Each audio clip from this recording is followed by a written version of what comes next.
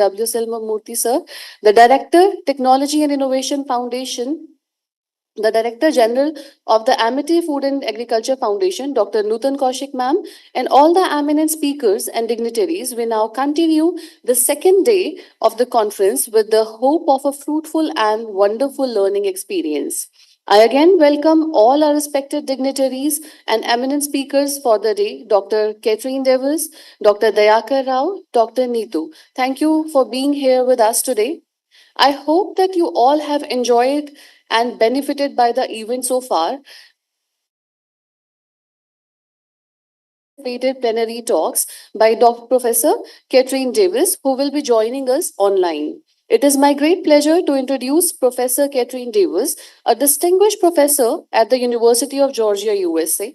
Professor Davis is a leading expert in plant biology and genetics, with a focus on understanding the genetic makeup and plants and their role in agriculture. Her research contributes significantly to improving crop productivity and sustainability through genetic innovations.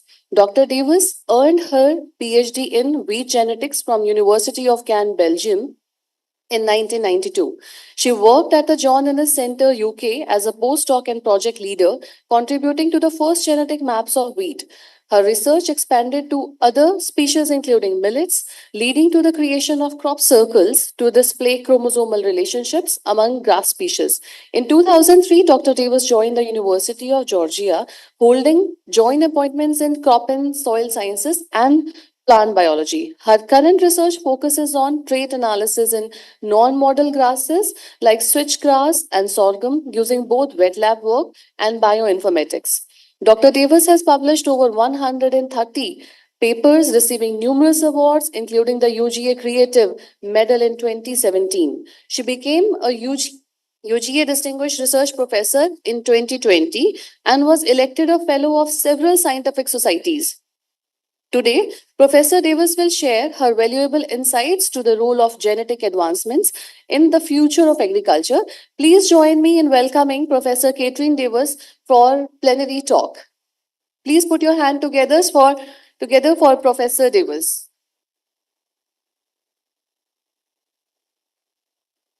Thank you for the kind introduction, and thank you for the invitation to talk. Can you hear me okay? Yes, please.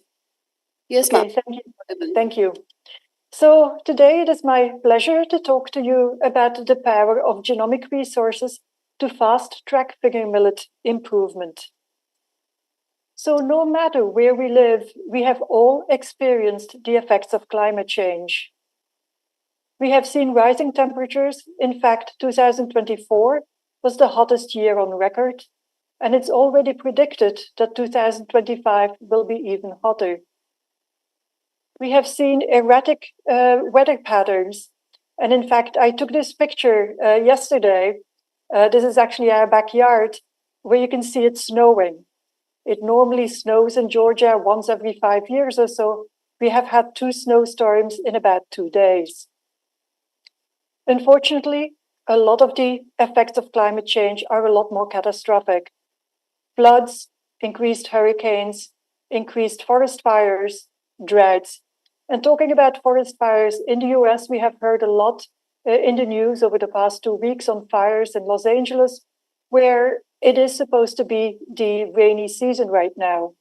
And still we have the fires because of climate change. And no matter the messages that some governments are sending, it is imperative that we adopt measures to combat global warming and to combat greenhouse gas releases. However, we have also to acknowledge that we cannot turn the clock back. And so a big question we are having here is, how do we ensure food security in a changing climate? When we look at crop modeling or crop predictions for the mid-century or the end of the century, what we see is that tropical low-latitude regions are going to have the largest effects.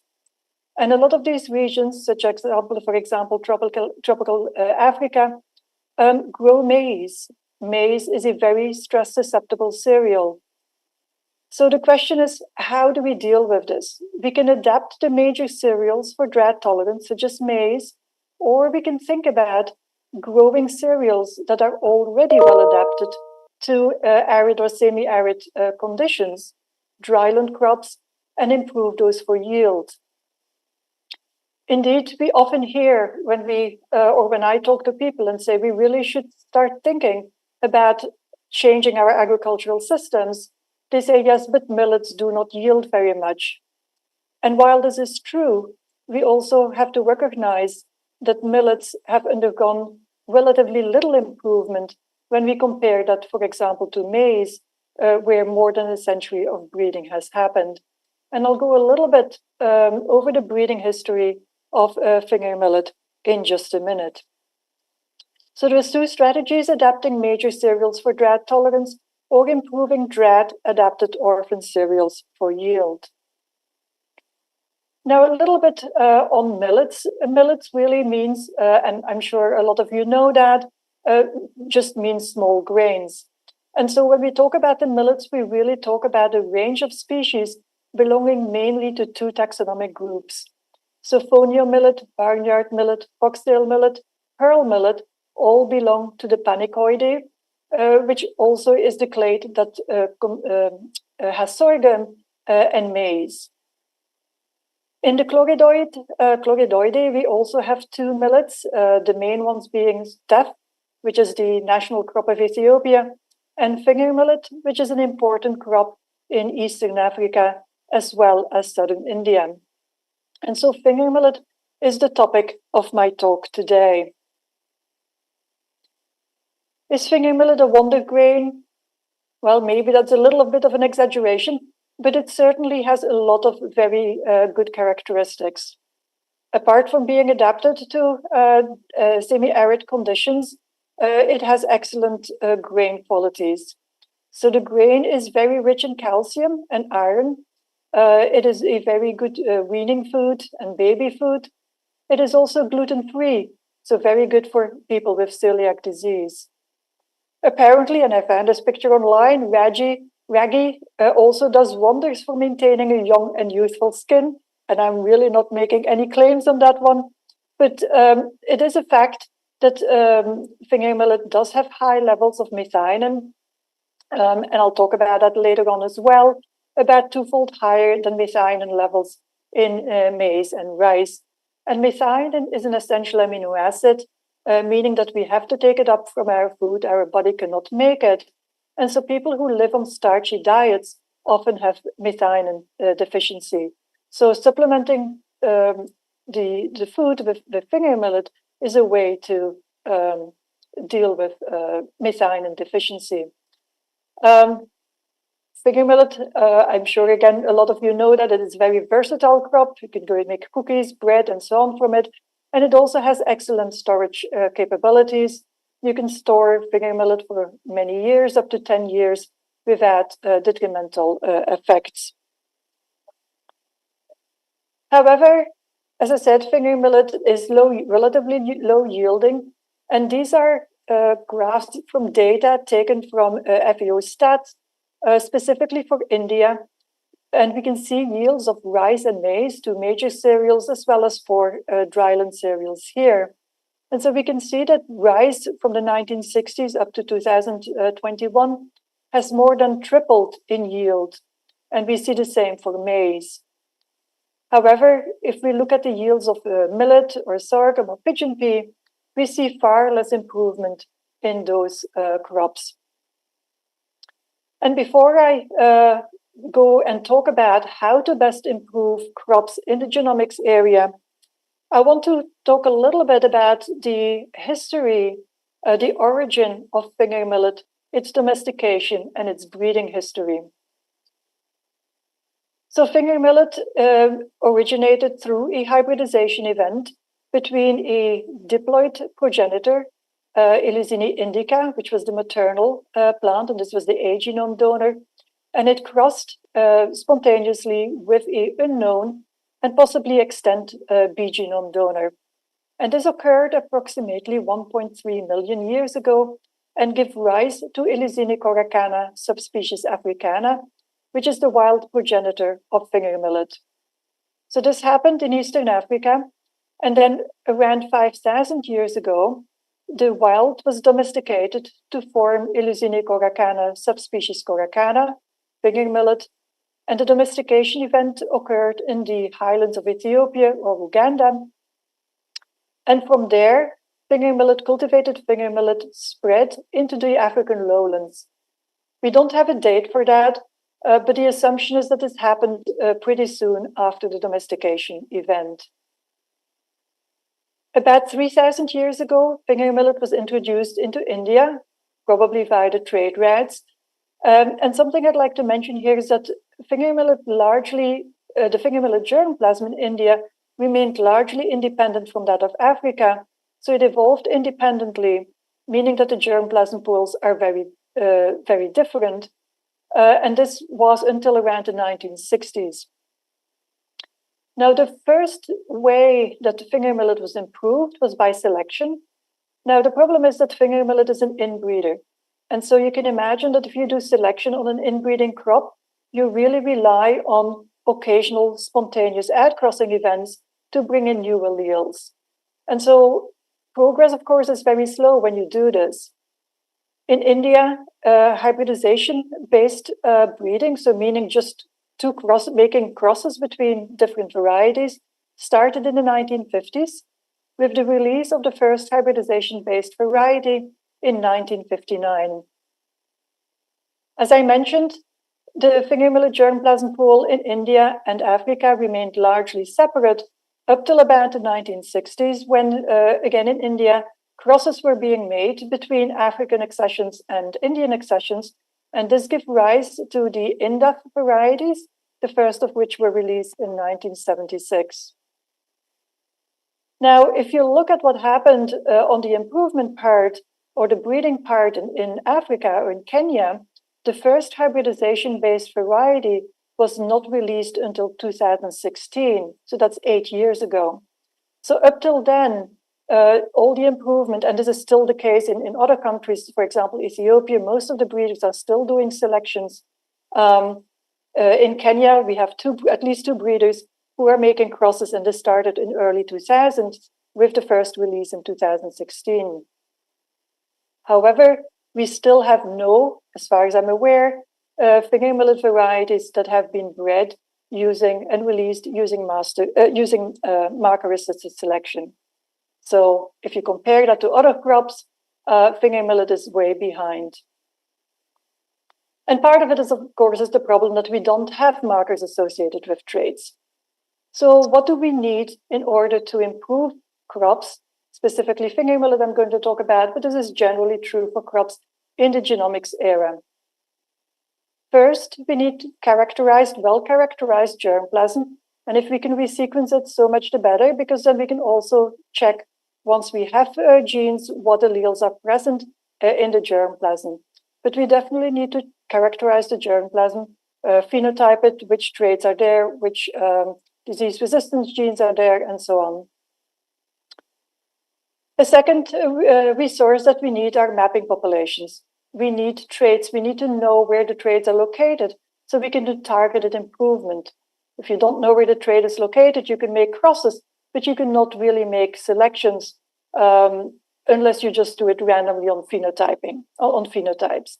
So we need mapping populations, and this can be biparental mapping populations as well as genome-wide association mapping panels, so diversity panels. We don't have many biparental mapping populations in finger millet. Finger millet is hard to cross, which is also why it took so long for people to start making crosses. But I'll talk a little bit about the mapping populations we are developing. Once we have mapping populations, we can do trait mapping. And once we have mapped the traits, we can find genes or markers associated with the traits and start using those in breeding.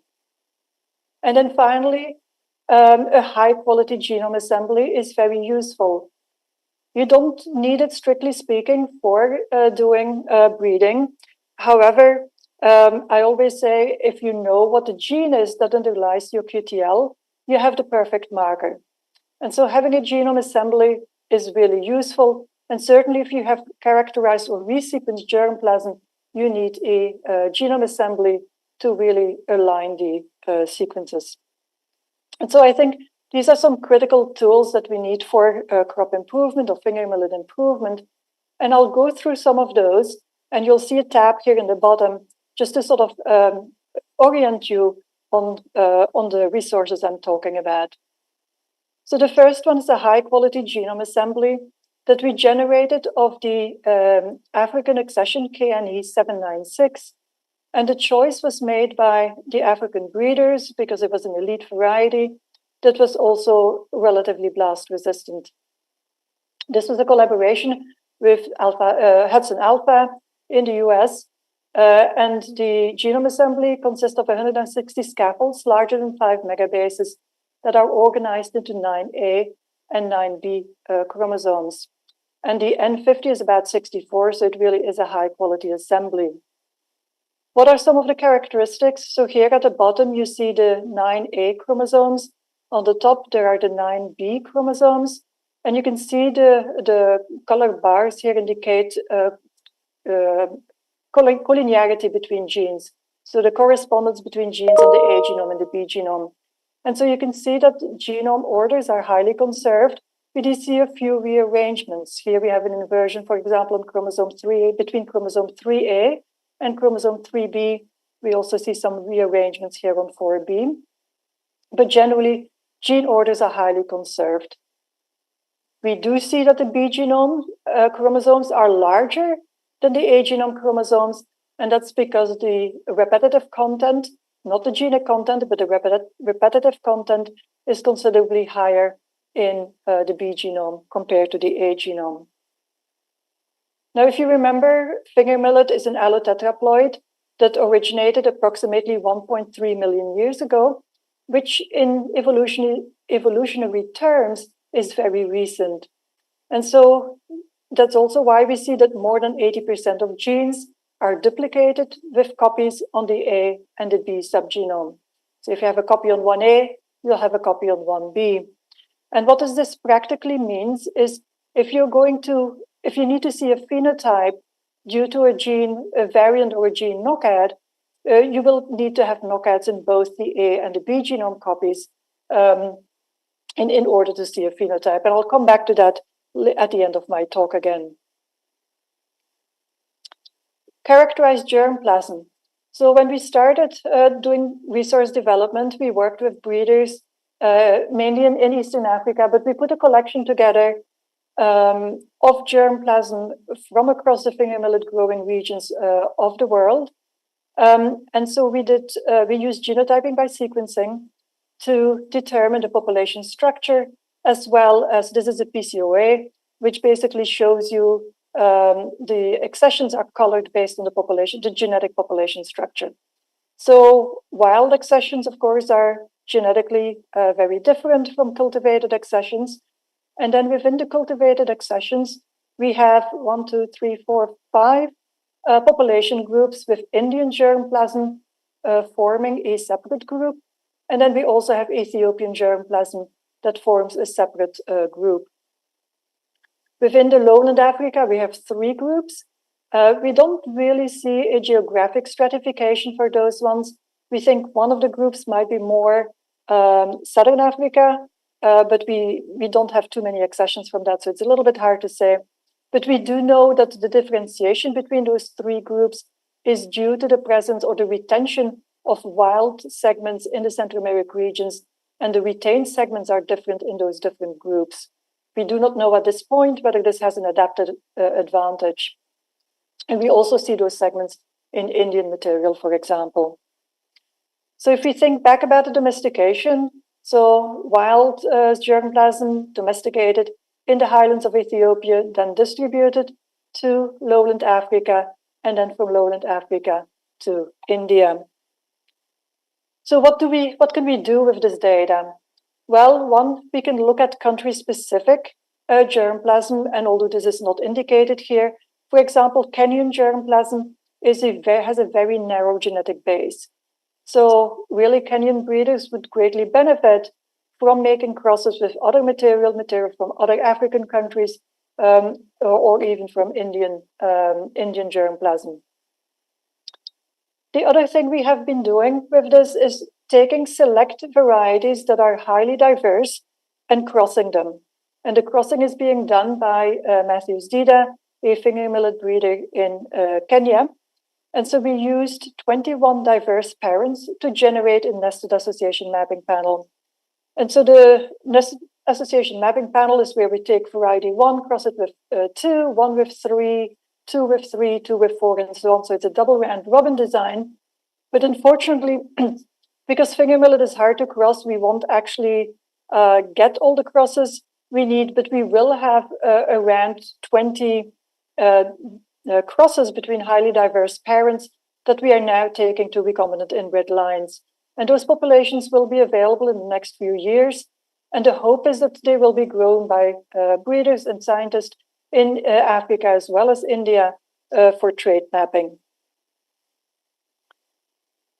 So while these populations are being generated, we actually had an old population that was generated in the 1996, I think, or around there, which was a wild cultivated population. It was an F2 population, not a recombinant inbred lines.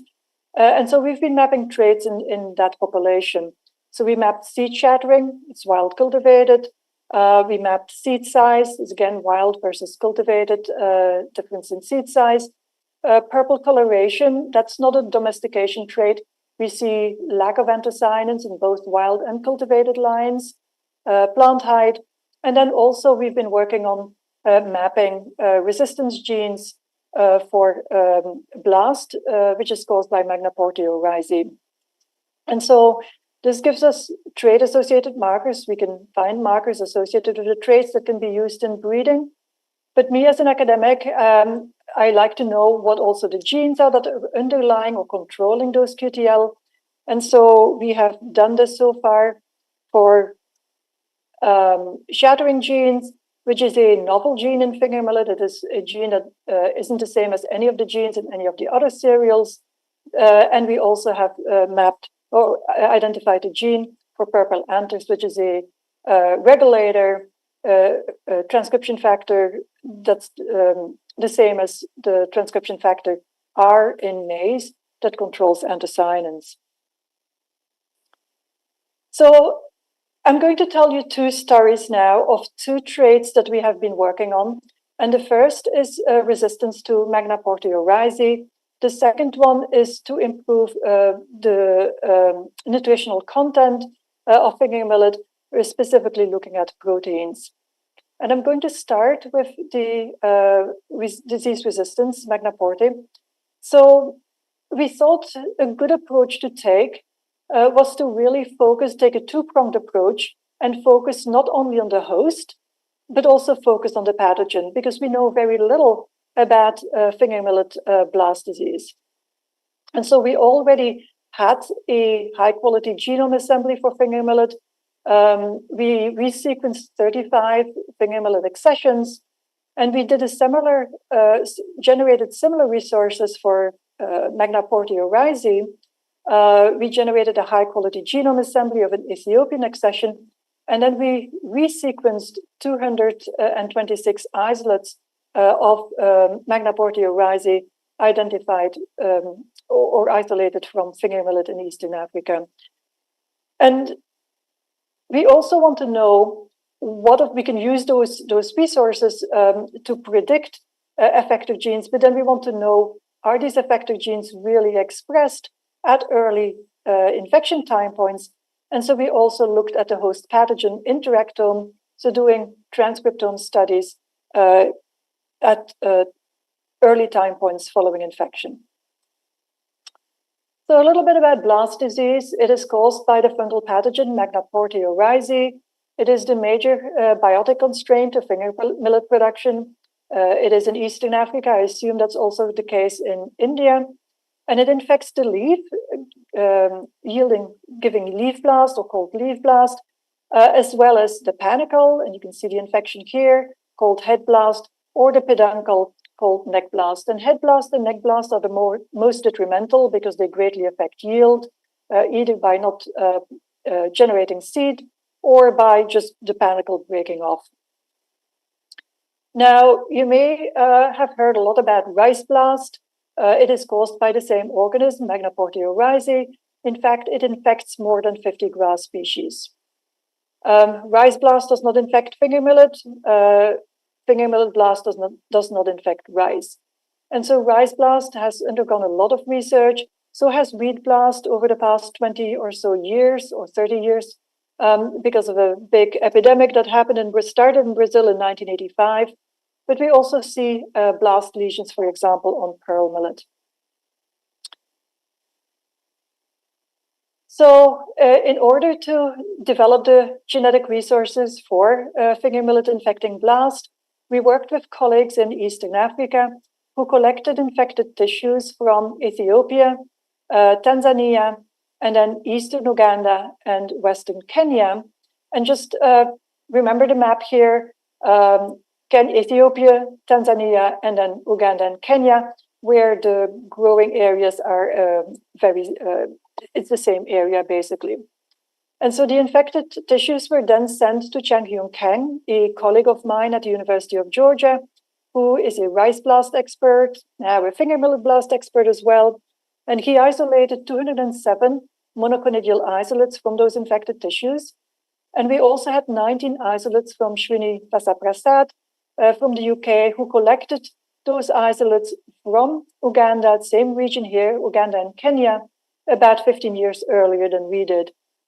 And so we wanted to see whether there was a evolution of the pathogen over those 15 years. And I'm not going to show the data, but the answer is no.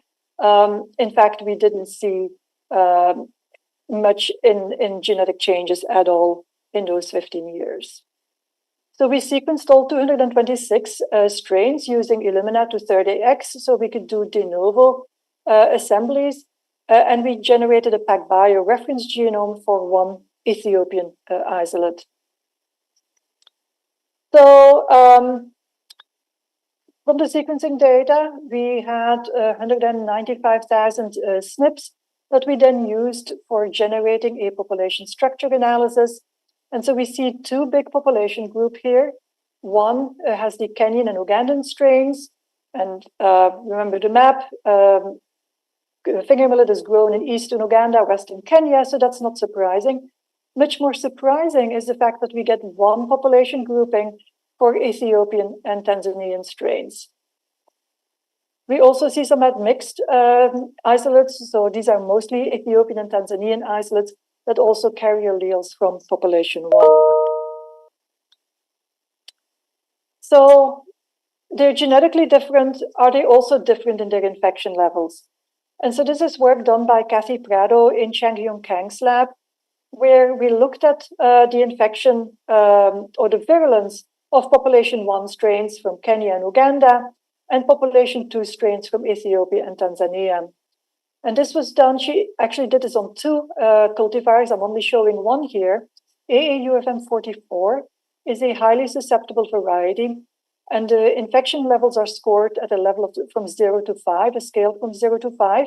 And you can see that infection levels with the population 1 strains are between 4.5 and 5. The infection levels of the population 2 strains, on the other hand, are more around 3, maybe 3.5. So this is a significant difference. So population 2 strains are significantly less virulent than the population 1 strains. And so one potential explanation for that is that there are less effector genes in the population 1 strains than there are in the population 2 strains. And so these are effector genes that we mine bioinformatically. And green means that an effector gene is present in 100% or close to 100% of the strains in that population. And so you can see here, most of these are present across population 1 and population 2. But here we have a number of them that are absent in population 1 and are present, nearly uniformly present in population 2.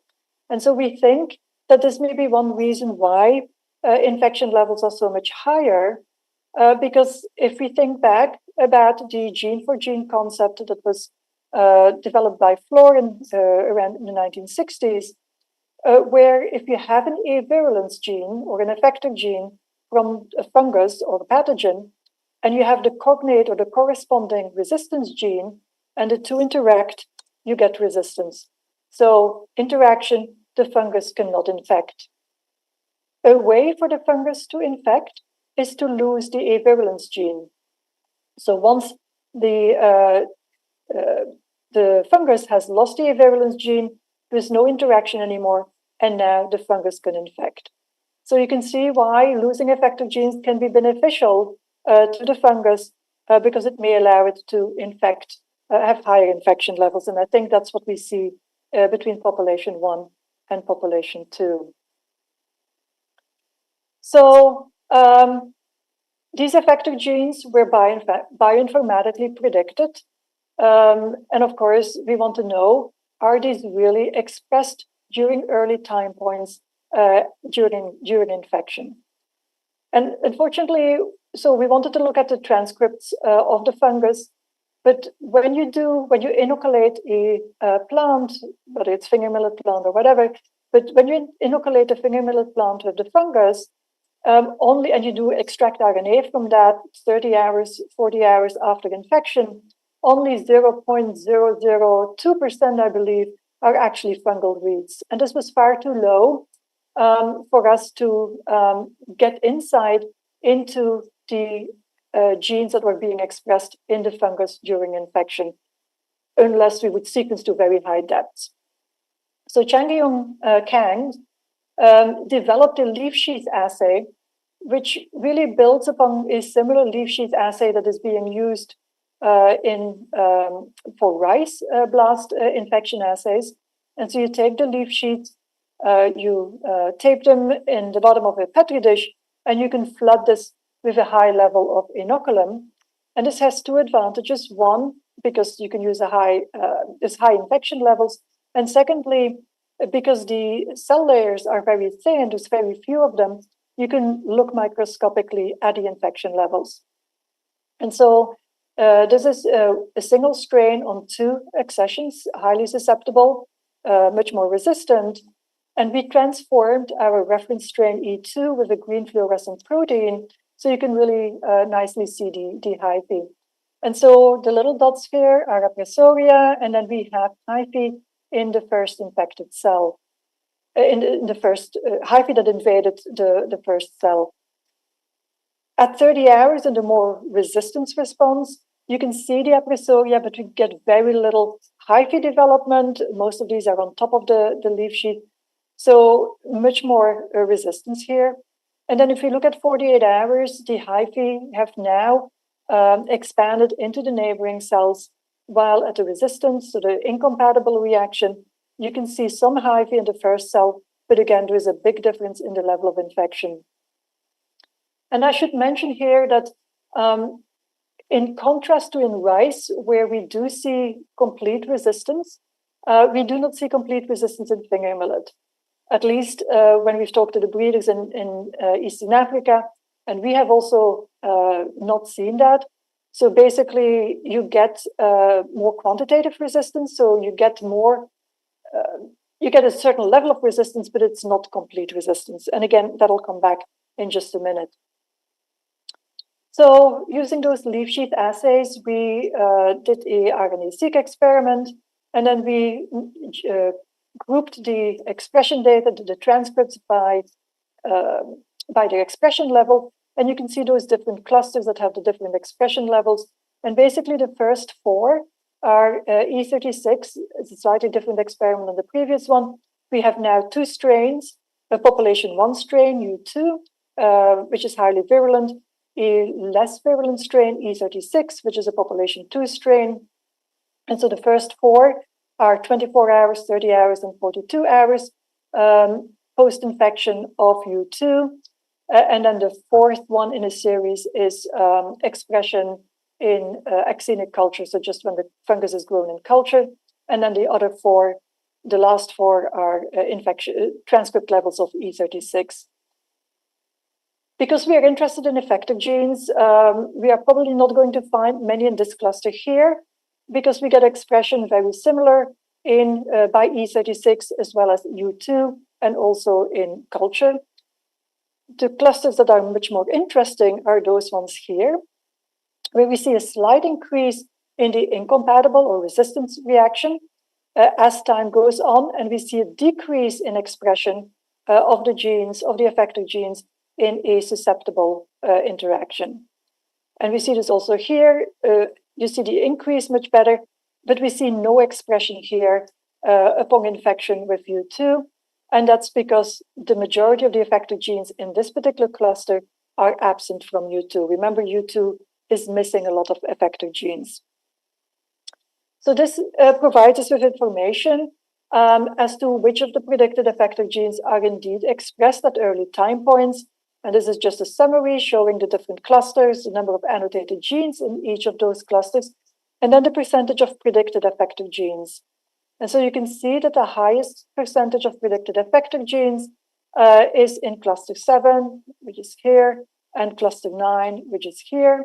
Well, we see, for example, very little effector genes, only 4.2% in this cluster here. Okay, so we know differentially effective genes, but unfortunately we can't manipulate the pathogen. What we can do is manipulate or improve the cultivar introduced resistance genes, but then of course we need to know what the resistance genes are. And so this is work done by Hallie Wright, who was a graduate student. She's now graduated in my lab. And so she took a strain, U2, which is the highly infectious population 1 strain, and then she took a effector gene from a population 2 strain and put that single effector gene into the U2 strain. So she transformed that in. So she ended up with 2 isogenic strains, U2 and U2 plus 1 effector gene. So the isogenic strains differed for only a single effector gene. And then she took those strains and infected them on a plant, a finger millet plant that we knew was susceptible to U2. And the hope would be that this plant that we actually used 2 accessions, but that the accessions we used would have the resistance gene that corresponded to the single effector gene that was being added. Because if it did, then we would have a resistance response, which is shown here, no infection, while U2, which is lacking the effector gene, would not have an interaction with the resistance gene. And then, sorry, the U2, which is lacking the virulence gene, would not have an interaction with the resistance gene, and we would get infection, as you can see here. This is what were hoping for. And then if we did see that, then we could extract RNA from the plant and look at which genes are expressed upon infection with U2 and upon infection with the isogenic strain, and find genes that are upregulated in the isogenic strain that shows the resistance response. So she generated 4 of those isogenic pairs, and unfortunately the first 3, she didn't see anything. There was no difference. They're all highly infectious, but of course, we don't know whether the plants that we're infecting, we only use 2, whether they actually have the resistance gene. So we really need to do this on a wider panel. But very excitedly, the 4th isogenic pair give a very nice differentiation. So we tested them on TZA 1637, which is the more resistant variety, and AAU FM44, which is the more susceptible variety.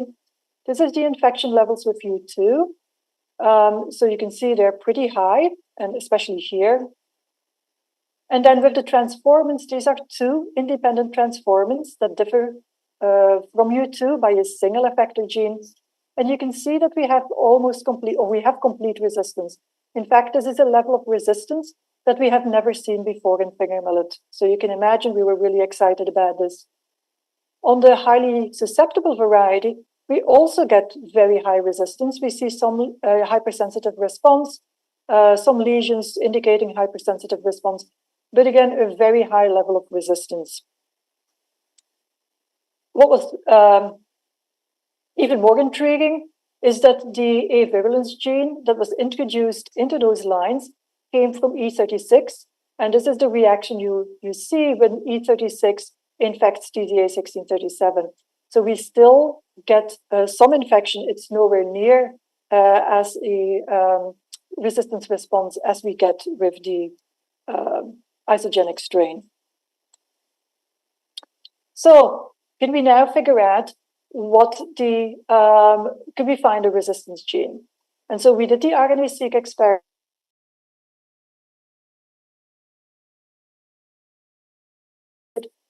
A lot of genes were involved in the jasmonic acid pathway, but we were specifically focusing on NBS-LRR genes, which are known resistance genes, and there were a small number of these that we then needed to validate. And so there's a couple of ways that you can do this. You can look at an interaction between the avirulence and the resistance gene using yeast-2 hybrid. So if you have only the avirulence gene or only the resistance gene transformed into yeast and there is no interaction, you get no growth. You can use different selection systems. If you do have an interaction, you can get growth, and this is a positive control. Or you can do transient expression in Nicotiana bentamiana, where again, if you have an interaction, you get fluorescence. If not, you don't get fluorescence. The only problem with that is that you need a direct interaction between the AVR and the resistance gene. If there's a number of cases where there is a third partner needed, there's an intermediary. And of course, if that would be the case, then we would not see a direct interaction. Then we would have to test using transformation. And unfortunately, transformation in finger millet is certainly not routine. But the good news is that we actually did see there is a direct interaction, at least in vitro. So this is the interaction between AVR, and this is the resistance gene. But because the resistance gene is pretty big, you can only use smaller fragments.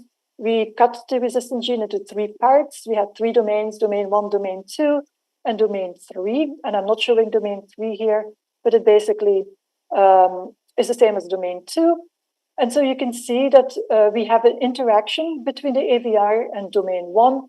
We do not have an interaction between AVR and domain 2. And this is basically the same results, but here we get, if you have an interaction, you get blue color.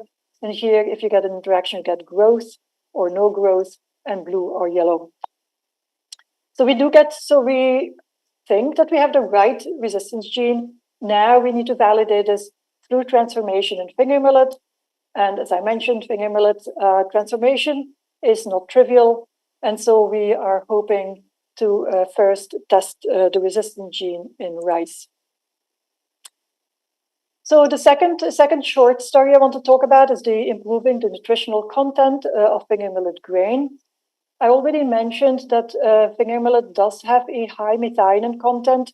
So it's about twice the level of methionine in maize and rice. When we look at but we don't really know what the proteins are that give this high methionine content. So when we look at the overall protein content, this is cultivated lines, and these are wild lines. We know that the protein content in cultivated lines is typically around 7%, which is significantly lower than the protein content in wild lines. So this is seed size. We also know that the seed size in cultivated lines, of course, is significantly larger than in cultivated lines. This is work from our lab, but this has been also published by other groups. So when we look at the type of proteins that are present in finger millet, it's the dominant section. The dominant section are prolamines, which is shown here. That's the alcohol-soluble fraction. And when we look at all the prolamines in the finger millet genome, we get several groups here. The ones that have the high methionine content are the delta proteins. So when we looked at the prolamine content or the prolamine pattern profile from wild and cultivated lines, what we notice is that cultivated lines lack one of the prolamine bands. And this may be a little bit hard to see here. This is the alcohol-soluble or the prolamine fraction, but you get a little bit of carryover here in the non-alcohol-soluble fraction. And so you can see this better. So we have those 2 bands here in the wild accession, which are absent in the cultivated accession. And so in order to figure out what that prolamine is, we attempted to do genetic mapping, and this was in collaboration with Rutgers University, but it was actually very hard to score. So we could score some of the progeny. This is an F2 population. It was enough to know which chromosome it was on. It was not enough to really find the precise location.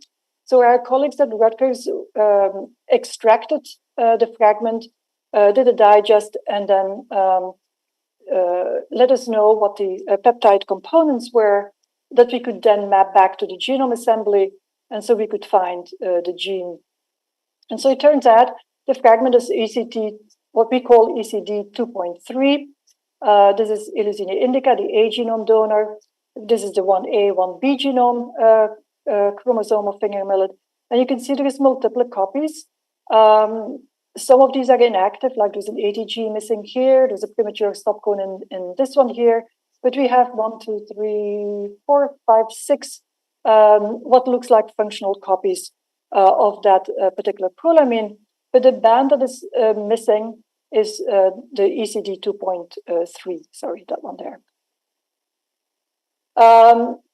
Structurally, they vary between wild and cultivated, and I'm not going to go into much detail here, but basically there's a repeat present in the gene, and the number of repeats varies between the different prolamines, and you can also see this on this gel there. Of course, when we look at expression, we know that all the prolamines are only expressed at the late seed stage, not in any of these different tissues, and they are expressed at different levels. ECD, this is from RNA-seq data that was done by a group at BGI. ECD 2.3, for example, is highly expressed, and so is ECD 2.4, and then the other ones are more lowly expressed. This is actually two of them that have the same, that are grouped together here. So ECD 2.3 is clearly an important one. The gene is there, the gene is expressed, but we do not see the protein. So why do we not see the protein? What's happening to it? And so when we looked at the protein structure, we can see the difference. So Ocali is a cultivated line, and D20 is a wild line. We can see a 4 base pair deletion, as well as 2 amino acid changes. And so the question is, does that, for example, prohibit the protein to go into protein bodies? And the 4 base pair deletion is pretty close to the signal peptide. So this is where the cleavage occurs. And so it could be that somehow this has an effect on cleaving. So we didn't really know. And so Jianxin Zhao in my lab, a postdoc, did some experiments whereby he transformed MD20 and Ocali. It transiently expressed them in tobacco, and then fluorescently labeled them, and then transformed them in tobacco, and then looked for fluorescence or foci of fluorescence, which indicated protein bodies. And so he did this for MD20 and Ocali, that differed by the 4 amino acid change deletion, as well as the 2 amino acid changes. And then he made 2 chimeric constructs consisting of the front of MD20 and the back of Ocali1, and then conversely, the front of Ocali1 and the back of MD20. And he also did the transformation experiments. And so what you can see is that you get very nice, clear foci when you transform fluorescently labeled MD20 into tobacco. But when you do the same with Ocali, the Ocali allele, we don't get any fluorescence at all. And this is only a single cell I'm showing here, but they are representative cells. Jianxin looked at a lot of them. Interestingly, when you make chimeric constructs, in both cases, we do see foci, but they are nowhere near as bright or as dense as when we transformed with MD20. And so this indicates that both the amino acid deletion and the substitution affect the transportation and the stability of the ECD 2.3 protein. So again, we really want to transform that fragment back that allele back into, or the wild allele, sorry, the ECD 2.3 into a cultivated line to see whether we can increase the protein content. There's no guarantee, there might just be a compensation mechanism, but we can't try it again because we don't have transformation. And so this brings me to my last science slide, is we have generated a number of resources for finger millet, but what are we still missing? Where do we go from here? And I think the ones that we really need is efficient and routine transformation and gene editing. I know transformation is possible in finger millet. I know there's Anthony Cesarin in India is doing transformation, but it is highly genotype specific. And so what we need is transformation that can be done in any cultivar. Another resource that would be really useful is fully sequenced mutant collections. It's a great way not only to validate genes, but also to use in breeding. Forward genetics, looking for phenotypes in mutant collections, will probably not work very well because you have, it's an allotetraploid, so you will have to have a mutation in both alleles. But we can follow the example as what has been done in tetraploid wheat, whereby you use a reverse genetics approach. When you know the gene, maybe from finger millet, maybe from another species, you look for the A allele mutant, you look for the B allele mutant, and then you basically cross them to get a phenotype. And this has been very successfully used in wheat, for example, to generate waxless mutants and other improved grain traits. We need trait-associated markers, so we can do marker-assisted selection in finger millet. And so mapping, once we have mapping populations. And this also brings me to what would be really nice to have is a chromosome-level assembly of a global diversity panel. So we're developing recombinant bred lines, but having a genome-wide association mapping panel that is representative of all the finger millet germplasm countries would be incredibly valuable. And this is something that I hope will be done at some stage. The EquiSat Minicore collection is a very good start to that. But we also know that some regions, for example, Ethiopia is not really represented in that. So it needs to be complemented with lines from Ethiopia, Nigeria, regions that are not normally represented in germplasm collections. And so I think these would be great tools to add to really make sure that we bring finger millet breeding into the 21st century. So very briefly, the take-home messages. I hope I have demonstrated that genetic and genomic resources are essential to fast-track the improvement of non-model crops. Combined research on a pathogen and its host is an effective way to identify interacting AVR and R genes. And once you have the AVR genes, it might make it easier to find the resistance genes. I've also shown you that finger millet, cultivated finger millet, lacks prolamine ACD 2.3. The gene is there, but it has mutations that prohibit its incorporation into protein bodies. And so the question is, can we enhance protein content by reintroducing the wild type variant? I haven't really talked about that. Comparative genetics is incredibly valuable. So we, for example, use information from rice blasts, but not all information is transferable across crops. So you really need to work in the crop itself as well. And then some of the tools, which is my last slide, needed for non-model crops for high quality genome assembly. Some of them we already have. Fully sequenced global diversity panel, we still need mutant populations, we need implanted transformation capability, we need, and high throughput gene validation approaches, we also still need. And I just would like to end with thanking my many collaborators, acknowledging my many collaborators. This is my lab, and I want to specifically point out Jianqing Zhao, who did the protein work, Hallie Wright, who did the avirulence, identified the avirulence and the resistance gene, and Peng Qi, who did a lot of the bioinformatics on finger millet. And then we have people who helped with the assembly of the finger millet genome, as well as my collaborators in Africa as well as India, who provided germplasm as well as did the collections for infected finger millet tissues. Thank you.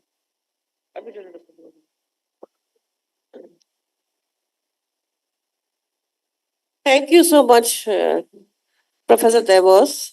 It was such a wonderful presentation giving an overview how the molecular biology tools can be useful in crop improvement. Now the house is open for the question. Any question? Anybody?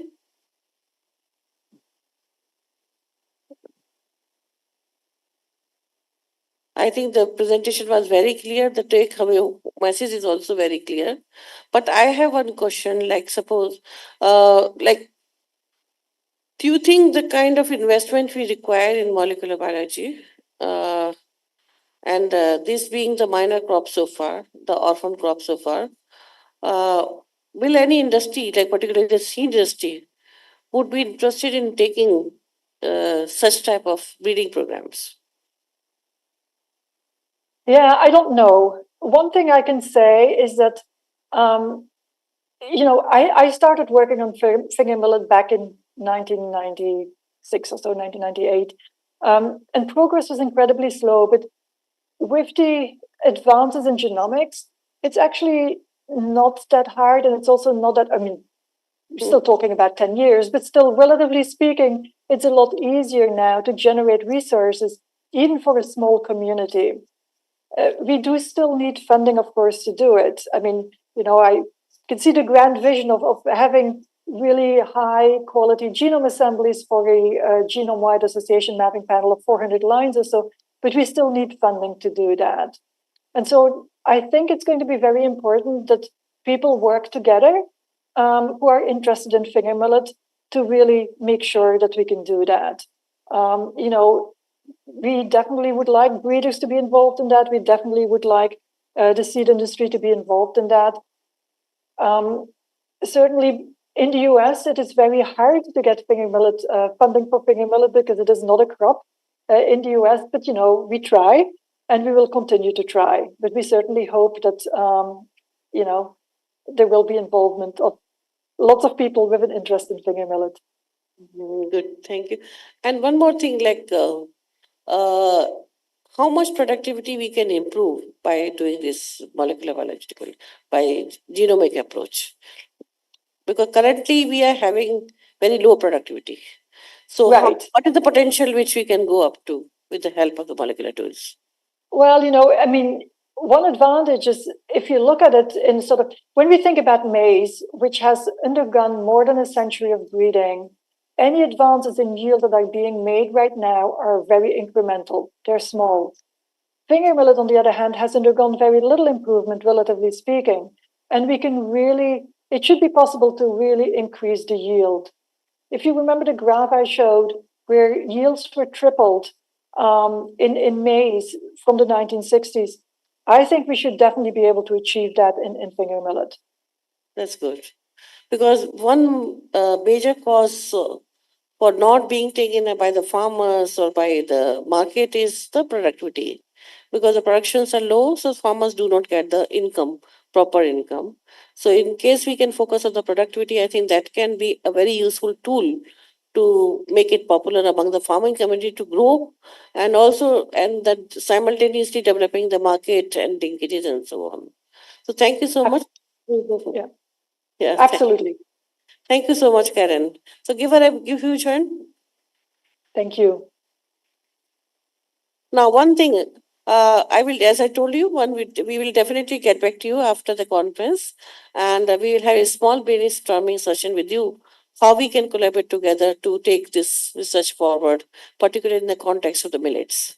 Thank you so much, Karen. Thank you. I look forward to it. Thank you, and enjoy the rest of the meeting. Thank you. Thank you. Yeah. Bye-bye. Over, Deepika. Thank you so much, ma'am.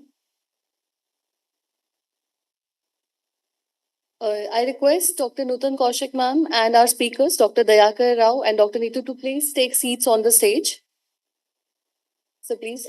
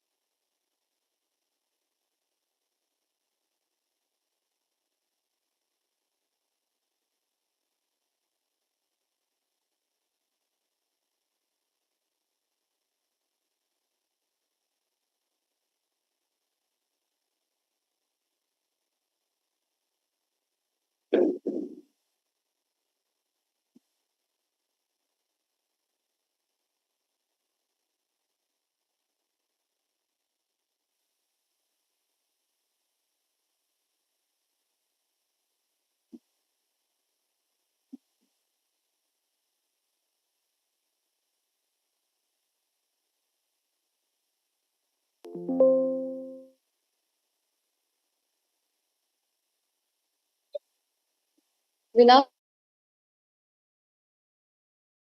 Rao. It is my honor to introduce Dr. Dayakar Rao, the CEO of NutriHub TBI in Hyderabad. Dr. Rao is principal scientist and an expert in the field of agriculture economics, food science, nutrition technology, and engineering, focusing on innovations that enhance food security and nutrition. He bridges the gap between science and industry, driving solutions for public health. A leader in promoting millet products, he has helped in establishing the Eat-Right brand and led NutriHub's growth as a premier incubation center in Hyderabad. Dr. Rao developed a nationally recognized millet value chain model covering production, processing, product development, and marketing. He also served as a nodal officer for INSIMP initiative, which established 400 millet processing clusters in India. His work has fostered public private partnerships to boost millet product demand. Additionally, Dr. Rao pioneered sorghum processing and founded Nylan, India's first ICR incubation center for nutri cereals. His strategic contributions and economic analysis have played a key role in advancing the millet and sorghum sectors, increasing farmer income and promoting sustainable agriculture. Dr. Rao will be speaking today on the latest advancements in nutrition and critical role of technology in addressing global nutrition challenges. Please join me in welcoming Dr. Rao for the plenary talk. Please, sir.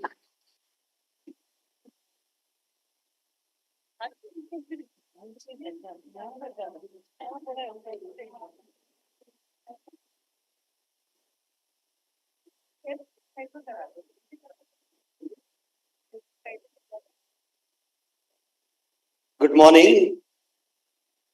Oh, should I awake you?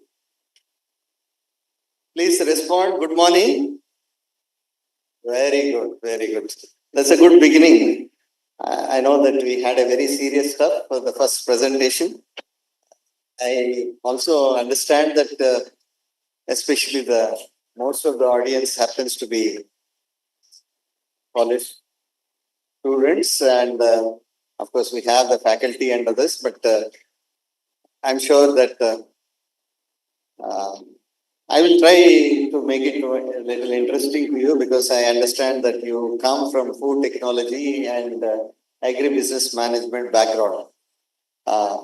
Let me thank the organizers for giving me this beautiful opportunity to stand before you, and thank you for that elaborate introduction. But nevertheless, I will try to take you through the journey. Actually, of course, there is some little serious stuff about millets. But before starting anything, I just would like to know that how many of you consume millets? Please raise your hands. Millets खाली सुनने के लिए या खाने के लिए ये मालूम करना चाहता हूँ मैं. Please, students, the question is to the students. How many of you heard of millets? Obviously, conference. That before conference, how many of you know about millets? International Year of Millets? Yes. But do they serve in your canteen? No. If it is served in your canteen, will you have them? Yes. Madam, message to you, Nutan madam.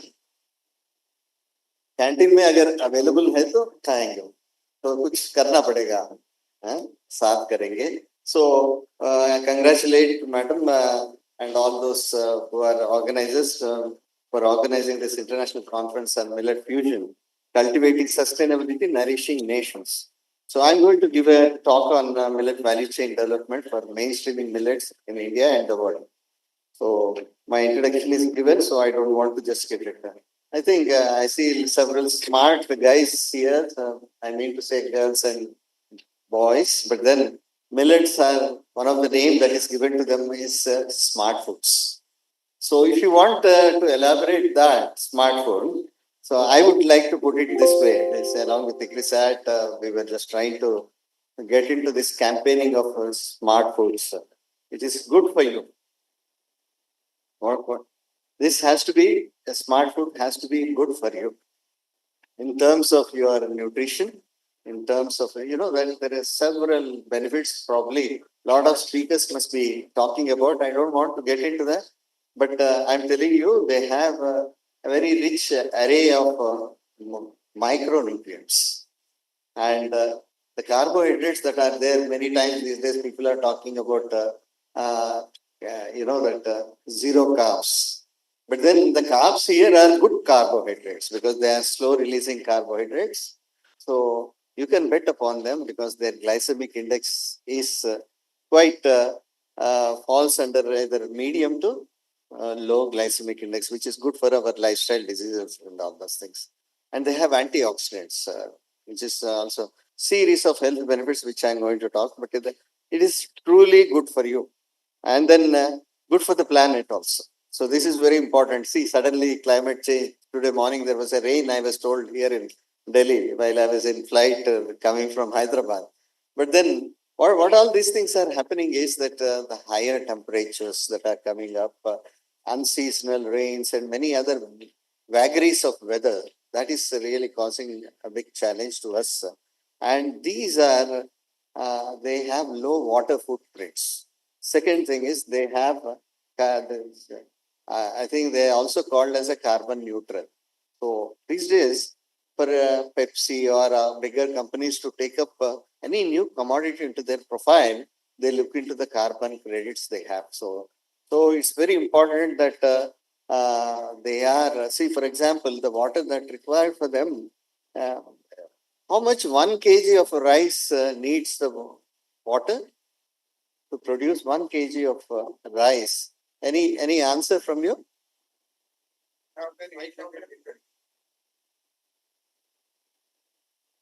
5,000 liters. 5,000 liters. 5,000 liters. A millets takes 1/5 or maybe 1/6 of the water that is there. So water is a very. We are exporting. You are exporting rice and all those things means you are exporting water. One side we are fighting with one state with other saying that this water belongs to me. Maharashtra says, Karnataka says this water belongs to me. And they form tribunals and to that war is continuing and all those things. So the new paradigm shift that which we need to understand is that how they are planet friendly, the commodities. So millets fall under that category. There are several things. I don't want to just elaborate on that, but for you to remember smart foods, what it makes to become smart is that it has to be good for you, it has to be good for the planet, and good for the farmers. Why it is good for the farmers? It takes less of money for them to grow. And 3 months is a short period, and some of the crops are grown only for 65 days. In between two crops, also, you can just fit into that. And they have several multiple uses. Now, for example, millets, you must be thinking about only food angle, but there are other angles also added to that. You can make a starch out of it. It can be used for the animal feed. And I think how many of you know about seagrams? So the liquor people, you know that they brand so much. They use jowar grain for their production. So for potable alcohol, for biofuel, for many other uses, several industrial uses that it can go. And more important is the fodder that comes out of a millets has a huge benefit for the, as a feed for the animals, livestock they grow. So just imagine what a value that they bring to the farmer. But then, of course, we'll have to see, we'll get into that serious businesses. But the last one, you may like it because many of you are from agribusiness management. These days, the startups are coming up in a big way, and everybody would like to see whether there is any value venturing into millets. That story I'm going to tell you just little while later, but it is good for business. So, can you repeat? Good for whom? Good for you, good for planet, good for farmers, and good for business. I don't allow you to have a cross talk. Second thing, I don't allow you to, I do allow you to interact with us. So please be participative mode and let us make the best of this uses. What I'm telling is that an experience of about 30 years working in this field, millets. So I think you should give value to that. And I'm going to tell you that maybe I summarized you about the millets. I'm just going to give you on all aspects. So definitions, now Prime Minister calls them as Sri Anna, the new brand that has come. Because millets are primarily grown by the farmers for their, till recently, they were grown by the farmers for their own consumption. Never it was commercialized in a big way. So there is a great need. That's what for branding. In case if you want to make it a commercial crop, that is what the story I'm going to tell you all through. So this is the story of our Indian Institute of Millet Research. Because whether people like it or not, that is our mandate, and it is a bread and butter for us. We have to work, and we saw that. I'll tell you that the hard days where we have gone through. And then finally today, I'm standing tall before you, that saying that the millets are going to be a mainstay for us. So there are several millets, but I think it is good to know that there are major millets, sorghum, pearl millet, finger millet. These are called as major millets because they occupy about 95% of the total production. So why it is so important for a business point of view is that you have a choice of 9 millets, but then where you can put to begin with, where the grains can be available all through the continuous supply chain management. An informed decision one can make about jawar. The highest is pearl millet, followed by jawar, and then followed by the finger millet. We have several other small millets which are very healthy, and but then there are also pseudo cereals called, people also relate to millets, though they are not millets, they are called pseudo cereals, amaranthus and buckwheat. All these millets plus these two pseudo cereals put together are called as nutri cereals. Now there are other millets which are grown by African nations other than these millets, ponyo and teff. It's not just in India that are grown, but 131 countries they grow this millets. So it is not come from anywhere. The oldest civilizations they mention in the holy scriptures of all the religions, where millets are really talked about it. Now we will get into that, but a major part of the millets is 90% of the sorghum and pearl millet. They form that total global production. And India is the 5th largest exporter and all those. Now, health benefits, several health benefits. Now, this is why millets, we need to go for it. One of the thing is the health benefits. So, India is moving from food security to the nutrition security. So, this is very important. Once upon a time, we were depending on America for getting the grains for our food.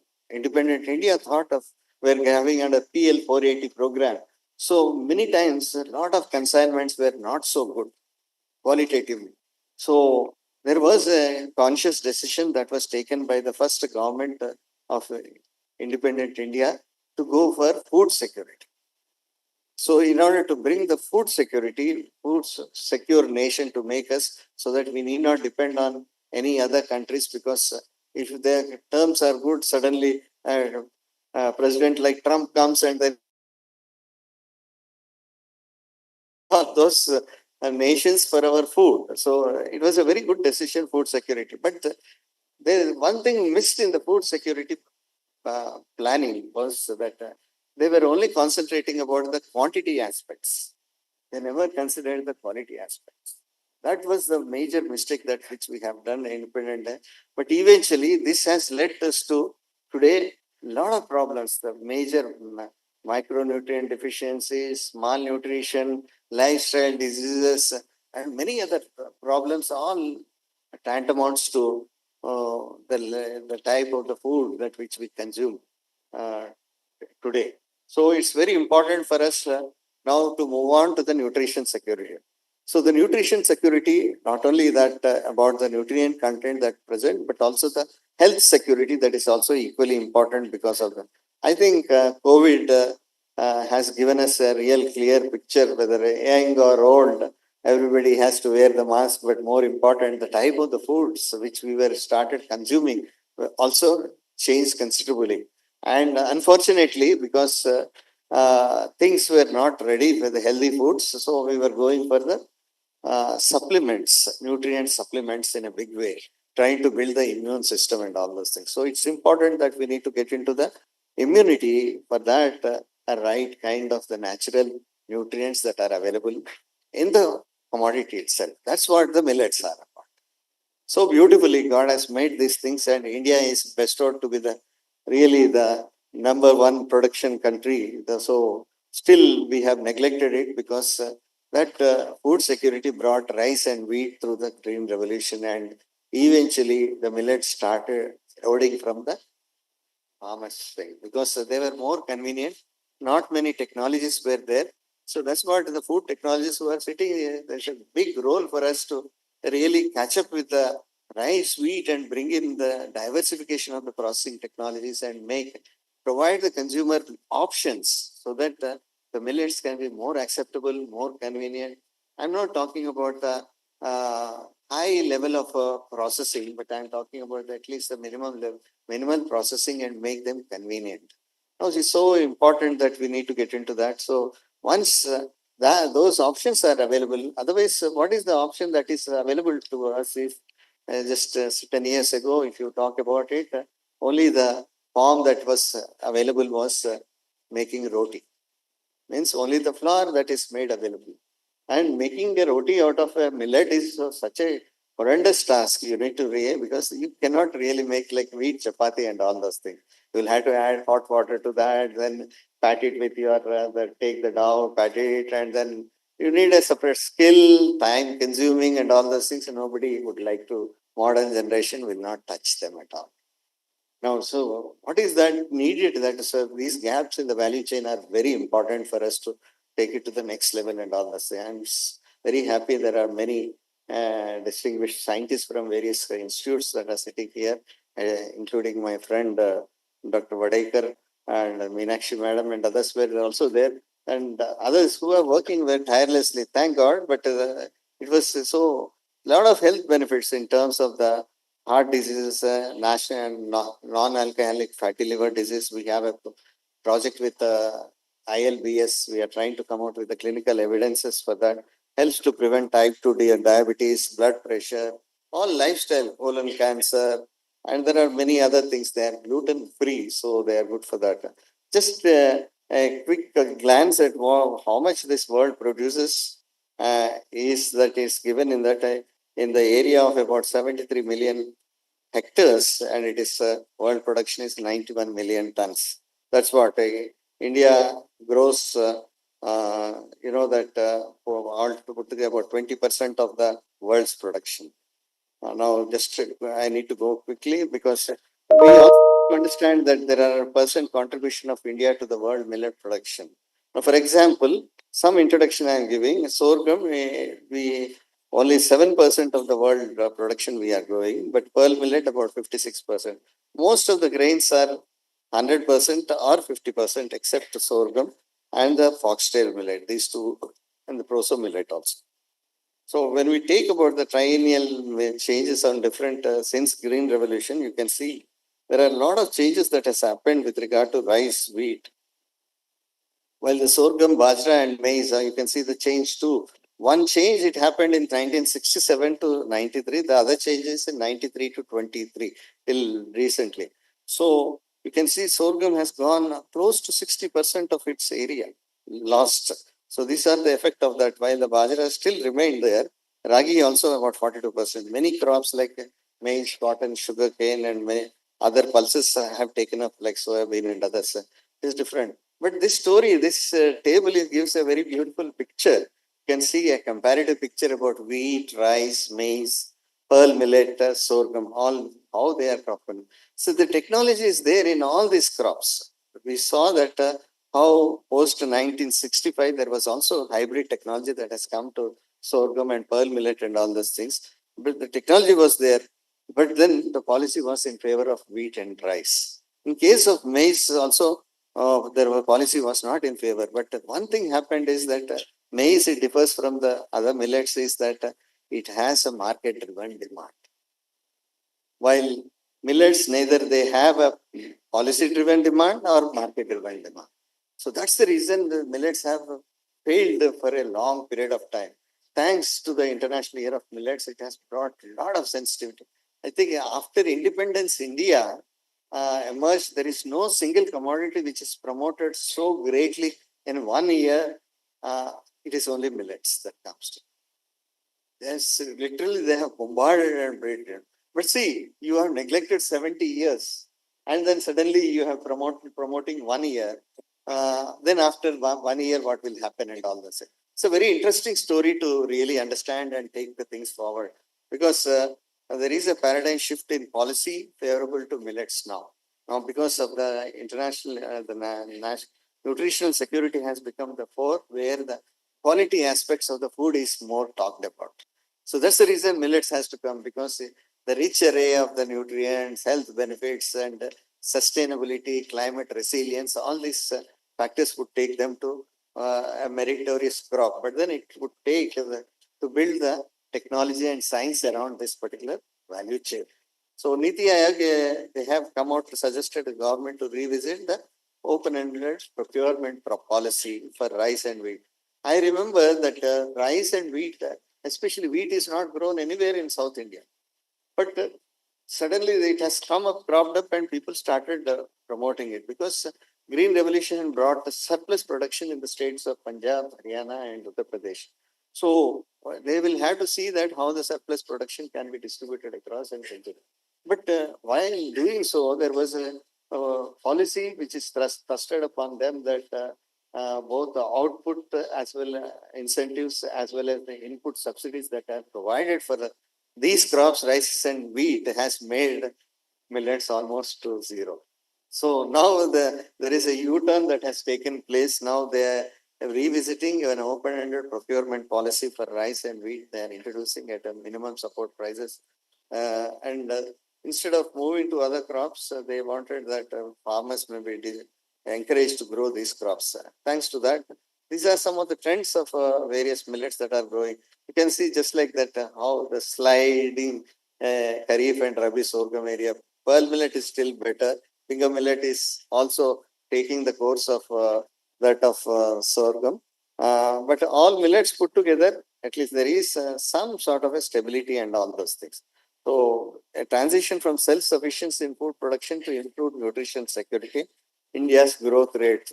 So this is what today we are addressing to that. And now you want to know that if how the utilization of millet grains in India that's happening from 2010 onwards, we have put up a statistical account of that, how it is increasing, especially instead of normal grains, the value added products that are coming up, their growth is being increased.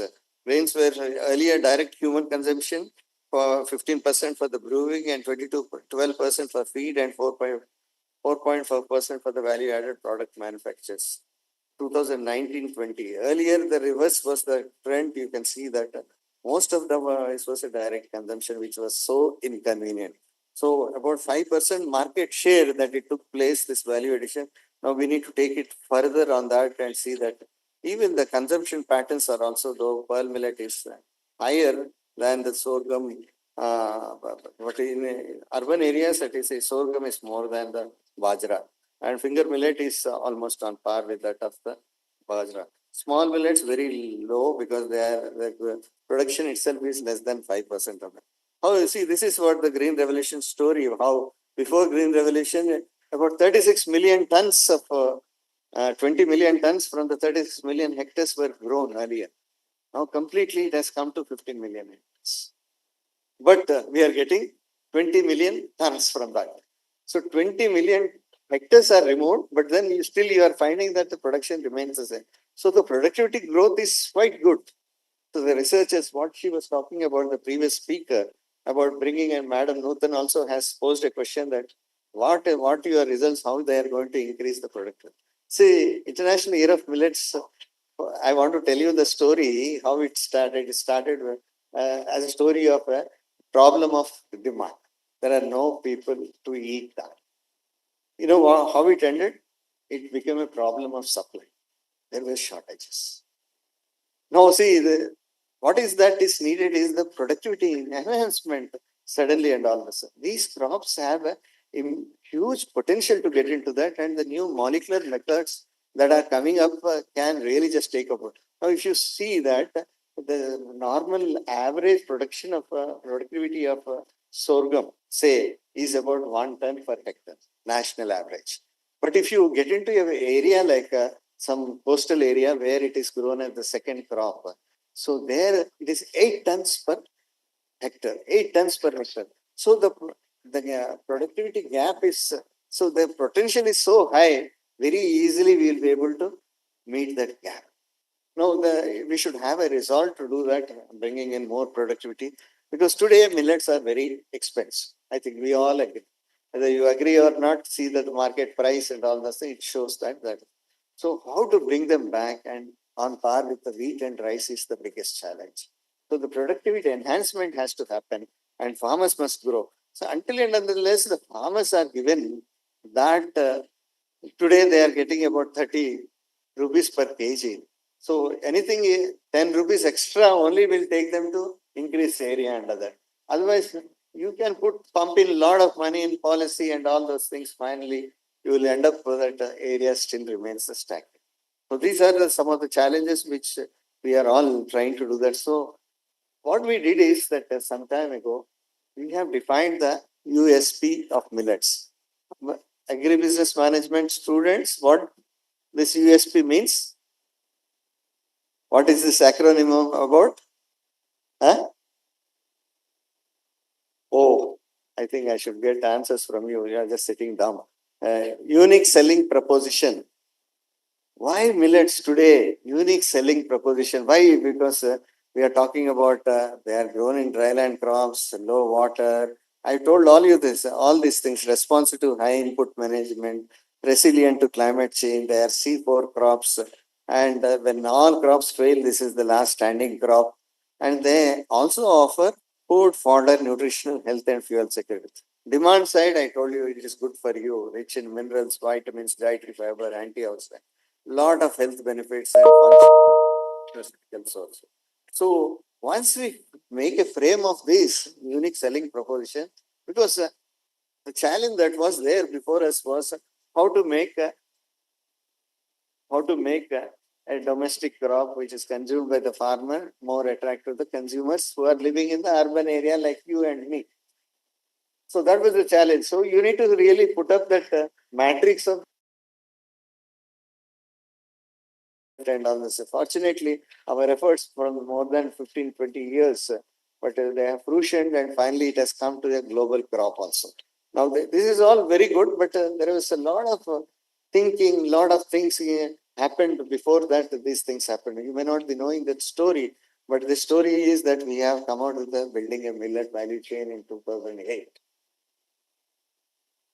Because you need to create it as a marketable product and commercial product. Otherwise, it is thrown, farmers throw it in the field and go and harvest it, and after आने के बाद वो जानवरों को डाल दीजिए. You have gold in it, and we are not able to realize that. But you see, even if the gold, if it is in raw form, and nobody, it is of no use to anyone. It has to be refined. So the technology, the science has to be built. The science of millets was not attempted by any country, including Africa. India is the largest growing, but then we never invested money in science of millets. Rice, wheat, all the countries. For millets, no, sorry. I used to go to some of the departments to try to tell people about that. Millet may be close to my heart, but people may not be knowing. They used to really tease me about this and all those things. There were days, but it's a continuous advocacy was very much needed there to take things forward. So there was a supply chain existing, but it was in a disintegrated. We had to make it a whole supply chain. So IMR, Indian Institute of Millet Research, led the consortium we made with National Institute of Millet Research, National Institute of Nutrition, with the ITC, and also some of the state agriculture university later, Britannia and others also joined. So there was it's a good learning that was. So what is the value chain? Some of you may ask that question. Value chain is that you have different actors in this value chain, different components. But at each level, the value will be accrued when they come together and do the business. Sitting across the table and trying to get value for the business entity which you are working for. So the value chain is very important. It goes from the production to consumption. So the entire thing, students, I think these are very important. If it is not millets, it could be anything, but the science of the value chain, you should know that. This will enhance the real incomes to all the stakeholders who are involved in it, right from the farmer to the consumer also, value that is going to be. So we build that. So we identified some of the gaps in the millet value chain. Production gaps, primary processing gap, like machinery part, secondary processing gap. Hardly there is any machinery available in the market. That was the scenario because nobody processed millets at all. What they know is that they take a mortar and pestle and then just keep on doing that and trying to make something out of it and for their own consumption do that. All the food technologies of that day were concentrating on rice, wheat, corn and other commodity where the whole world is also going. And subsequently, there was also a trend that people started working on quinoa but not on millets. So from there we started that and trying to bring and sensitize the entire R&D system also. Start to work and all those things. And now Indian Institute of Millet Research is primarily a crop improvement institute where we have. Yesterday, madam was there, Dr. Tara Satavati. She must have told you about the varieties and all this. So more and more you produce, who will consume it? So it's not a problem of supply, it's a problem of demand.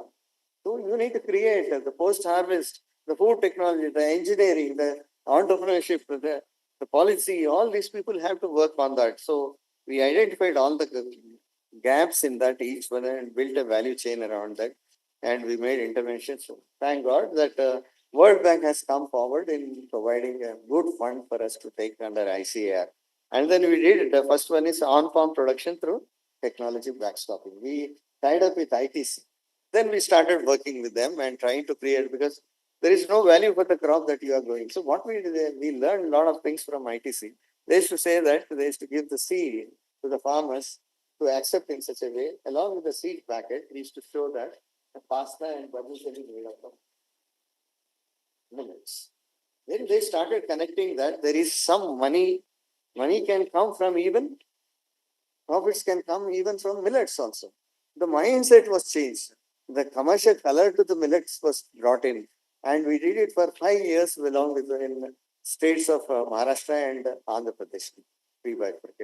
And got real good results. And then farm gate value addition, we were working on that. Subsequently, they started growing. Earlier, they were growing in a very poor soil. So if a farmer is having 3 grades of soil, they'll go for the worst part is only millets. Now they started shifting from the worst to the better because they are getting money. So it's the money that really makes them to really work for that. And that commercialization we brought into them. And we provided farm gate value addition units at their premises, thanks to the World Bank project and with ITC help, and under each of our platform that we were trying to create. And the message was gone just like viral from one village to the other. The people came to know that, oh, this is a very good crop, and then we will invest money in this thing. Farmers are very intelligent, more than us. For them, it is all. So diversification of the processing technologies is the second thing. I told you that what is available is flour. From there, you need to make it a convenient product. For example, आपको सूजी, instead of flour, you make a suji. It's a different ball game. You know, the suji से क्या क्या बन सकता है? इडली बन सकती है, dosa, all other series of things. And the inconvenience part is taken up. But do you have the technology to make a particular grade of that fractionation that is which makes it required? Is there a machinery that you can? No, you cannot. These are gluten-free processing. They are not amenable at all. So diversification of the processing technologies. Third one is nutritional evaluation. You cannot call that it is a grand mass commodity. They will tell they are good for health. But today you need numbers for putting on the label. Commercialization. Where are the hardcore numbers? Until and unless you do the clinical trials. So we started doing that also with the help of NA. Started commercialization. We built up a brand called I-2 to begin with. And then we have moved forward from there. That was a very successful thing. Eat right. You can just browse and then you get it. Then from there, I think we started supporting the startups and all this because commercialization is not our forte. So we thought that we'll bring in the real commercial people and the startups and all the same entrepreneurs and then give them our technologies, what we have come up with the processing technologies at a price, nothing is free. So then later we built in the incubation, I'm going to talk about that, and the capacity building to various people with the help of ITC. So this way, being a crop improvement institute, we also built up not just like a sorghum, maybe a generic commodity that is available in the market, but there are about 110 cultivars. We'll have to give value to the industry or the startups. These are useful for making rava. Now your wheat, sharbati wheat, where from, it's good for your thing. So the endosperm types are different and all this. So we built the cultivars identify flaking, baking, puffing, and roti making separately, parboiling separately for each of the crops in such a way that nutrition profiling, we did that, and tackling the absence of gluten by bringing. So what we did is trying to emulate that the traditional technologies. What is that traditional technologies? You add hot water to the dough, or dough is put into the hot water. What happens? The gelatinization takes place. So you are not manipulating the protein, you are manipulating the starch. So that is a major disruption that which we brought in millets. So once the starch is gelatinized, then that becomes amenable for processing. I know there are several people who are very much, but as a layman, I'm just telling you some of the things which we learned and we graduated from there. There are people who are professionals who can talk much about it, but that helped us. And developing composite foods, plant proteins, we have come to the very far way. Designing and machinery was a big challenge for us, and now we have machines in place for all these products.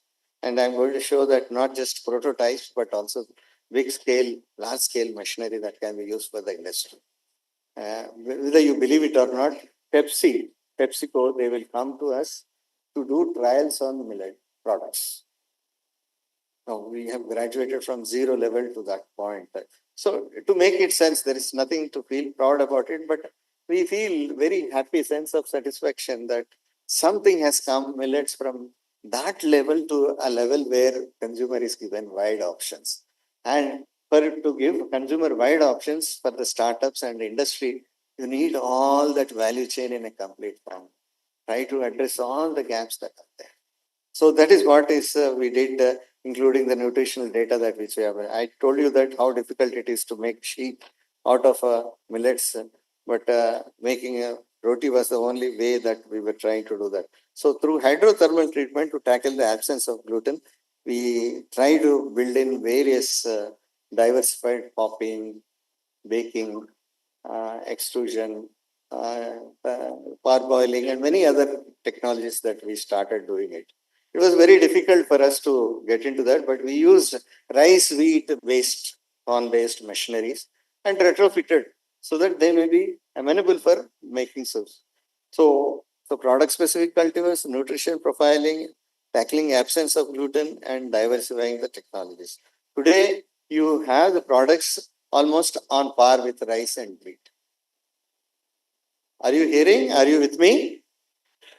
You have the products, you go to the, just go to web, Amazon, you will find a series of products. This is no small means of achievement. Now, subsequently, not just IMR alone, but IMR-led consortium, we were trying to, what we could do, certain things we did. Now, for example, with BFRL, CFTRA, with the NIFTEMS, with the state. Now, one of the major concern what we had was, just like rice, what is available in a refined form, where there is no nutrition at all. Now you are calling them as Sri Anna, Nutri Cereal. Again, if you go for polishing, then it is going to be waste. What we did is, because being a scientific institution, we did a very detailed exercise on processing various components like dehulling, soaking, germination, cooking, fermentation, and try to understand what will happen to the protein and other proximate compositions, whether it is increasing or decreasing. So this is a beautiful chart that gives you that, so that you may go for minimal polishing. Now you can put this chart before the industry also and tell them, see, this is what it is. Then it is an informed decision they can take. And because again, if you repeat a story of rice in millets, I think, oh, maza nahi aayega. So we thought, being a technical institute part of that, we need to come out with that and making a regulatory aspects, working on grading, standardization, procurement standards, all those things we were working with the apex agencies that are in there. So millet processing also, primary processing, secondary processing, this is all through learning that we were trying to get into that. The most sophisticated, the latest thing. Can you just imagine, these are all products made out of millets, puffing, flaking, baking, cold extrusion, just like vermicelli, pasta, and all those macaroni products, hot extrusion, fortified products, instant mixes that is available in Indigo. Indigo flight, just to put hot water and they say 5 minutes ke baad, you can get that food directly consume it. And the recipes. It's not that I'm just claiming, but we were continually working on new age technologies, also like a functional, fortified, and some of the composite foods like a millet mushroom combination, millet fish combination, spice enriched sausages, and diversifying processing technology. Now I'm telling you that on par with rice and wheat, all these products are available. About 90 value added products are developed. And now there are several other products that are being developed by many other institutions. So we also commercializing under that Eat-Right and being sold that. So the big processing plants that you are seeing here shows that they are now in place for people to take up. They don't need to reinvent the wheel. Now it so happened that these are being now sought by many other countries, because thanks to the international year of millet. These machines are not even available in USC, advanced nations. But then I think we can offer, because to make in India a global hub of that. So you can see that some of the beautiful products, then the analog rice also. So we built up and providing to that new age technologies under pipeline, probiotics, encapsulation, and nanotechnology also we are just working on. We made recipe books on international recipes during International Year of Millets, and this is being distributed across 130 countries, embassies, and it has gone. And there are repeat order from United States of America, their embassies and all this, to publish more number of print them and supply to them. Now see, this is all very hard work that is needed for you to do that. But if you tell Americans saying that you eat millets and if you don't have a recipe, then it is all just an empty claim that what we talk about. But you say that on a platter, you take that. So it became so easy for Modi when he went to our Honorable Prime Minister, when he went there in the Michelin kitchen there in America, they were serving millets. All our chef community were geared up, and they, that huge focus was given International Year of Millets to make that. But the beginning was from Indian Institute of Millet Research. This book is available on our website. You can just download it. And many recipes developed that by us. And trying to, this is the book cover, how it looks like, and various recipes and all. Now, after doing all these things, the real success came when we thought that how to make this, because all technologies, labeling, everything is done by all the institutes. So I would like to say that the real turning point has come when DST has granted us a technology business incubator and we branded it as a NutriHub. Just go through your website and you will find it.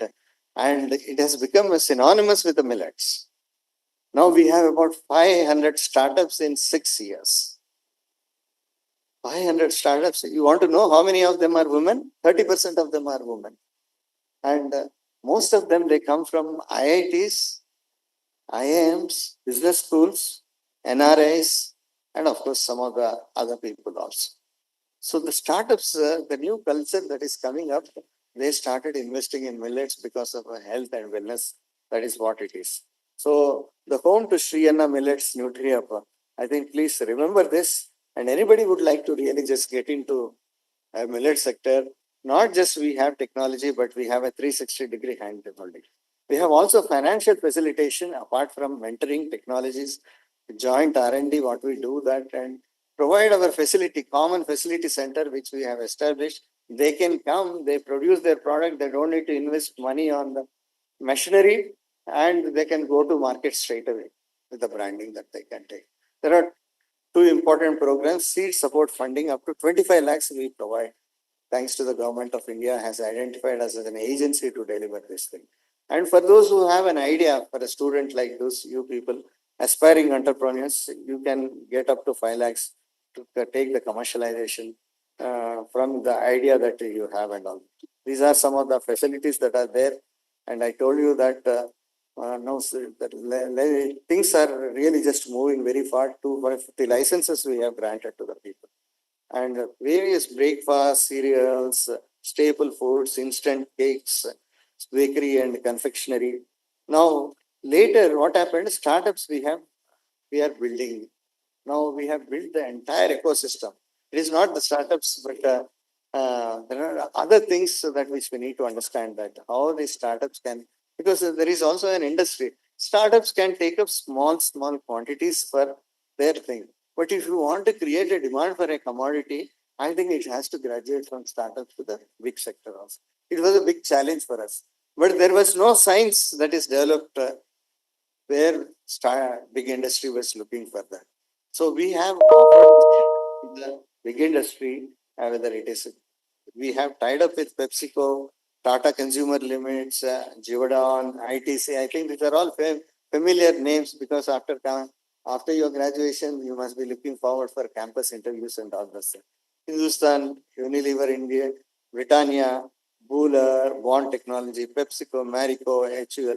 So they have come out now, thanks to the collaboration that we work together and they are coming up with.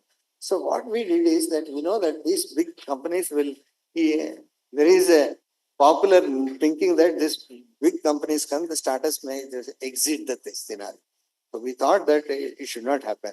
So because of our presence, what we said is that you must be connecting with the backward linkage with the farmers and procure the material from them, and the forward linkage with the startups.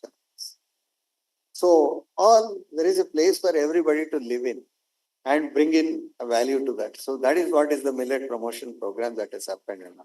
So there is a great ecosystem that is built, and the impact has been more than 500 crores of collective revenue generated by the NutriHub supported.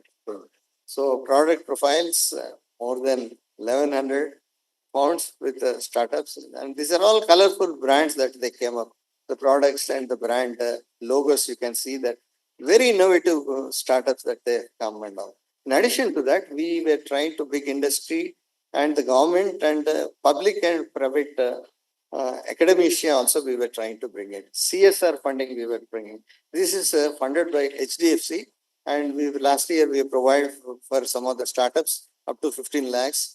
Millet Bank, Golden Millets, which is based in Delhi, Samath, and this you can see that the challenges faced by the states in millet promotion.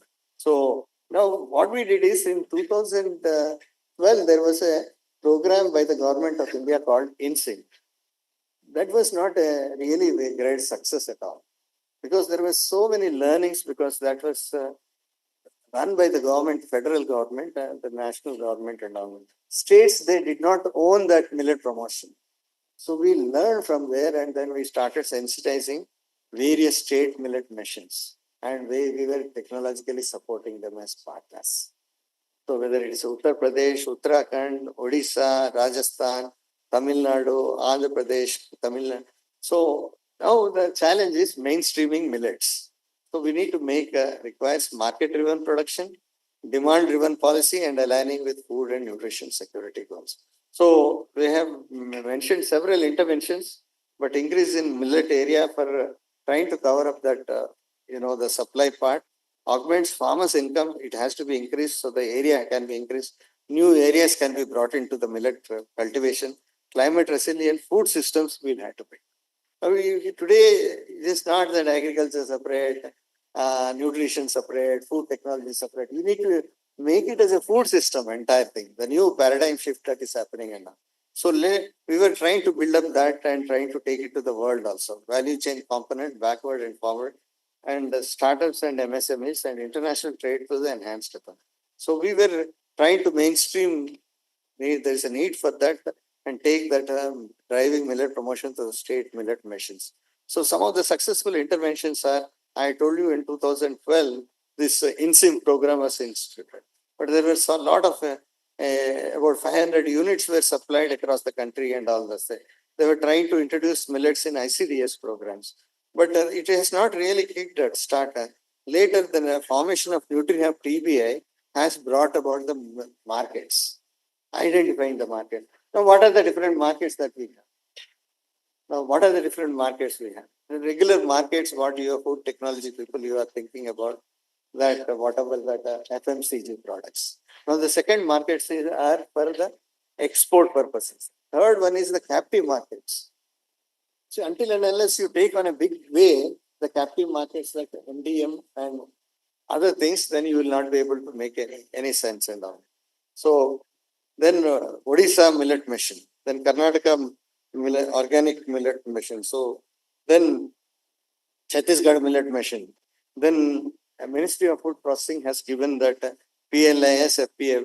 There is a lot of subsidy that is given to the industry if they take up the millet products by MOFPA. Pradhan Mantri formalization program and then South-South triangular cooperation. This is an international thing where now many nations, African nations want to have a NutriHub like model. So at least we got some, about 7 countries, they have come forward that they would like to replicate this NutriHub model in their countries to see that a seamless connectivity established from the production to the, they also grow, but the farmers grow for their own consumption. Now from there, they want to go for the value addition. So we are providing the technical support to them and the regional millets and many other things that which we are trying to. These are all some of the success stories mentioned by the Niti Aayog, where we are also partnering with them. Now, what happened?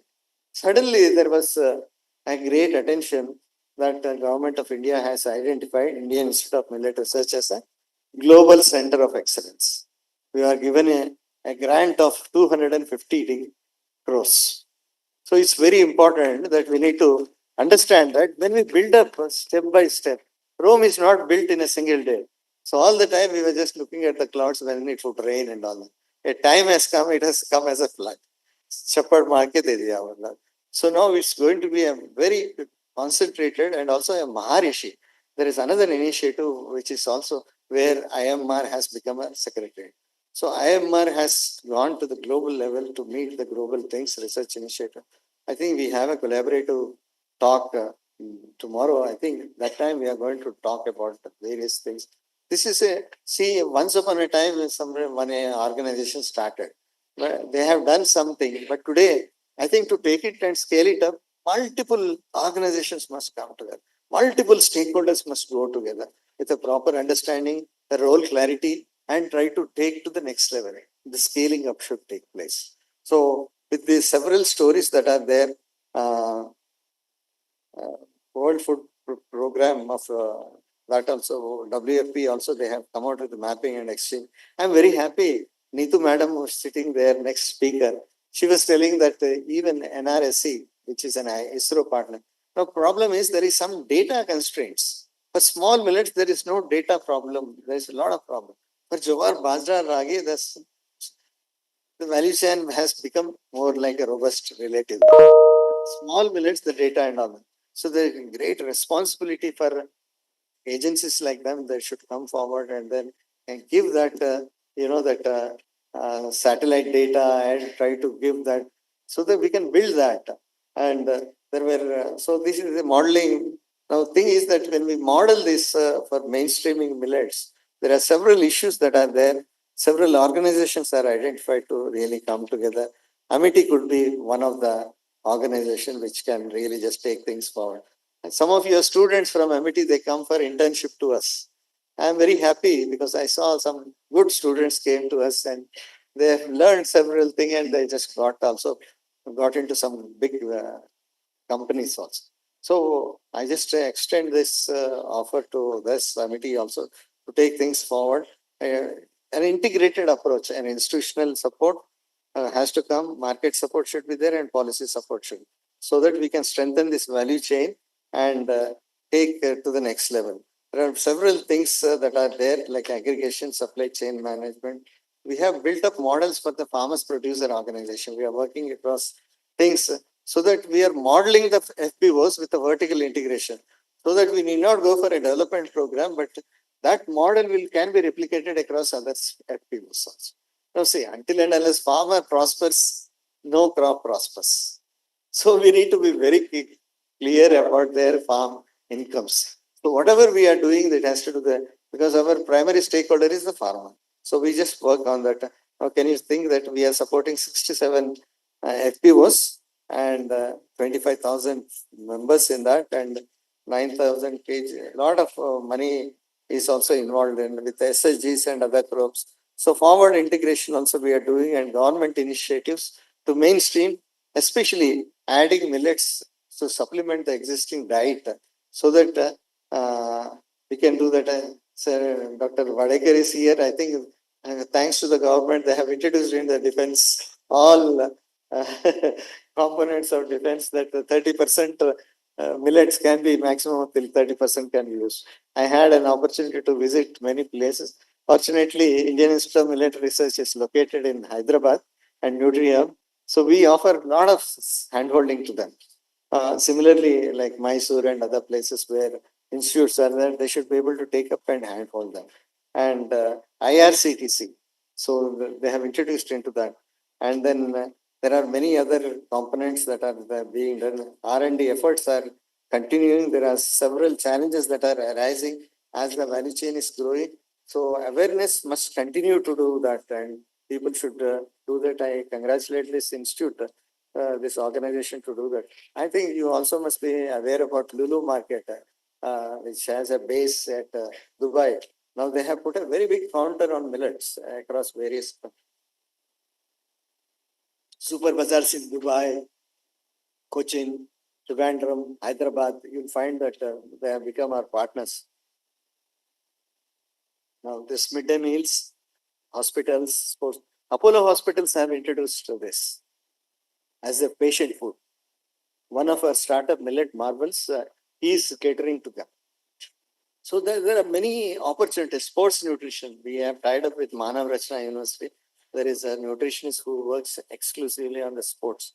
So we have tied up to generate a lot of data. Because until and unless you give the data, अब ये सारे बकवास हो जाता है. Speaking in air and all that. Today's context is so different. I told you defense cantings, government departments. So in Telangana, so there is a road transport corporation, a very big, huge thing, huge fleet of buses across that. So they supply the millet kits. So we introduced to one of our startup who is doing that. And just imagine this chickies or a Nutri bar, whatever it is one of those things. Our products have gone there. You can see our logo also there. And then we have Nestle has come up with recently the A Plus Millet Magic Masala. I don't know if you have not tried, it is a very good product. So there also we have a co-branding done with Nestle. And the journey started with the celebration of National Year in 2018 to promote millets for the nutrition security. From there, we have gone to the 2023. how India celebrated. You know that the 7 sutras were very much in place, enhancing a productivity, nutrition and health benefits, value addition, awareness creation, policy intervention, international outreach and entrepreneurship and collective development. So Prime Minister has inaugurated our institute as a global center of millets excellence, and then International Year of Millets was a very big success. That's our institute. All of you are very much invited to come to our institute as a education tour or whatever it is. Whoever in capacity, please inform us. Then we will make an arrangement, and we would like to come and see. Seeing is believing. What we in an institute, what an influence that is made in commodity and all those things. So ICR is very proud of the Indian Institute of Millet Research. Now exports growth is also has growing. There are several mega events both in India and abroad also. We have conducted during that time, facilitating millet promotion through multi-stakeholder linkages, various state governments, NGOs, industry bodies, and these are some of the glimpses of that. Time is not sufficient to get into the details of it, but some of the products. So several policy suggestions for better production, processing and export. I leave this presentation here, but these are all very important for us because now if you want to make a conscious decision,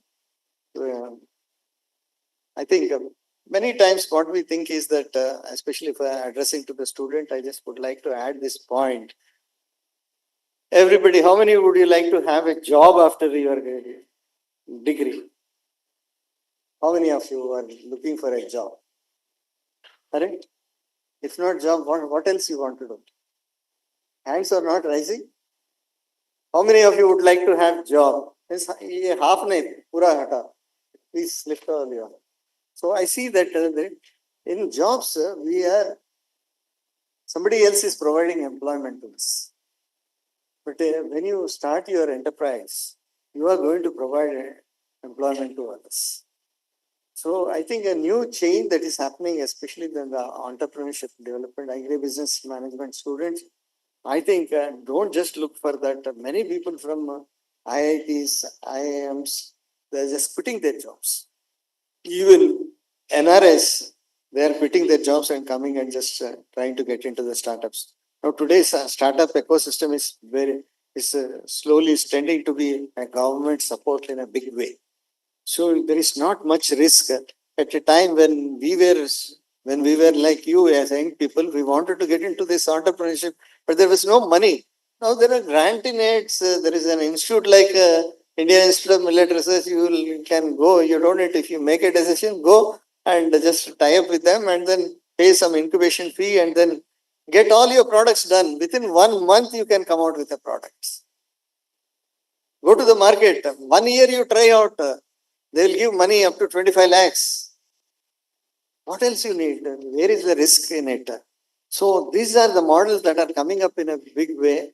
Please be aware of that. Don't be just in that mode of getting only a job from outsides and all that. Maybe if you want to do that, many people after doing job also they quit that and then they came for this startup thing. So International Year of Millets beyond 23. It's not just 23. So we have India is positioned as a global leader. So India is a global hub. India can offer millet value chain, the science of millets to others. Best practices in millet cultivation, linkages and leveraging on global platforms like SSTC. So goal beyond AIYOM, training and capacity building, varieties, germplasm, technical know-how and production, value addition technology and market development. With this, I would like to conclude my presentation. Any queries? I am ready to take that.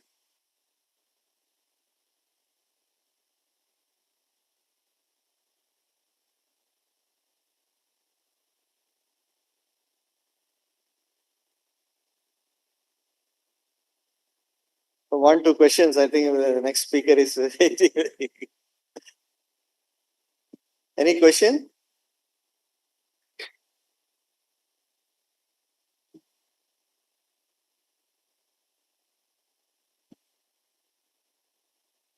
See, first of all, let me compliment Dr. Rao for this and the Indian Institute of Millet Research for this great job Dayakar Rao. Let's give a big clap to appreciation to Dr. Rao. See, this institute is totally focused as an apex organization. So they have right from identifying the cultivars who have the highest yield as well as the highest nutritive values. So that is the first effort. Then the value added value chain, the whole thing they have looked at from the raw materials to the products. Canvas of products. We have very novel products which meets the hedonicity, taste cues of our the population as well as global population. So they have done a lot of research. Compliments to Dayakar for this wonderful job. And also they have identified certain problems like remove because of the absence of gluten. That how do you do this gelatinization? It's a great effort, but this is a big challenge for food industries. Gelatinization. So in this process, will we be losing some nutritive value because when you put a high hot water, at what temperature you treat them to gelatinize, so you can throw some light. So But then gelatinization temperature is 80 degrees. 80. So should not be a problem. Okay, 80. So the nutritive value doesn't go. Very good. And I'm sure that many of our students will be like to interact with IAMR. Please visit. I think Sangeeta and also Nutan, you can organize some visit of our students for internship over there. They should spend, not just visit, just spend 3 months working with them. They will learn quite a bit. So I'm sure Sangeeta, the Modi, and also our Nutan Kaushik will do that. Amity would like to partner with you because since we are launching a big mission on Amity mission on millets as well, so we would like to work closely with you. Thank you, Dr. Dayakar Rao. Again, one more clap for him. He deserves many claps. So, sir, before concluding, I think with the permission of Nutan Madam also, I just want to break that monotony. So I request all of you to stand up one to prepare for the next lecture. But more than that, there's an important reason why you are raising up here. Please stand up. We'll take a millet oath. Now, इतना सारे सुन चुके हैं आप लोग कुछ conscious decision तो लेना है मिलेट खाएंगे बोलते when I asked whether you eat millets मेरा Hindi is tutti frutti so please I'm from South Hyderabad guy so please bear with my Hindi but I just wanted that National Institute of Nutrition says out of 270 grams of cereal consumption which is prescribed for us on a daily basis we can go up to 1/3 of for the millets. Means 90 grams up to my 90. I'm not asking you to replace anything. One meal a day, perhaps, to begin with. Maybe you start with some way. Let us take one oath. Whenever we take oath, I think we'll extend our right hand. Okay. Please don't feel ashamed.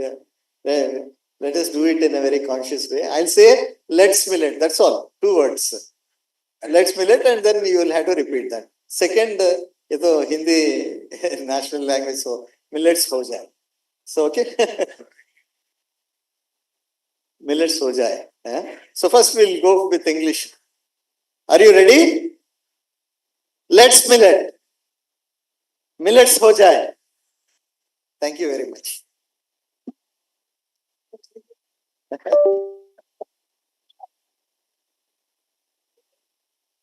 Thank you so much, sir, for that insightful and thought provoking talk. Your work at the intersection of nutrient and technology is truly inspiring, and we look forward to the continued impact of your efforts in addressing the global nutrition challenges. Please join me in welcoming Dr. W. Sulvamurthy, sir. He has also joined us now. Now I request Dr. Nutan Kaushik ma'am and Dr. Silvamurthy sir to please felicitate Dr. Dayakar Rao.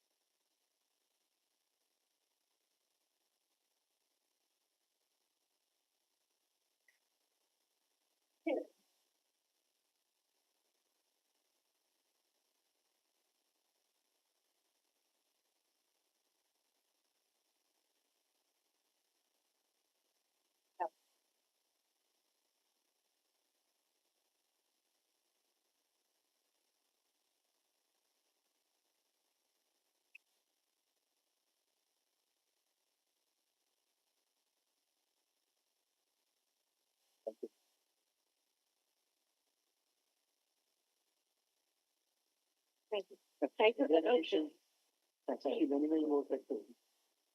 Thank you so much, sir. Thank you, ma'am. That's too big a name for me.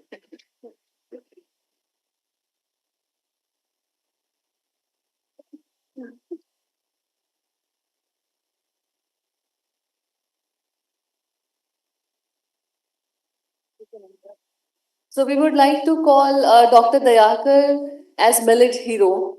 Please clap for him.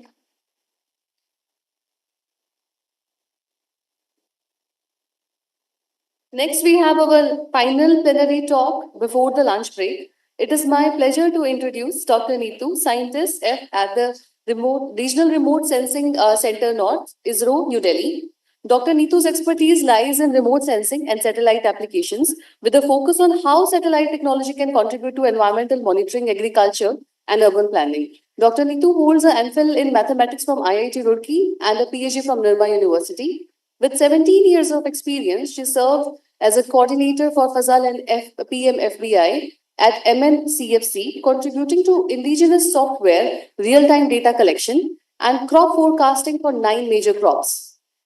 She has supported India's crop monitoring for AMIS USA and GeoGlam, published research and presented at global forums such as FAO Rome, IRRI, and European Commission. A recipient of multiple awards, she earned the Professor Kakani Nageshwara Rao Young Achiever Award for her contributions to Digital India and Make in India initiatives. Today, Dr. Neetu will take us through the exciting world of technology and how it can be leveraged to enhance agriculture practices and environmental sustainability. Please join me in welcome Dr.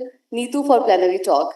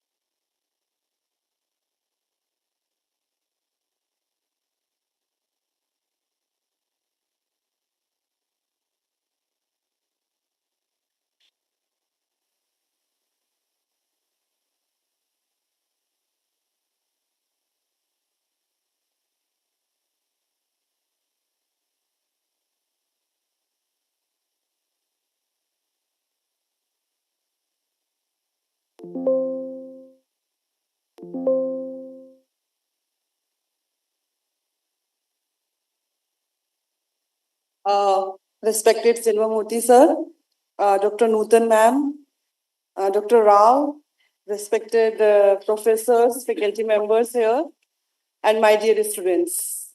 First of all, I want to thanks to the organizers who give me this opportunity to interact with you and to talk on about that role of remote sensing. Dr. Rao has already make my job easy as well as difficult because already he has taught so many things that brief introduction about the millets and that how it can be.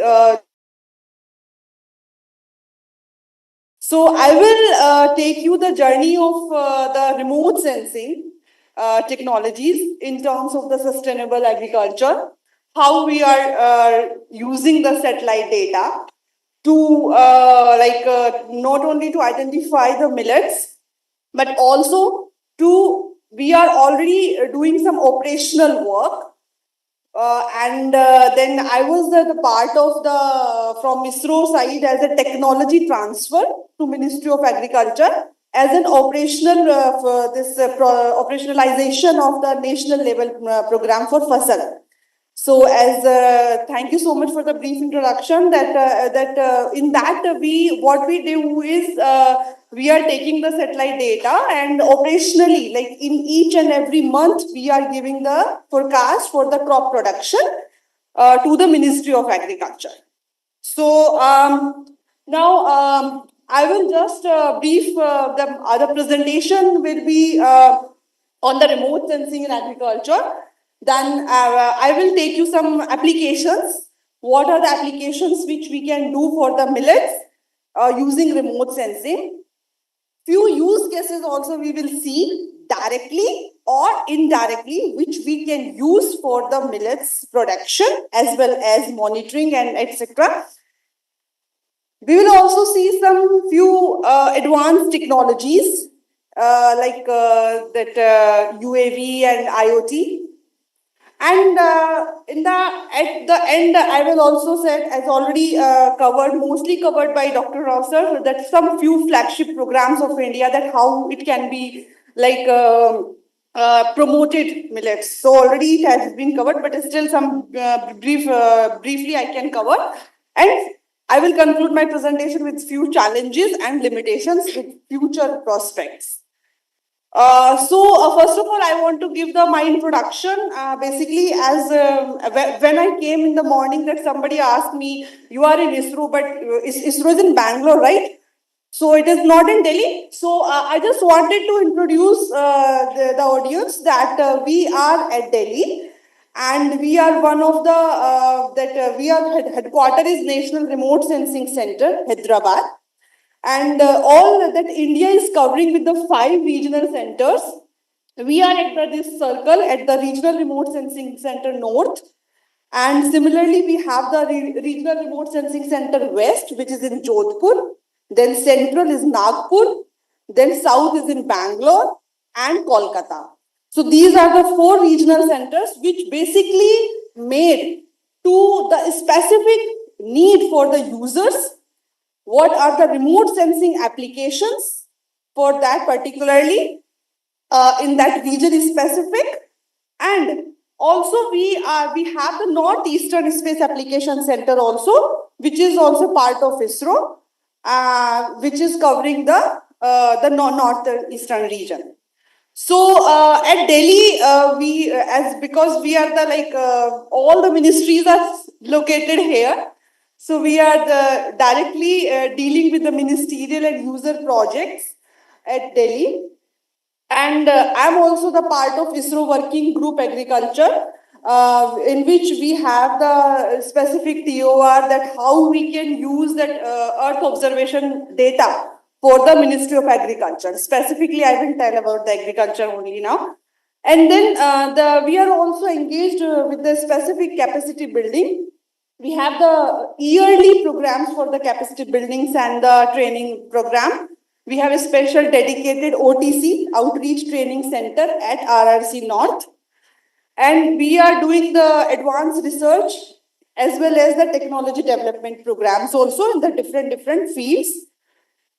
We have small that infrastructure as the IoT and the UAV also. And then we have our in-house publication series for the mainly purpose for the capacity building, for the basics of remote sensing, the geospatial technologies and all. So this is my brief introduction, and then I will just come to the directly to that one study which has came that if there is no global, that if there is no climate change, then the global economic output will be something more. So it is the climate change is likely to reduce the global economic by 11 to 14% or as much as $23 trillion by 2050. So what does it mean? It means that one of the most extreme challenges we are having as the climate change is the agriculture. Okay. So as already mentioned by Dr. Rao sir, that we are facing the scientific evidences and worsening the extreme events. Every year we are facing some natural disaster, maybe it be flood, maybe drought, the storms, hail, cyclone. Each and every year we are facing with that. And food security. Food security, what does it mean, food security? I will just cover it. But before that, this is the first that suitable policy action with scientific intervention to adapt and mitigate climate change impacts. So, We are managing extreme events with the technology. Each and every year we are facing any extreme event, any natural disaster, and without technology it is not possible to tackle there. So in each and every year we have to be ready with the technology, that how it can be dealt, how remote sensing can be helpful in each all the preparation of these disasters. Now we are 1.46 billion Indians. When we talk about the food security, what does it mean? So food security is having the two major role. One is the climate variability, which has already that frequent that occurrence of the natural disasters and all, and then climate change. But what are the constraints? So constraints we are having as a marginal lands. Lands are continuously degradation. It is totally going to that, and we are depending on the rainfall. We are rain-fed system. We are totally like most of the crops are growing in the Kharif season. Rainfall is very important for us. Huge diversification. India is having the very much like diverse country in terms of the sowing. So like if we will talk about rice. So rice is starting in May, June in Punjab. So they are waiting for the monsoon, that May, June. Before 15 June, they can't transplanted rice. But here, going to that Odisha, West Bengal, they are late September. And slowly going to the Tamil Nadu. So only Kharif rice is Tamil Nadu mein December. So this, for if I will, as a national coordinator, if I have to give the forecast for the rice, Kharif rice, I have to take state-wise crop calendars, and then these crop calendars need to be continuously monitoring using the satellite data. So this is the diversification is very constant, major constant, and then market and price. Every year we are facing onion, potato, market prices are rising high and low. Okay, so these are the very much constant, and we have to tackle with that. So how this means the food security. So food security means there is no hungry people. Nutritional security is very much important. Food losses. We have to be very careful about the food losses. We are growing higher production, but how much? We have to be very constrained with these food losses. It should be minimal. Health issues are going. We have to be very careful for that. And after Corona, everybody is doing that health conscious is going on, and then we are very much conscious about our health.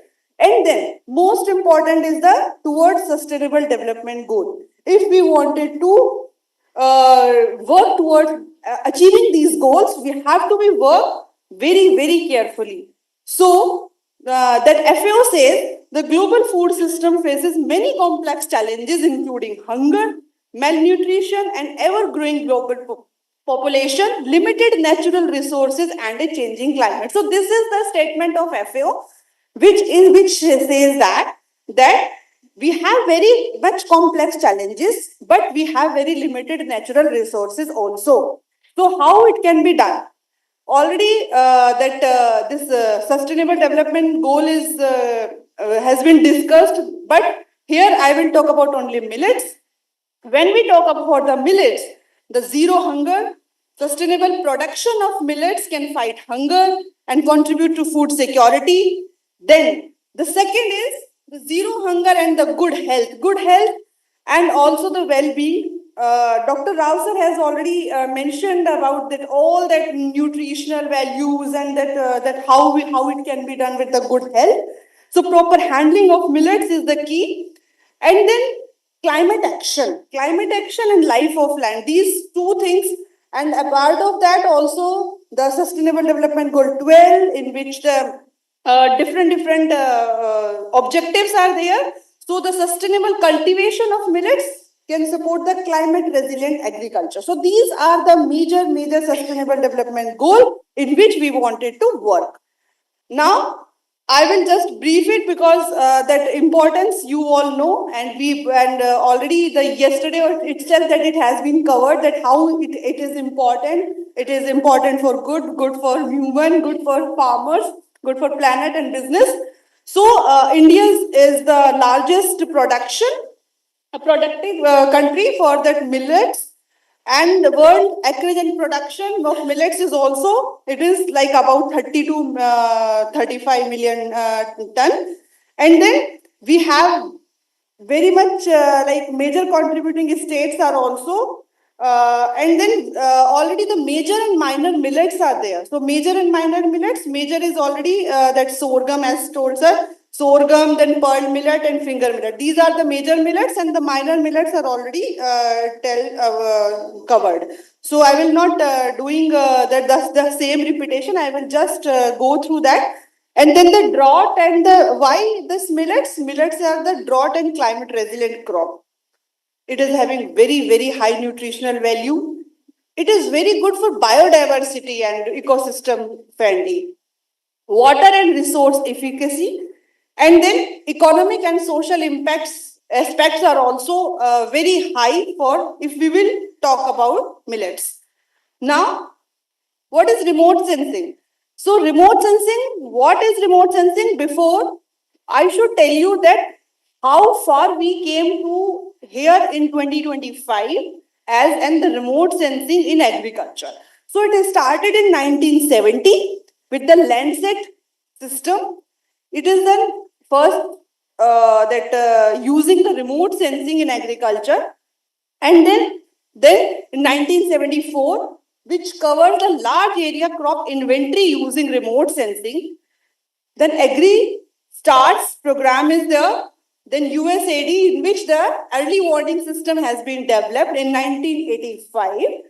And then European Commission has initiated in 1993 as the Mars program. Mars program is monitoring agriculture resources by this agri forecast. Then in 1999, the European Union Global Monitoring for Food Security program. Then GLAM. GLAM came in 2009 as in Foreign Agricultural Services FAS. And then Fasal. Fasal came, which I told in the initially that Fasal is nothing, it is just a three component are there: space, weather, and ground based.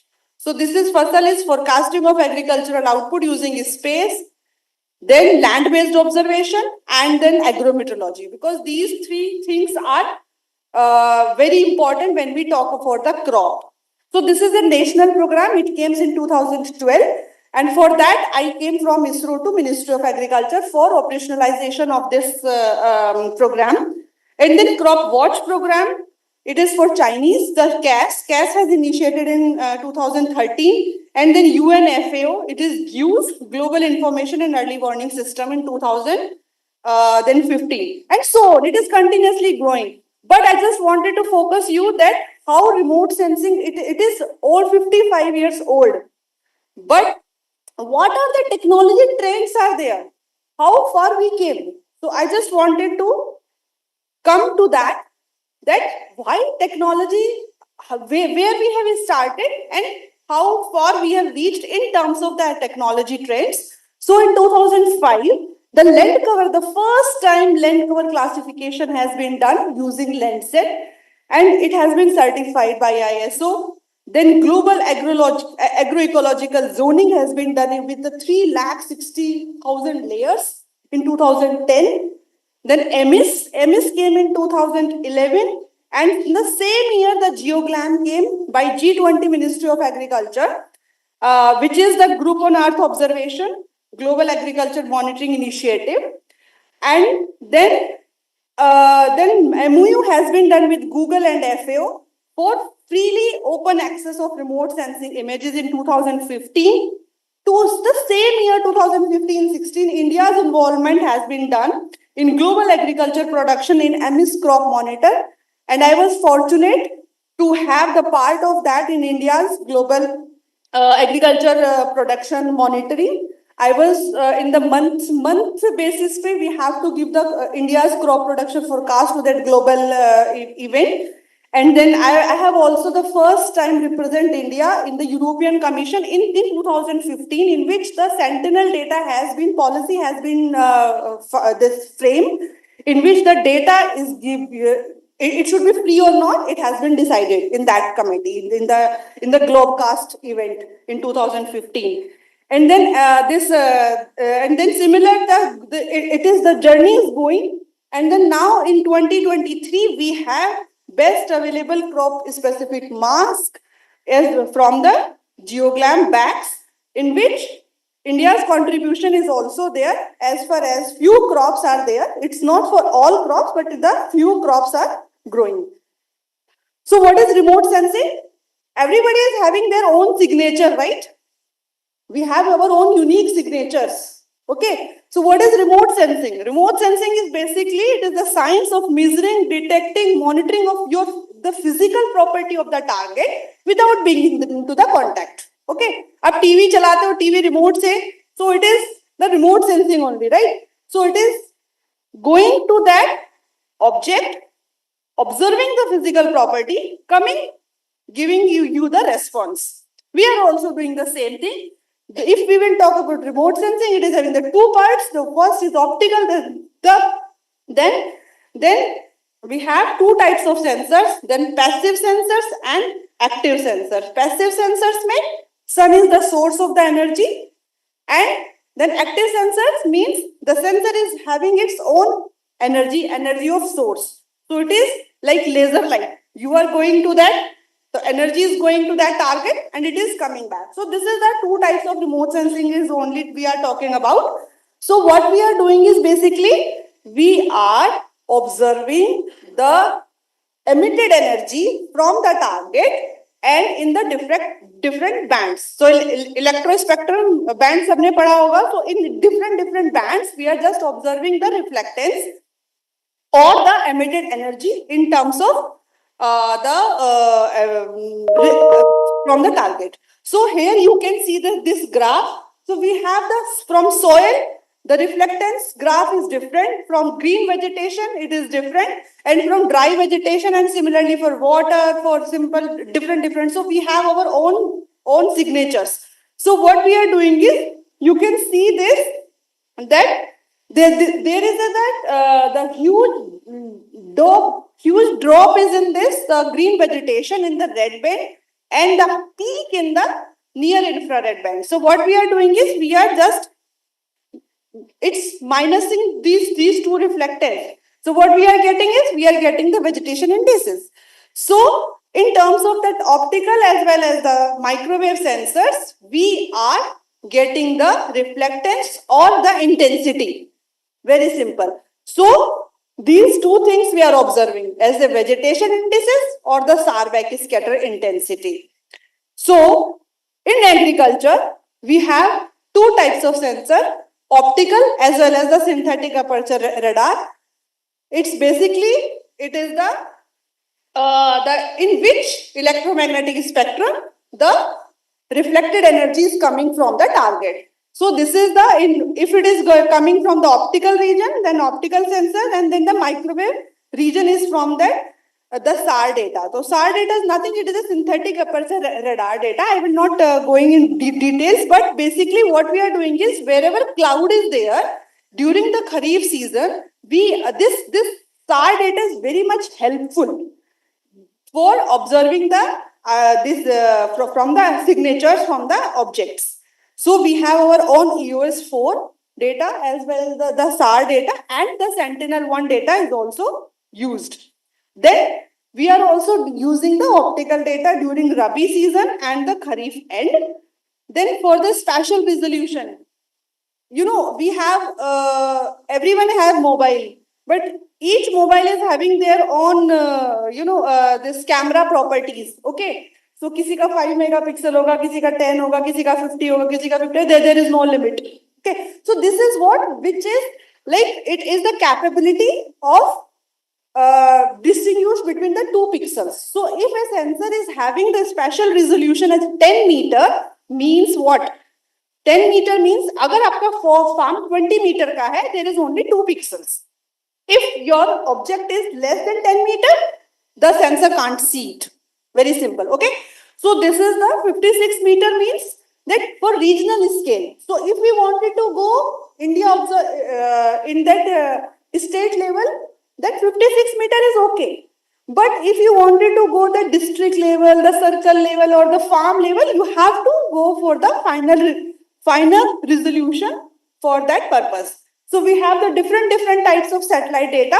For that purpose, what your purpose is that? So depending upon that, the spatial resolution you need to choose. Then spectral resolution, visible, near infrared and shortwave infrared, and temporal is nothing, it is the capability of the sensor to repeat, to observe the same object in how much time. So it is in the 5 day, 1 day, 2 day, etc. So what we are doing is we are observing the multi-date vegetation indices for separating the crop temporally.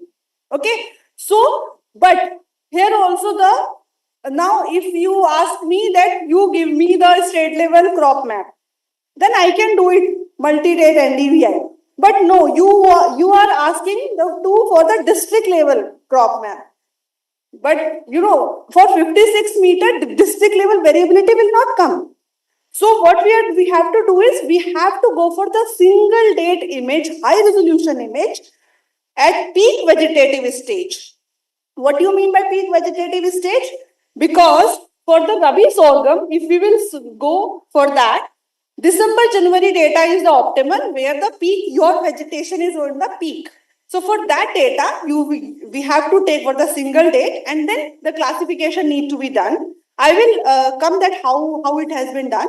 And then whereas for wheat ke liye kya hoga? February to March data is optimal. So I'm just wanted to tell that for each crop, there is a peak vegetative stage, and for that peak vegetative stage, the satellite data is needed. And then for this, the single date, so we can do multi-date classification also, we can do this single date classification also. What does it mean by single classification? So, I will just cover it, but before that, I just wanted to tell you that for millets, what we can do using remote sensing. Then I will come to that, the use cases and how it has been done. So we can do the mapping millet cultivation area. We can do the crop health monitoring. Crop stress monitoring also can be done. Stress monitoring, what does it mean? आप देख रहे होंगे कि अभी जनवरी में इतना warm है sometimes 2 days back. Today is okay, but agriculture scientists are worrying about that. अगर टेम्परेचर बढ़ गया तो स्ट्रेस हो जाएगा, temperature stress, water stress, nutrient stress. So all these things can be monitored with the vegetation indices. Also, the different types of models are there to observe these kind of stress, temperature stress as well as the water stress I am talking about. Then crop yield estimation. Crop yield estimation is also very much needed for the production forecast. And then most important is the soil and water management. So soil and water management is basically, it is like precision agriculture. For that precision agriculture, we need that management to help the farmers. So this is one example I'm giving that example for the study area. It is for the Indian Agriculture Research Institute, Delhi only. So the left side is the red color. Red color is the vegetation. It is high in the vegetation. So अगर आपको green आँखों से दिखेगा तो we are calling it the false color composite image. I'm not going into the details, but if you need, then I can be in touch with you. So these red color means the good vegetation, and this farm boundaries is very much clear here. So these are the organized farm, and then what we are doing is we are taking the peak vegetation. This is the February image. So February image में क्या होगा? या तो wheat होगा, mustard था, then simple different grams are also there. Some horticulture crops are also there. So this is the NDVI. NDVI is nothing. It is just a normalized difference vegetation index. It is the normalized value between the NIR and the red band reflectance, which I told earlier. Then what is important? Important is to go in the field. We need the different ground truth values. Ground truth values are very much important in agriculture to make the training data as well as to validate the results. So these two things that we needed in the terms of agriculture, and we are doing it as using the Bhuvan application. I will also have one slide for the Bhuvan application, that how we are doing it. But here I just wanted to tell you, these are the real time the ground truth in the crop information, the crop and soil information. And what we are doing is we are taking the signatures from the ground, like this is wheat, this is mustard, this is gram, supporting that. And then we are making the temporal profile using the satellite data. Simple.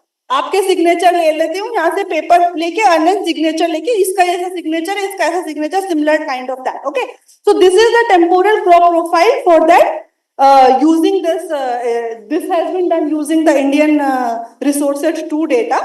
And then single date also. Single date mein what we can do is we can discriminate the different crops here, and the spectral plot is showing in the right side, in which the sorghum, the tur is the pigeon pea.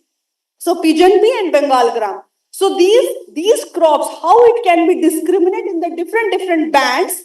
This is the one of the example for that. So what we are doing is we are discriminating different crops in multi-date, as well as for the verification also using single date. So this is the 2 examples that how the signatures has been separated. If my ground truth is not good, the signature will be mixed, my classification will be poor, and it is all game of accuracy. If 10 people do the same image, same classification, same ground truth, the result may be the different. But here accuracy matters. You have to iterate it in the iterated manner until your accuracy should be reached to that your level, your optimum level. Then only you have to do the classification. So I will come directly about the use cases. So use cases is that using this is the classified Kharif crop map for Aligarh district using random forest machine learning algorithms, where the red gram, pearl millet, jowar, maize, paddy, sugarcane, etc. So these crops has been identified in that district. And what is the methodology? I told that I will tell you. So this is the first, we will take the satellite data, then pre-process the data. Indices will be generated from that satellite data. Signature will be generated, and then classification will be done. So, and how these training signatures will be generated? Using the ground truth data.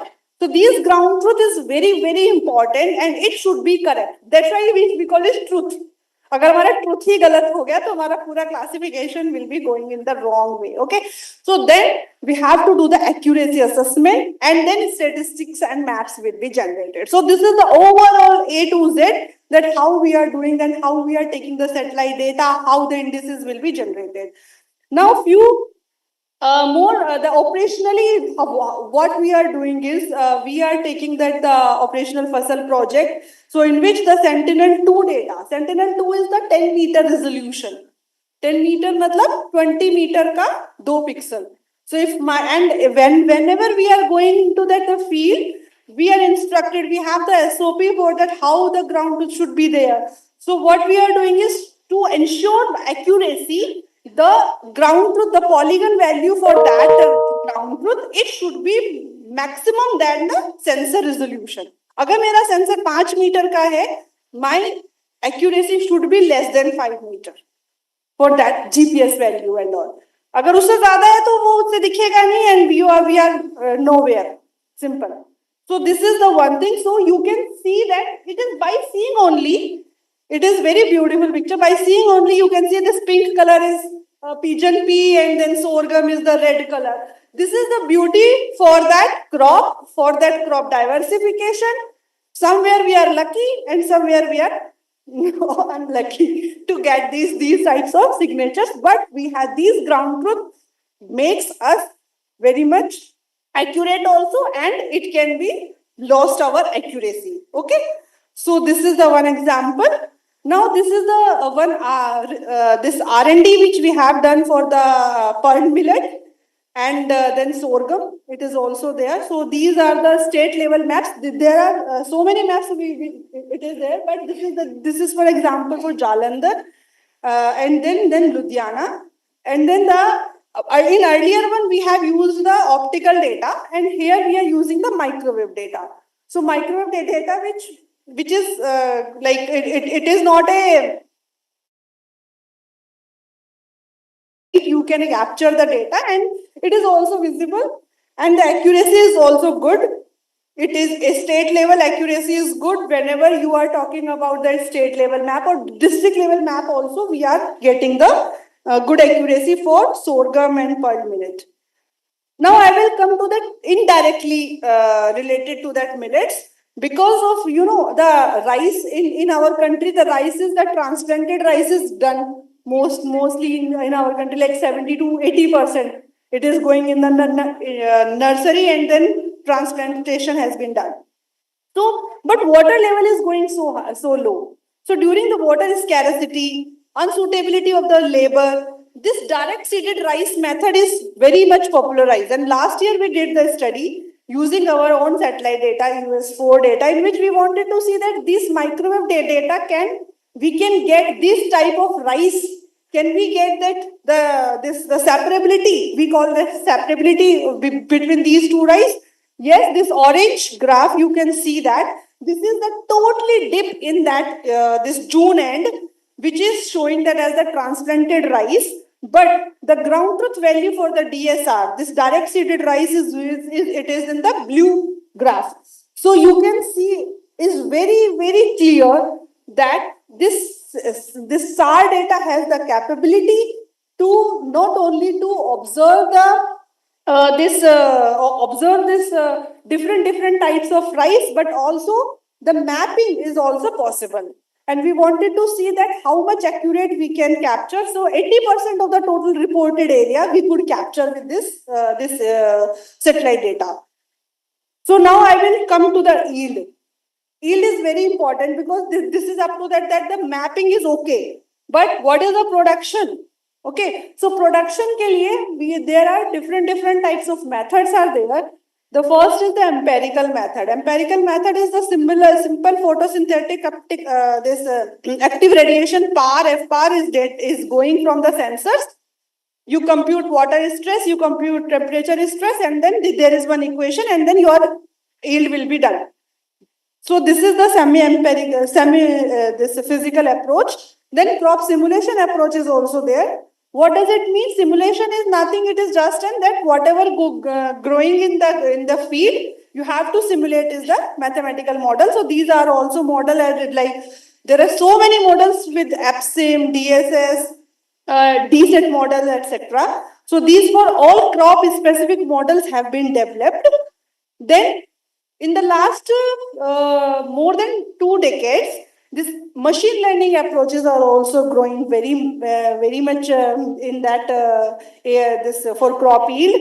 So this machine learning and deep learning approaches are also doing very fine. And then the best is the ensemble model. So ensemble is nothing, it is just in these two models, the crop simulation and the machine learning, whichever result is better, you take for that particular crop. So this is the ensemble technique has been done. And apart of these 4 techniques, there is one more technique is that which is indirectly coming into the picture, which is growing based on the indices. We call this crop health index, CHF. So crop health index has been conceptualized using this is the parametric index for the crop performance. आपको 0 to 1 एक value मिलेगा. If 0 is there, the crop health is very high, very poor. 1 is very good. So 0 के 1 में एक value लेके and then you do that the parameterization. Okay. So this is the technology based crop yield estimation example for sorghum in Odisha. So what we have done is this is the developed, demonstrated and disseminated the smart sampling protocols. You see in India there are 900 in one season millions of crop cutting experiments has been done for one particular crop. Okay, so smart sampling protocol has came in 2016 and 17, in which the in-season crop health index also coming into the picture. पहले क्या होता था? पुराना जो random sampling होता आ रहा है, so for that random sampling, the crop cutting experiment has been done. So for that, the smart sampling protocol has been made by ISRO analysis, and up to 65% reduction has been seen in number of CCs for cotton and wheat crops. So technology-based crop yield estimation has been done, and then these result has been going into that YesTech program, which is yield estimation system based on technology. So three approaches, which I told, that this semi-physical, then this crop simulation model, and AI/ML. So these three approaches have been developed under YesTech programs, and then a part of that, what we are doing is we are segregating the whole state into different grades. So grade 1, grade 2, grade 3, grade 4, based upon the crop health. So crop health is, if it is good, it is going into the grade 1. Then grade 2 is moderate, then low, and then very low, very poor. So these 4 grades, what it will be doing is, we are doing the stratified random sampling for the crop cutting experiment. So this is what we have done, and we have given the primary, secondary, and tertiary points for conducting the crop cutting experiments using the vegetation indices.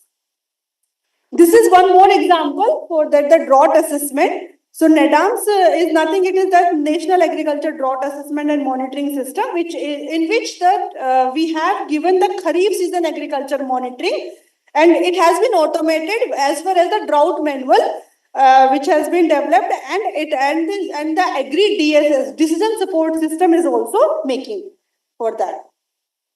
What we have done is, we can give the crop area progression, the in-season sown area progression. Yeah, just 5 minutes, 5 to 10 minutes. Then similarly, you can see that in the rice, during the Kharif rice, it is growing into the whole country. But after post-Kharif, there is post-Kharif, post-fallow areas are also there. So what we can do is, under NFSM, National Food Security Mission, it has been done that suitable area for that post-Kharif season has been identified, and this Tehsil level priority map and the village level prioritization has been done using this for Chhattisgarh and for this 5 states. Then hailstorm damage assessment. Hailstorm is also can be done, and then circle level soybean yield has been identified. Now what next? Next, what we need? We need, as already discovered by previous speakers, that we have to address the real needs of the producers and the consumers. So we have to use the best practices. We have to use the technologies for the smart, resource efficient, and environmental responsible agriculture sector. So in that, UAV and then IoT is very much important. And whenever we are using the very high resolution data, it can be possible for using these different types of sensors, and then using the management and then data processing center, this smart farming can be possible. These are some flagship programs in which I have already covered the YesTech program, and then WINDS is nothing, it is just an 2, because for, as I told it, for this crop production, these 3 things are important. One is this satellite data, then ground information, and then weather data. So weather data, when we talk about crop yield, we don't have the weather information at the parcel level or at the farm level. So we have the automatic weather stations, and this is the unique portal in which the weather information network data system has been made all India. And then this collection of real-time observation photograph of crops, this is the cropic. It is also this is the ground truth, picture-based ground truth, it is that. So millets के लिए already Rao sir ने बहुत कुछ बता दिया है. So this is the Shri Anna, and all things have been covered. So I just brief it. Now I will take one slide of the Bhuvan. What is Bhuvan? As I mentioned earlier, the ground truth is very important. So we have our own web-based geospatial platform which is dissemination of geospatial data and services to the stakeholders. And we have the common platform, and it is main for inventory, for planning, and for monitoring also. So it is basically for using the open source solution. We have our visualization data set. Yeah. This is just one second last. This is, I think, my second last slide. So this is the ministerial. So we are involved in the e-governance platform through Bhuvan. So we have the different challenges. This is the low yield, then limited access to good quality seeds. We have to take a look at the pest and disease management. R&D should be improved, and lack of awareness. And then traditional crop image. हमारे यहाँ पे कहा जाता है कि जो millets खाता है वो पहले बोलता था poor है. So sorghum is the traditionally crop image. So that should be changed. So these are the major challenges, and by offering the real-time information on crop health, soil condition, resource management, remote sensing technology can enable farmers to make informed decisions and optimize their farming practices for increased productivity as well as the sustainability. So what are the challenges? So after this open data policy at the National Geospatial Policy in 2022, the 5 meter, more than 5 meter resolution data is going into it is free for all, and less than 5 meter is free for government sector, and it's minor price for the private sector. So we have the different type of the challenges in millets. We have the low productivity, limited source. Already I have covered. What are the solutions? So we have to develop the high yield varieties. Certified seeds should be there. We have to continuously monitoring the crop health, from the sowing to the pre-harvest, and then crop stress management should be there. Technology-based insurance, like I told, this Yes Tech program. So this should be done for the millets also. Policy support should be continued. And then what are the future aspects? So future is demand is more, then it will be done. So the cultivation, we have the marginal lands, and intercropping is very much important. There is a short of time, so I will conclude here. So as you told that this intercropping, why it is important? Because sorghum is, as already told, that it is going into the minimal input. So water is very much less required. So you can grow parallel crops, sorghum, then cowpea, and similar manner. So and then demand should be increased. So thank you so much, and thank you for patient listening, and thank you organizers for giving this opportunity. Thank you, and sorry for that delay. Thank you.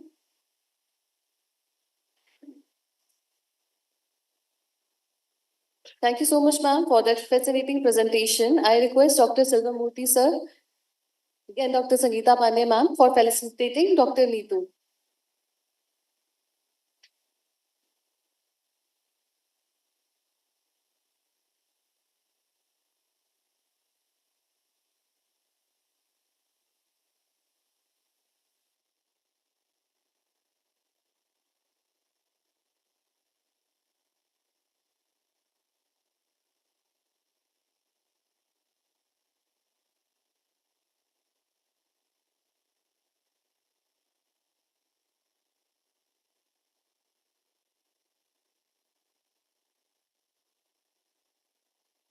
Thank you, sir. Thank you. Next, we will start with the track 1, and I invite Dr. Deepika Sharma to continue with track 1.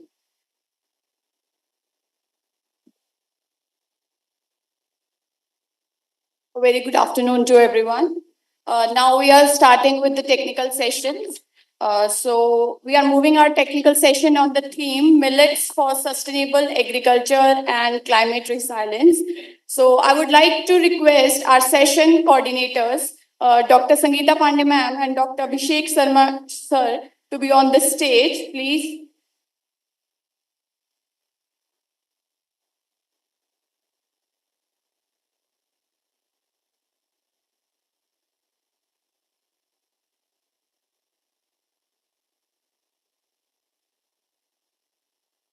Now I would request Dr. Sangeeta Pandey ma'am to please present her welcome address. So thank you, Deepika. Good afternoon, everyone. So already we are late, so I'll not take much time for introduction. Directly, I will invite our session chair, Dr. Manoj Sharma sir. Please come on the dais, sir. And our speaker, Dr. Kapila Shekhawat, Dr. M.S. Paul sir.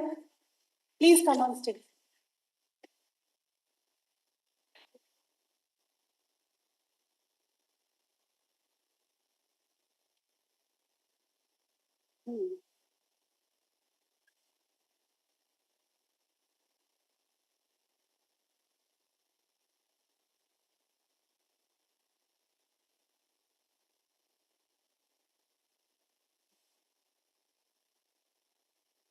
So students, so whole day we are learning about the importance of millet. So I will not take much time on describing what millets. We have expert speakers with us.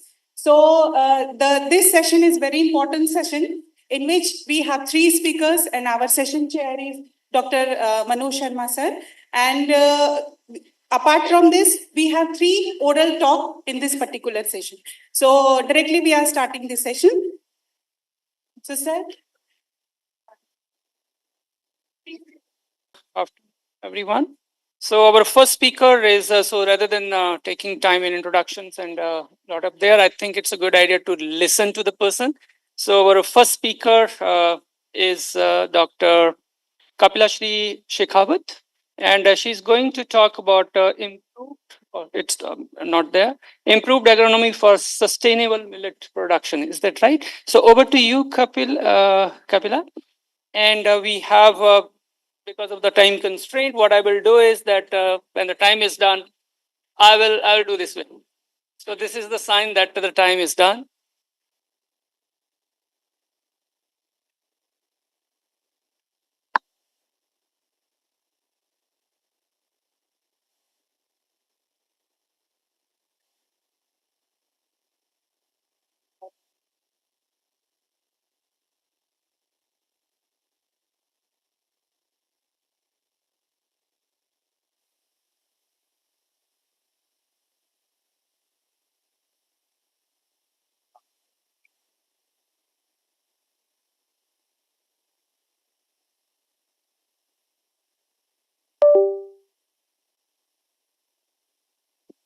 Hello and a very good afternoon, everyone.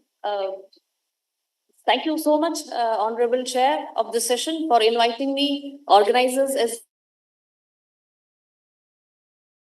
already told, I am Kapila Shekhawat. I'm working as Principal Scientist in Indian Agricultural Research Institute, IRI. And the topic which we are discussing today is not new to any of us. 2018, we celebrated National Year of Millets. And 2023, we have already celebrated International Year of Millets. So what is the purpose? We are again meeting here for the same topic, and it's not that we don't have other topics to discuss and other topics to be taken into consideration. It is because this topic is of immense importance, and none other than our beloved and our Honorable Prime Minister himself has said it's not a matter of a year or a year or a two. We all should celebrate it as an international decade of millets. So 23, maybe in the decade and also in the times to come, we'll be celebrating this.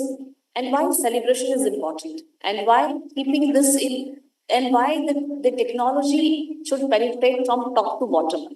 If somebody, some higher ups, they speak about the topic, they speak about the subject, it gives the weight and value to it, right? And why India is focusing, we all know the story after 2018, how India brought it into the attention of the UN that we should have an International Year of Millets. 2023 was declared.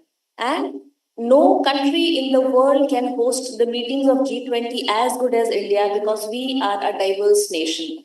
We are the country which is not only dependent on agriculture regarding to our occupation and everything, but the importance is the diversity which we already give to the agriculture in terms of ecosystem, in terms of agroecologies, in terms of diverse farmers. We have a farmers of a range with 10 hectares of land, and at the same time we have 0.1 hectares of land as well.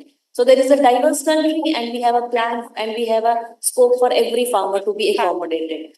What are millets? We have already listened to Dr. Rao. We have already discussed the various technologies. Dr. Rao emphasized why millets are important and why why we all are here to discuss about it. Dr. Neetu in her presentation made that all the technologies are also diverting themselves towards the millets and why millets are important and why it is technology driven.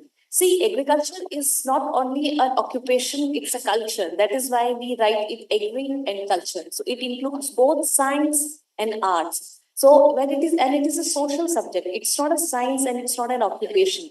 So what do you expect our agriculture to do? We expect it should be productive. Until unless we have a good production level, it's of no use.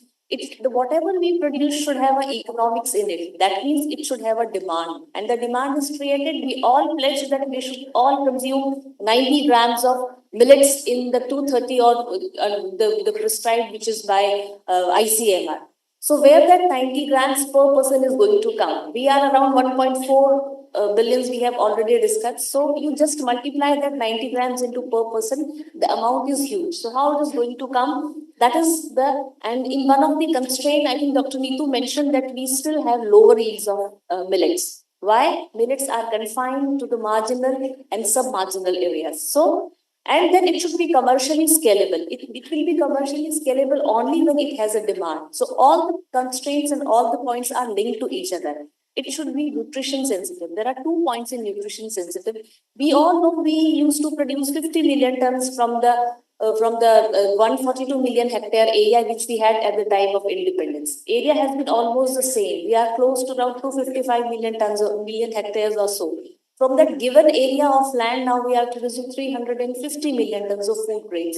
So we have a conversion ratio or the amplification ratio of seed from 50 to 350, that is 7 times. So that 7 times we are getting from the limited piece of land. So there is a dilution factor, right?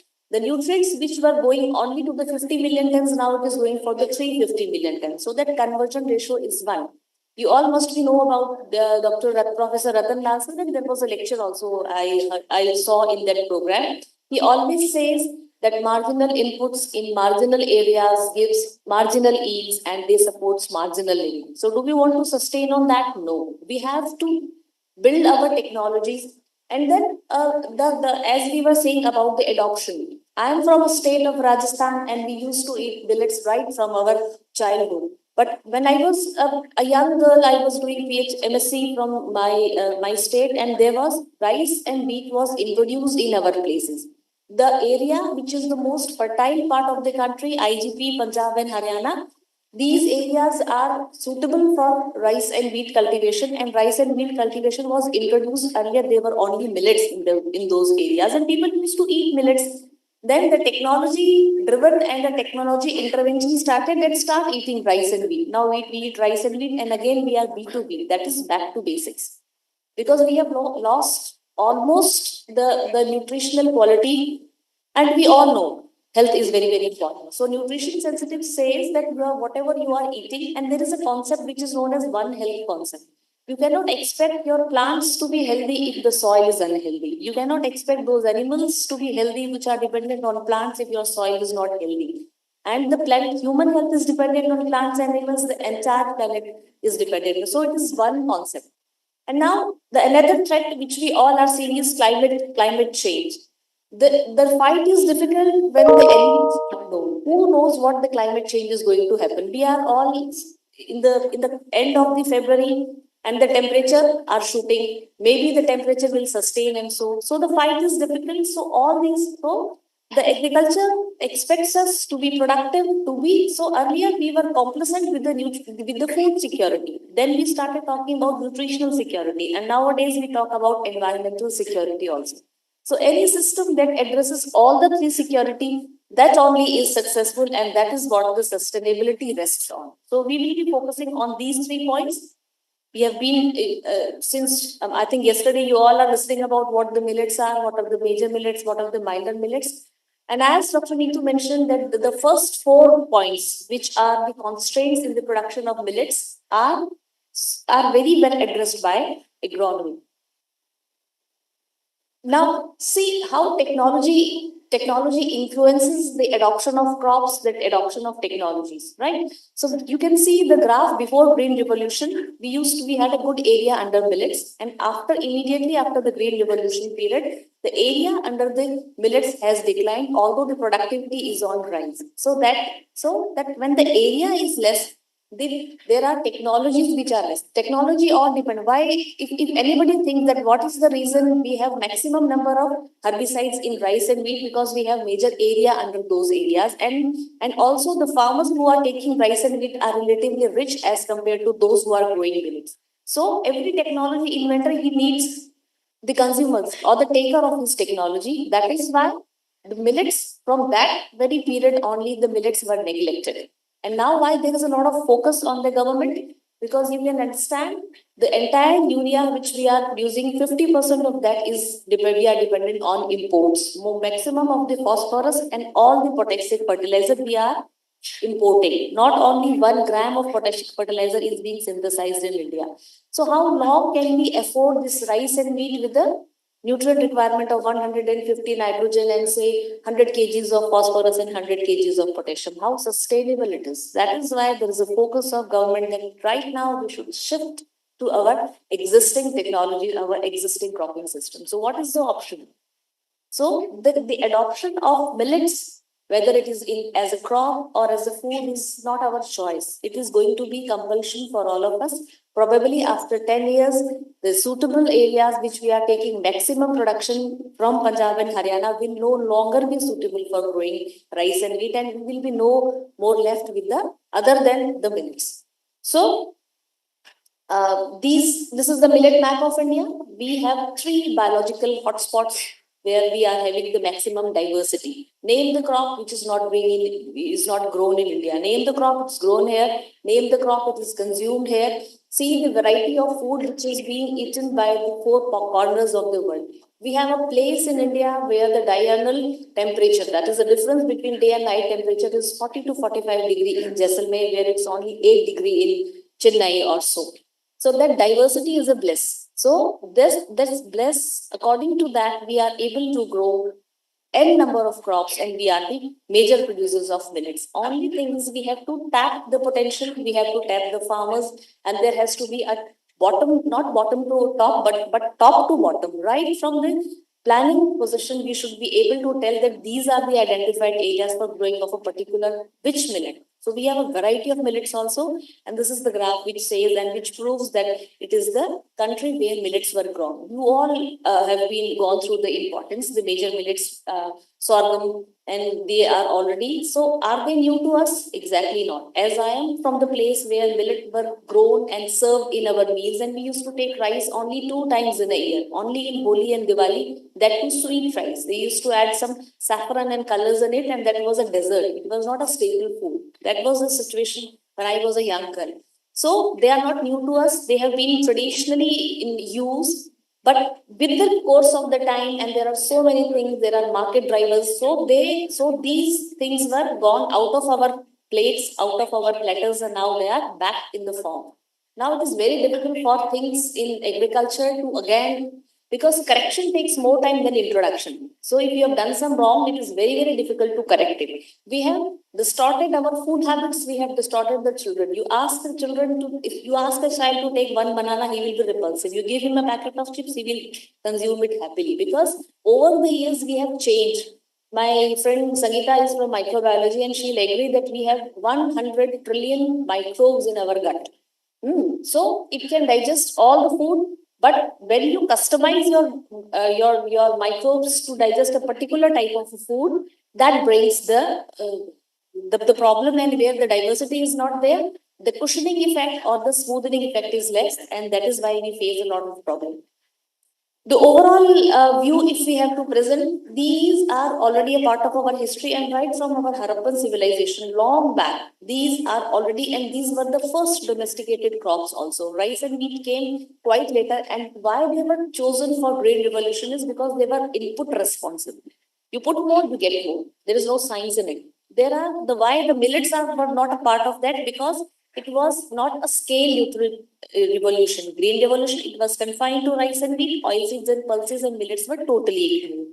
So even for millets, the challenge is you put more, you are not sure of getting more because the phenology or the physiology of the millets is such that it is not responsive. So you have to be, and whenever there is a high production of given the quantity or the dilution factor is more. If you are taking 2 tons of bajra, the nutrition quality you can compare to that of 5 to 6 tons of rice, and there is a huge difference. You produce more, that doesn't ensure you nutritionally more. So that is the strategy, or that is the game with the millets. Why we are still not very comfortable in giving them the hybrids or the amount of the iron content and zinc content is high in bajra. Everybody knows that. But will you be able to keep that high nitrogen, high zinc and iron content with 5 tons of production also? That we all not are very sure of, because the breeding principle simply says that either you can breed for quality or you can breed for the production, and the genes or the traits which are responsible for increasing the quality and quantity are not linked.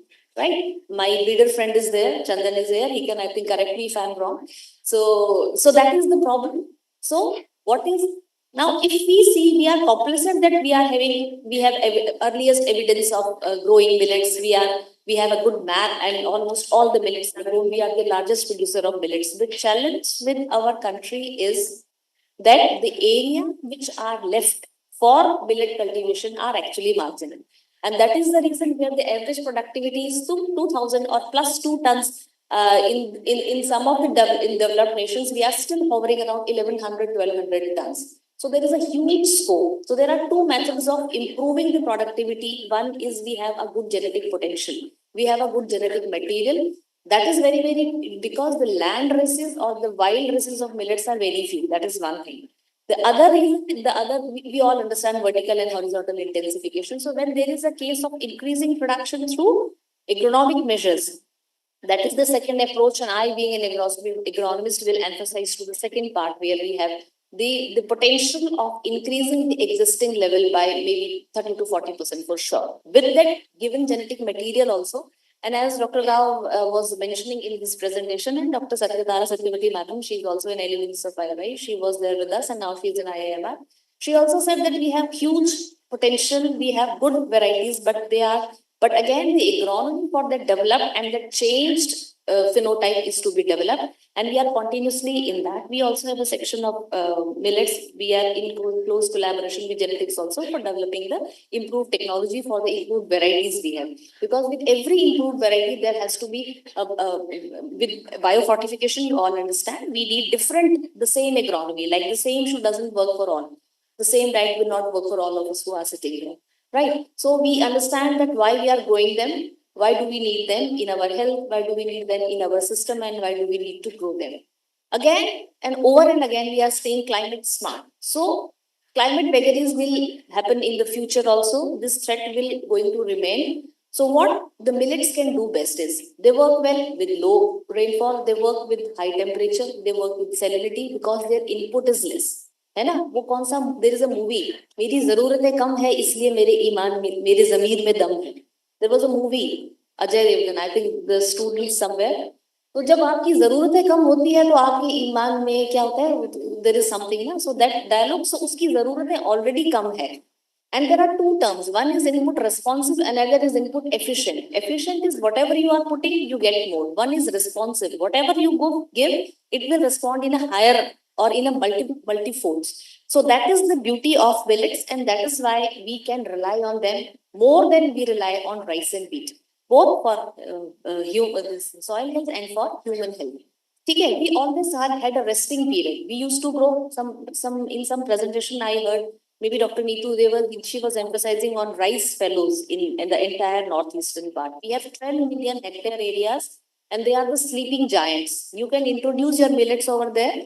You can introduce the area under millets, and these are the wonderful catch crop. Catch crop, you all understand, it is to catch the season. There are no rains, they work well, they are good for animal feeding. If there is a grain production, it is good. So keeping these concepts at IRI itself, we have the dual purpose pearl millet. It is good for both animal feed. If there are no rains, it will short. It will have a higher biological growth as compared to the seeds, and that will be converted for the animal production. Sustainable agriculture, Madam gave a very good definition, and it is it addresses all the 4 pillars.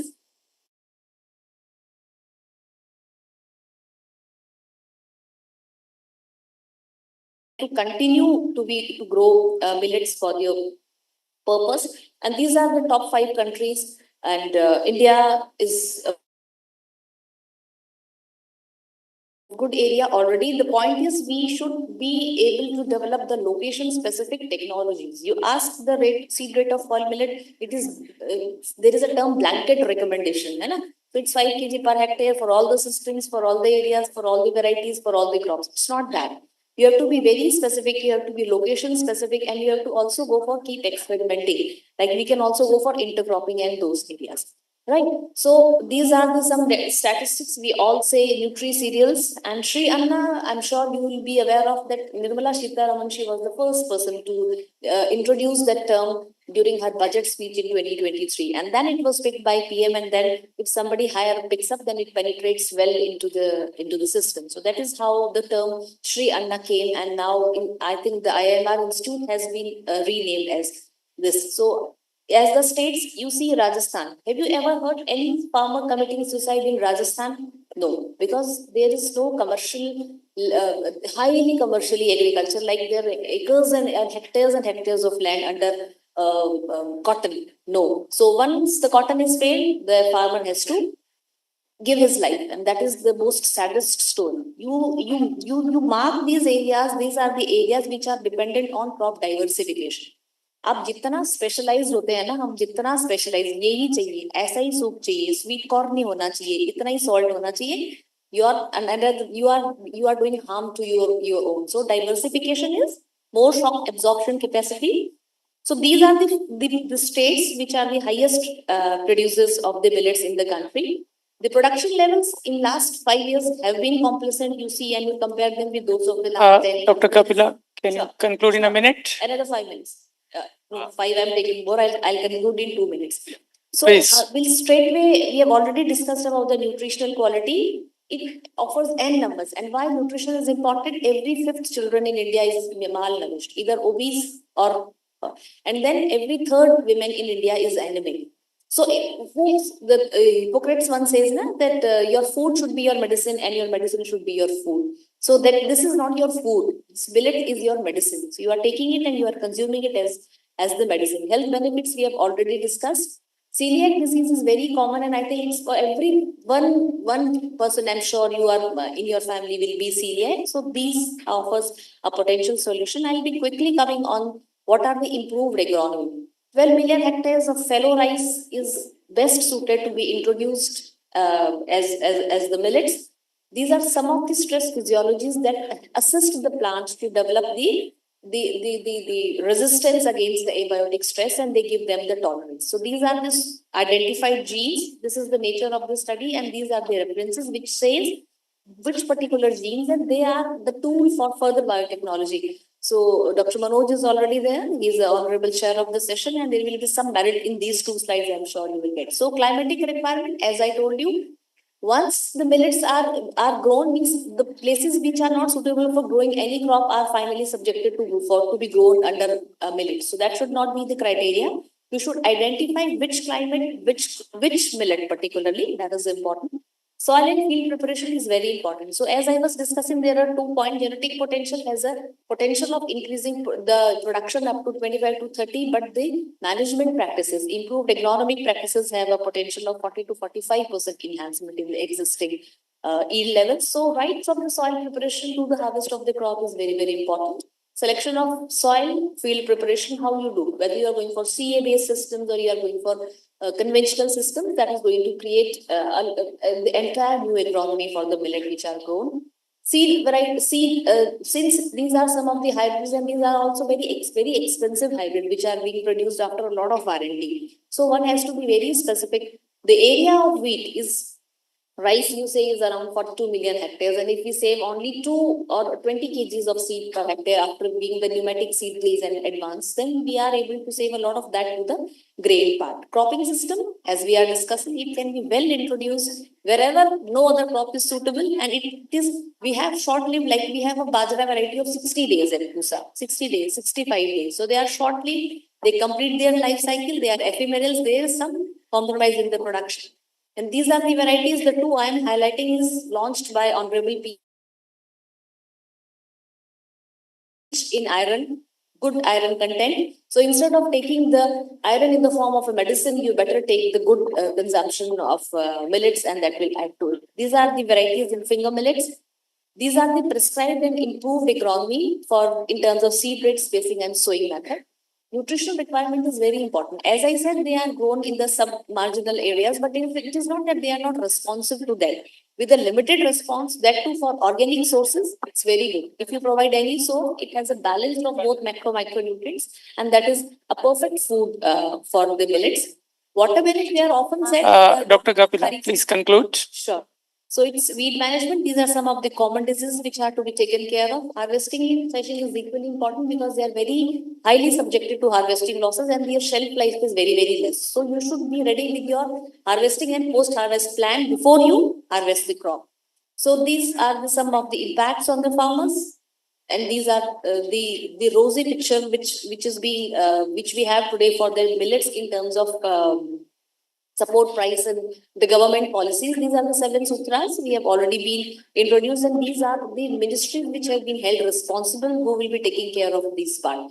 So these are some of the international outreach, and that International Year of Millets was declared 2023 by the efforts of India only, and we all know how Dr. Malhotra got it done, and he did not get up from that meeting till it was approved by the UN.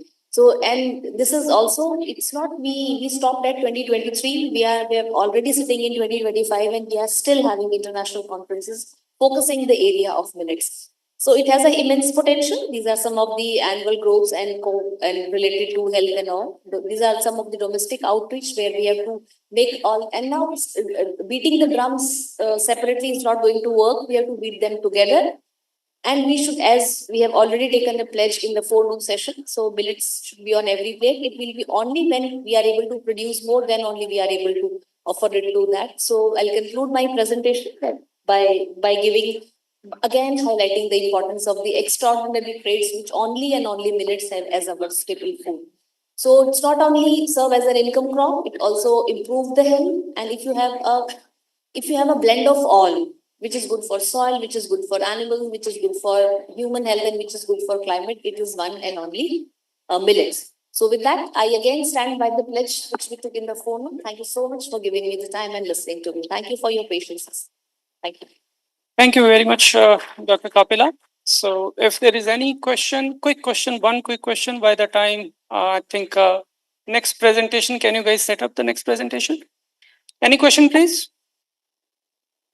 Yeah, so Kapila, one quick question or query I would say, agronomically, if we are talking about agronomic improvement for the millets, what could be the major agronomic inputs which probably at the higher stake for improving the agronomic potential? Yeah, good. I actually mentioned in my presentation that the soils which we have been chosen for cultivation of millets are usually marginal and submarginal. They are not only hungry and they are thirsty also. They need good water management and they good nutrient management. And nutrient management specific to the particular millet. So we should go for the real-time nutrient management for bringing out the best outcome of the potential genotype which are introduced as well. Okay, and certainly it should be the crop specific also then, certain. Thank you very much for this wonderful talk, starting from the blessing of diversity, sustainability, and then the agronomic potential. Thank you very much. Our next speaker is Professor M.S. Paul, who is professor and head from G.B. Pant University, Pantnagar. And he's going to talk about nutritional profiling of the millets. So over to you, sir. In the meantime, just for the students, I'm sure that you are hungry. Are you listening to me? Hello, everyone. Are you listening to me? Yeah. Still few people are talking. It means that it's not going through. I know you are hungry. Everyone is hungry, but at the same time, I think it's a wonderful opportunity to listen what is being served to you at this point of time. I'm sure it will go a long way. So while you can chat, you can have snack, but at the same time, try to listen what is given to you. It's a wonderful opportunity, and it's more specific for you guys. Okay. Over to you, sir. सभी का अभिवादन, नमन, and good afternoon to all. So, the first of all, the nutritional profile. It was talk about the nutritional profile or nutritional security. After Second World War and after some of the calamities and some of the government policy, British government policy, they were not tuned to the agriculture protection. And nearly, and the Bengal famine, as you might be heard or you might be knowing, and more than 1 lakh people of the Bengal or India died due to only the hunger. And the policy, some of the countries, our countries, they have shared the food. But Winston Churchill, but that time the PM of the Britain, he stopped and all the ships were diverted to Africa and some other countries. So the food coming to the India, it was stopped and that made a hue and cry in our country. And after the natural calamities too, there was a huge cyclone. And so the 2/3 of the rice crop of the Bengal was damaged and there was no protection. And that time we were talking about the food security. And then after the Green Revolution, the idea became the food secure, and now we are talking the nutrition security. And nutrition security, why the millets are there? So most of the speakers, they have talked, they are rich in nutrition, they are rich in minerals, they are smart food, and so. So that's why I will restrict our talk with the nutritional profile of the different millets, as well as what are the challenges for the mainstreaming.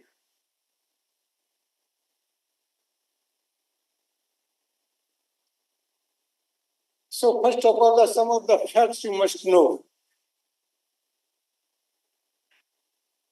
The global hunger index is still today, we are talking about the food secure. India is a food secure everywhere. All the leaders of the hunger index of our country in last year, it was 105 out of 127 countries. Similarly, this is a UNICEF report of 2024 child food poverty. 27% of the child globally are not getting the food sufficient, and out of this, the 40% is from India, second highest in South Asia. Similarly, children under 5 years, 35.5% are stunted, 19.3% wasted, and 32.1% underweight, and 3% overweight. Similarly, if you talk about the anemia, pregnant lady, still, though we are having sufficient food, nearly more than 50% are pregnant ladies are anemic, and similarly, the children 67 or more are anemic. If you talk about the obesity, slowly we are Indians are also too much obese, and so these all data show we are not nutritionally rich, and that's why this is a then a talk, a debate will talk about the nutrition security. And these all have been talked by the different speakers, so I don't need to. Yes, these are the 5 important. It's a climate resilient crop, and it can sustain. Our country is a tropical country, so we can grow all these all millet all over the country except some of the high hills. They are again the important for the cropping system. They can be fitted because they mature within 60 or 70 days only. And so they can be fitted in different cropping system. And again, sometimes due to the natural calamity, one crop failed, then it is important for the crop contingent plan. They are a healthy diet, low glycemic, they are already been told. So I don't repeat again here. Nutritional we are talking about because sometimes the name millet is not looking good, and so the name was given the nutri-cereal because they are rich in nutrients. However, 2 more crops, though they are not cereal, they are not coming in millets family, and the amaranthus and the buckwheat, they have been included in the nutri-cereal because they are taken as a cereal, and again they are rich in the nutrients. These all have been told, no need. One more thing here, at present, India produces the highest amount of the barnyard millet, 99%, nearly 100%. Similarly, the finger millet, 53.3%, kodo 100%, little millet 100%, pearl millet nearly 45%. And so altogether, the India is a place where millets can be multiplied, millets can be grown.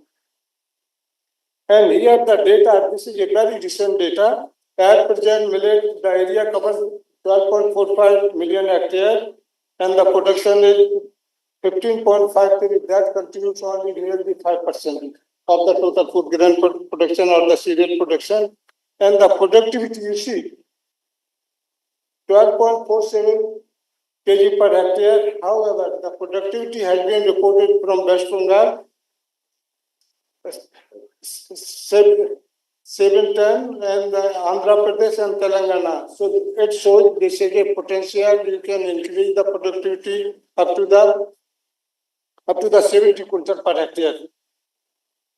And these are the part where it can be grown, the millets, and similarly the small millets. These all have been told. So here, come to one by one important, what is how these crops are rich in nutrients. And then the sorghum, if you talk about the sorghum, this is rich in magnesium, vitamin E, phenolic compound, tannins, and other nutrients. So they minimize the risk of diabetes. The diabetic people are increasing continuously in India, and it is said by 2050, this will be the hub of the diabetic country. Rich in dietary fiber ranging from 9.7 to 14.3% act as a cholesterol winding agent, so it controls. And then absorption of carbohydrate, resulting prevention and management of the constipation, irritables, bowel syndrome, and obesity. And major portion of the sorghum protein is proline, caffeine, low digestibility, and it is important for the health. Rich protein, fiber, thiamine, riboflavin, folic acid, carotene, and some of the nutrients, potassium, phosphorus, and calcium, they are sufficient amount, including the zinc and iron. Then come to the bajra again. This is a lignin and phytonutrients and protein antioxidant. This is rich in reduce the heart-related disorders. Because of this, pearl millet is regarded as beneficial for the heart health. Due to its high fiber content, it keeps diabetic patients' blood sugar levels stable for a prolonged period of the time.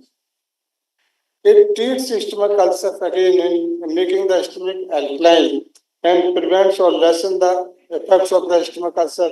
For your information, I tell you the rice and wheat, it makes the stomach acidic. But all the millets, they make it alkaline, so it is good for the health. Because of the high magnesium content, pearl millet is beneficial for reducing the migraine attacks. Some of the people are suffering the migraine, so it again helps to cure the migraine and asthmatic patient too. Similarly, the finger millet is very important, high fiber content and alpha amylase inhibitory capability reduces starch digestion and absorption, provide defense against the mast cell activation, fibroblast activation, enhanced collagen production and musical ulceration, and tryptophan reduces hunger and adds in weight management, so it is rich in tryptophan again. Natural iron benefits, anemic patients, ragi can prevent under nutrition, degenerative illness, and early aging. If the frequently taken, again, rich source of the calcium and the other important, helps and evaluated the glycemic responses and insulin in genetical August type of 2 diabetic. As a result, millet grains may be helpful in both treating and preventing diabetes, cheaper source of magnesium and calcium.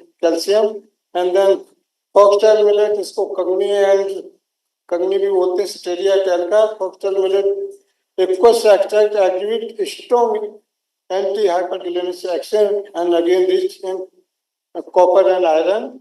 Barnyard millet, and this is a dual type of barnyard millet, is also good for the type 2 diabetes.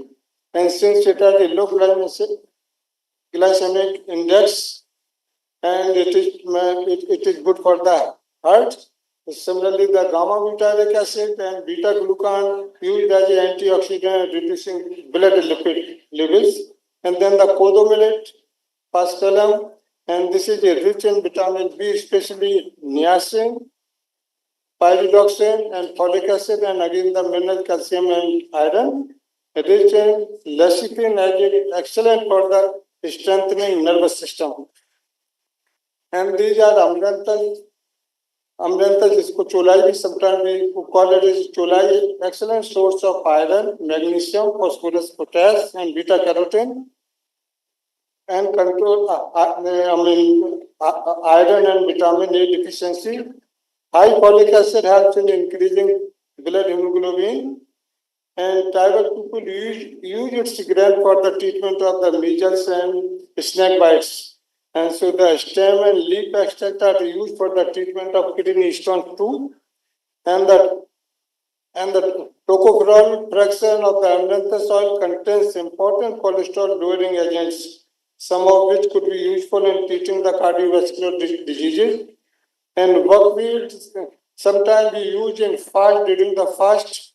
This is the same buckwheat, and sometimes we also call it kuttu. And basically, it is grown in high hills. It has a high protein and 13 to 15% rich in amino acid, lysine, vitamin B1, C and E, higher content of zinc, copper, and magnesium, rich in polyunsaturated fatty acid like linoleic acid and polyphenol compounds, rich in rutin and bioflavonoid that controls blood pressure and also multi-inflammatory and anti-carcinogenic property. Some of the challenges we are saying, because the second part of the talk is that what are the challenges in opportunity. The major competition of rice and wheat, and before some of the speakers told me that it contributes nearly 30 or 40%, but nowadays it contributes only 5% of the total food grain production. So the rice wheat are the two major crops that is very difficult to be replaced because they have a higher productivity. They can be grown even you have a lesser fertility, lesser management, and they will give you twice or thrice times higher yield than the millets. Similarly, the seed genetic biodiversity has been almost finished, and because of the rice wheat, even penetrated in area where the area the millet area was there, and therefore the seed is not available. So this is again the challenge: how to preserve the seed and genetic diversity of the millet. So that limited genetic disability is a neglected crop. All the breeders and those who are so the rice and wheat crops are very important. So people are working on making the breeding the variety for rice, wheat, and some other important crop, leaving the millets aside. And farmer, researcher, and policymakers, though it is not beneficial because it yields only 12 to 13, not more than 15 quintal per hectare. If you compare with the rice wheat, it is giving more than 50 or 60 quintal nowadays varieties we have. And so producing more, and that's why the millet is subsided. Lower market price, again, there is a no government support. It is, similarly treated like other crops. And so the farmers, once it is not beneficial, farmers will not grow. Lack of processing infrastructure, again, it requires much more process to make it food. And that's why we don't have much more. So the treasury is there and farmers don't want to grow. And limited consumer awareness. Moreover, the new generation and all the students sitting here, they prefer Maggie, they prefer momos, they prefer pasta, they prefer burger. They don't want the cookies, even some of the products they were prepared, they don't like. So because they don't understand how it is important, and therefore the limited consumer awareness is there, so it needs to be improved. Lack of awareness of the cooking technique, again, we don't know much of the housewives and the new generation, they don't know how it is cooked and what type of taste they have, what texture, how much they are important. Similarly, changing the consumer taste and income, inconvenience in their threshing. And again, it requires after harvesting, the threshing is much more important because the millets and the inaugural session, it was asked, what is the meaning of millet? So this millet came from the milli bird, isn't it? It means the thousand seed. In एक मुट्ठी में 1,000 seed आ जाए, and that's why it is millet bird. It was coined as a millet, and so low shelf life of the grain and fluid again, it has an important point. And so then the opportunity, how to improve it, and the challenges what we have, and similarly then they give the opportunity. Like a variety, we don't have a seed, isn't it? So this is a big opportunity. We make a variety, we breed a variety, giving a higher yield, equal or more than the rice wheat crop, then that certainly they will replace.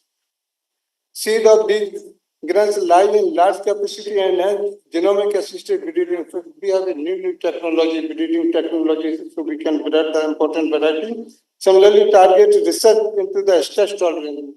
They are the biotech and biotech stress resistant crops, all the crops. They can be grown throughout the India, even though some of the diseases are there, and some biotech stresses are there. So if the important varieties come, then they may be taken. Professor Paul, two more minutes. Two traits that can help with the optimized production is, and similarly, on-farm lack of the knowledge and government support, so it requires the knowledge, isn't it? And similarly, the government support in form of the some of the area designated like China government, what China government is doing, which area is suitable as per the climatic requirement, and then the area is fixed, and all farmers are bound to grow that particular crop. Similarly, this policy can be taken here too, and the area can be specified for the millet production, and then it may be increased. And government policy in other way may increase the minimum support price and the procurement price, then again the area may be increased. And then again the wisdom of generation without the corporate and some of the and the participatory research, participatory market, and participatory seed bank. It may be possible through which some of the sole generation can be done, and wherever it is required, the production, and wherever the market, how much market is there, so then farmers can fetch higher income, and the seed bank may be open in different areas, so then seed may be available to the farmers wherever they require. And the processing again, so that we don't have the processing plant in India, particularly for millets. So slowly we are aware and we are increasing, and so it may be increased, it may be open at the farmer's door, and different agroclimatic conditions, then farmers can grow and it may be taken, and then it can be processed and value added, then only it is possible. Mechanized processing and popped and fluent soap, we have already told them, and similarly the market. Market is much more important for the higher income, and so the proper market facility, market infrastructure should be given by the government policy, and then it is possible. And policy support and different type of either seed conservation, system safeguarding, and the complete update, analytical food composition. And again, we don't have, we have just idealizing that this much of, and we have a different nutrient content, and so it requires grown under different climatic conditions and different agroclimatic conditions, and how it varies the nutritional composition and nutritional profile. Then again it will help, and then farmers will be convinced. And diversity production system, including through the subsidy, and government may provide some of the subsidy to either for cover cropping or some of the underutilized crops, and crop insurance again is not there. The crop scheme is there, crop insurance scheme is there, but these crops are not covered. So the small business development grant, like a startup, so it may be again taken promotion of millet consumption, and the government is doing so many programs. Different state governments are taking different programs for promotion of the millet production as well as the consumption. And for a healthy diet, public-private partnership is again required to encourage, to train the farmers, and again the new generation and creation and maintenance of the database, community organization and networks for the indigenous people, researcher, government, universities, farmers. Sir, please conclude. Okay. And so the new initiation again have been talked too much, so we don't need. And the conclusion, these are the important crops, they are nutritionally rich, and with the help of government policy and new public-private partnership, they should be encouraged. And particularly the new generation should be trained about the millets, how they are important for our food security and nutrition security. Then hopefully it will go up and it will increase in near future. Thank you very much. Thank you, Professor Paul, for this wonderful explanation of the nutrition profiles of the millets. Is there any question from the students? Yes, please. I don't have a question, Dr. Paul. I would like to know, since you are working in the Pandnagar University, which falls in the most of the temperate area. So these two crops, amaranth and the buckwheat, they are not having sufficient production in the country. Are you doing something great to bring it the production more to cater the requirement, or this is what I want to know? Yes, these amaranthus as well as the kuttu, both are very important crops, and our Uttarakhand hills, they are growing in Kharif season. And of course, the kuttu, particularly kuttu, and this is grown very higher hills and very little areas there, because farmers don't believe. If possible, if the demand is there, then certainly it can be put. Thank you very much. Next, we have Professor T. Skonia. And Professor Skonia is giving online talk. Is that right? Yes, sir. Agronomy unit of ICAR, AICRP. Probably topic would be related to the small millets. Is that right, ma'am? Yes, yes. So over to you, ma'am. And because of the time constraints, so can you please conclude your talk in 15 minutes? Is that okay? Yes, sir. Yes, sir. I will conclude. Thank you very much.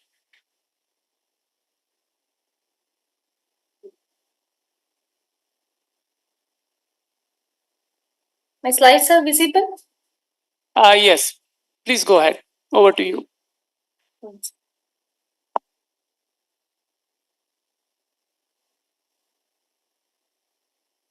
Good afternoon, all. Now I am Dr. Sukanya, working as professor and principal investigator of agronomy at a project coordinating unit, ICR ASR and Small Millets, GKVK, Bangalore. So I would be talking on accepting millets for sustainable livelihood. So millets are being called by different names. They are called as miracle crops, magic crops, climate resilient crops, and nutri-cereal crops, and now it is Shriyana. So we know these millets are they were having the history of 4,000 years, and in 65 and 66, the area was around 12.58 million hectares. Now it is the area is pointedly shrunk to 12 million hectares. So there is so much reduction in area, but interestingly, their productivity is 228% enhancement is there. So that is due to the introduction of high yielding varieties, fortified varieties, and along with the improved cultivation practices and also the initiatives from the government. So these are the factors which have resulted in higher productivity, so maintaining the modest level of production. So we have moved towards the market-oriented agriculture. So any farmer or any country, naturally, our interest is towards profit-oriented agriculture. So millets, they used to contribute around 20% towards the food basket. Now it is just 6%. So the because of the green revolution, so our preferences was towards the irrigation-based farming, where we neglected the millets.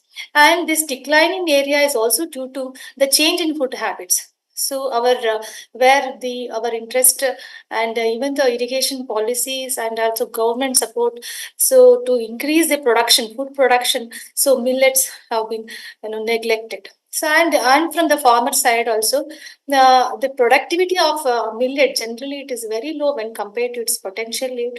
Almost there is a scope for enhancement up to 3 to 4 times of the what we are getting the production, I mean productivity, and also the post harvest operations. So more drudgery is required towards the post harvest operation. So this was also due to reduction in the area. So basically, how to enhance the farmer's income, that is most important. So the first and foremost thing is how to enhance the productivity. Productivity means production per unit area, and then by reducing the cost of production. So how to reduce the cost of production, whether by change in the management practices or by going for mechanization. These are the ways we can reduce the cost of production and the market opportunity. So we must ensure the farmer about the sustainable value chain, through group approach or FPOs, and also giving the marketing, better marketing opportunities. So by this way, we can enhance the farmer's income. So what is the current state? So now these millets are being grown by marginal and small farmers, where fragmented holdings, maybe a maximum 2 hectares of land is available, and the usually the millets are being grown in the rain-fed season, that is Kharif season. So seasonal income and employment and risk of crop failure, because it is rain-fed crops purely grown under a rainfall. So that is why the climate change, that is also one reason. Then increasing cost of production, every year there is escalation of prices, so which results in increasing the price of the inputs, and also single commodity farming. So then horizontal expansion, as we know, the land, the productive land is being diverted for some other agriculture purpose. So there is very less scope for horizontal expansion and shrinking of resources base. Then percent dependence on agriculture is coming down. So then the fast changing climate. So this is the current scenario of our, global towards the millet production. So India is a producer. India is a top producer as well as consumer, and we also stand second in the export of millets. Then the sustainable development goals, these are actually set up by the UN. So by millet cultivation, this actually fulfills 6 sustainable development goals of zero hunger, good health and well-being, sustainable cities and commodity, by way of integrating millets into urban diets. Then responsible consumption and production. The millets, these are the crops which can grow organically. So with very less fertilizer, with very less inorganic inputs, we can grow millet sustainably. Then climate action, they are having very resilience to climate change. They can withstand the temperature, and they can withstand even salinity and alkalinity also. And they are most highly suitable for dry and semi-arid areas. So these millets we can grow from 0 meter above mean sea level to more than 2000 meter above mean sea level. And one more important thing is this can be grown in all types of soil. Only thing we require is a good drainage. So that is important. That is why they are having very diverse economies. Then this particular one picture can depict the entire scenario of our system. See, one nutrient is missing, then whole system will collapse. So we must always ensure the system with integrated nutrient approach, that is holistic approach. So here nutrient removal from soil. So there is a gap between removal and addition is widening. So we must bridge this gap, and every decade the grain yield per kg of nutrient is drastically coming down. So then every decade there is a deficiency of nutrients, we are witnessing. So these are the, with respect to the nutrient in our system. Then why we promote millets? So most of the questions being answered by previous speakers. They are the climate resilient crops.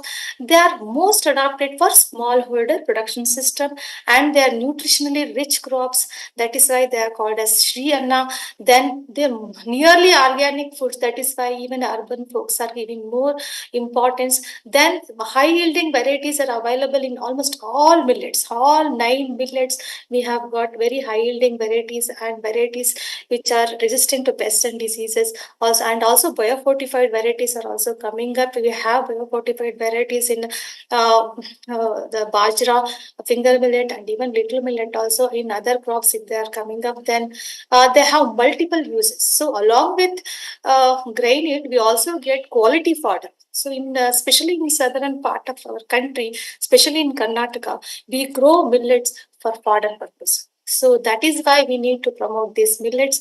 And we have centers across our country, 14, especially under small millets, 14 AGRIP centers and more than 50 voluntary centers are there. So we usually conduct every year frontline demonstration to demonstrate the technologies which are being developed at AGRIP system. So varieties along with the improved packages. So with that, we could see there is 40 to 50% yield gap is existing at farmers' field. So there is a scope for enhancing the productivity an extent of 50% at farmers' fields. And then these are the special characters, and they almost 90% of the millets are being grown under rain-fed region. So that shows the suitability of these millets for rain-fed agriculture, and these are consistently dryland cereal, and they adapt for harsh, hot, and dry environments, and they can grow under various soils. And important thing is agronomically they are very shorter in duration. Around 70 days we can harvest one millets. That is why they mostly fit for cropping systems. So this, as I said, Rajasthan, which is having very lesser rainfall area, when rainfall, then that is why bajra we can grow sustainably. Then sorghum, finger millet, it can sustain to alkalinity to little extent, and even the foxtail millet and little millet also to even waterlogging also it can withstand. So these are the special characters of millets. And agronomically to how to enhance the productivity. So these, they show the response towards inputs. Though we say they are very less, they need very less nutrients, but they show response. And with the seed treatment also, we can enhance the yield. And timely sowing or planting is very important. Because of that, we can, we enhance the yield. Then plant population is very important in any crop to have a higher yield than weed management. So weed and moisture, though we say they are climate resilient crop, they also need moisture at critical stages of crop. For example, for millet germination. So other than this ragi, so other millets have harder seed coat. So to germinate, it requires minimum moisture level. For that, we need moisture at critical stages. Then pest and disease. Even though we say they are environment friendly crops, the usage of pesticides or fungicides is lesser.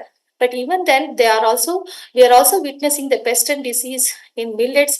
In pest, shoot fly incidence is higher towards the early establishment of the crop. Then timely harvest. Timely harvest is very important, and millets. Otherwise, bird damage is severe. So that is why even farmers are losing interest because of this, bird damage and pest and disease. And agronomically, we have conducted several researches or trials at AGRIP centers. So few I would like to mention. Then Guni method. Guni method is a system like square planting method, then use of liquid biofertilizer. These are some of the trials. So liquid bio consortia, where it is containing the strains, the microbial strains of nitrogen, phosphorus, and potassium, and also other things. Then conservation agriculture and cropping system, we do have the trials on this. Then foliar application of nutrients, the water soluble fertilizers, and also the nano fertilizers of urea, nano urea, and nano phosphorus. Then mechanization. We also conduct trials on this and contingency measures. These are the thematic areas we have been conducting the research at AGRIP centers. So, for example, systematic intensification of ragi. So we have conducted this particular trials for 3 years, where the seed requirement is almost 70% yield. Seed requirement is lesser, then almost double the yield we can get by just going for some management manipulations, then spacing, then pest and disease incidence is very less. And at this Guni Ragi method, it's also in Kannada, we call Guni Ragi. So that is pit cultivation, then chemical fertilizer requirement is very less, and only with only organic menus we can grow ragi very, very sustainably. Then tillers number here in per one hill, we can expect around 30 tillers. Then so these are these we conducted across country. So then almost double yield we can enhance. So these are some of the pictures where we conducted this. We can see the root system, the girth of the stem, and the yield and 2 more minutes, establishment. please. Yes. So this is the Another liquid 2 minutes. consortia. Sir? Yeah, I'm saying another 2 minutes, please conclude. Okay, this is one of the experiment where we conducted foliar application of nano fertilizers, and we also conducted sensor-based irrigation. So just by varying the irrigation level. So if we go for sensor-based irrigation, we can definitely enhance the yield. At the same time, the water usage, so it will be a 50% down. Then integrate intercropping finger millet and pigeon pea also we promote in small millets area. So here also we can enhance the yield and also lessen the risk of farmer. Then SSNM this is also very site specific nutrient management. Instead of going for blanket application, if we go for scientifically, then we can reduce the input usage, that is reduce the cost of production with a higher yield. So mechanization, we also conducted trials. So with this, we can reduce the labor usage and time usage up to 90%. So these are the varieties which have been released for cultivation from our Eclipse system. So in across different states, we have developed different varieties, and Karnataka is a pioneer state which have contributed towards the research and development in small millets. So these are our Bangalore Center. Equip Bangalore Center is a NAG, that National the Germplasm Center. We have around 10,000 excisions, and besides varieties, we have also developed the technologies in crop production as well as crop protection. So along with this technologies, we also have developed the value-added products from our university. These are 7 sutras already been explained by previous workers. So these are the future thrust areas. So we have to work on small machineries since these are grown under small holdings, then moisture stress.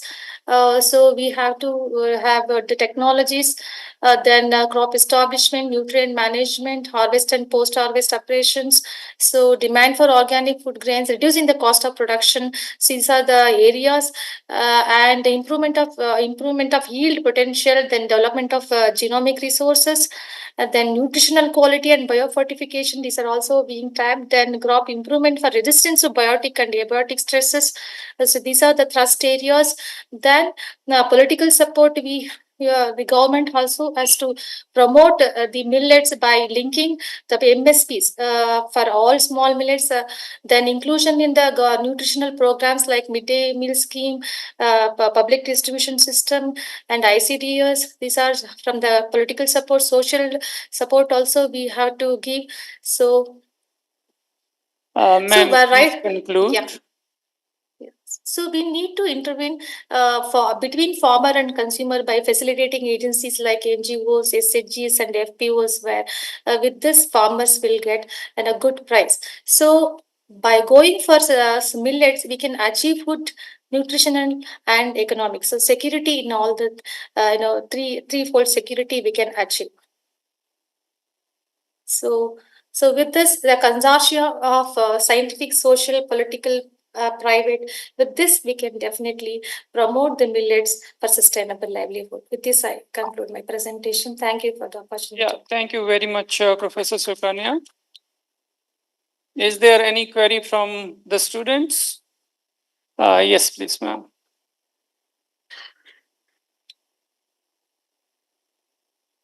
Thank you, madam, for a very nice presentation.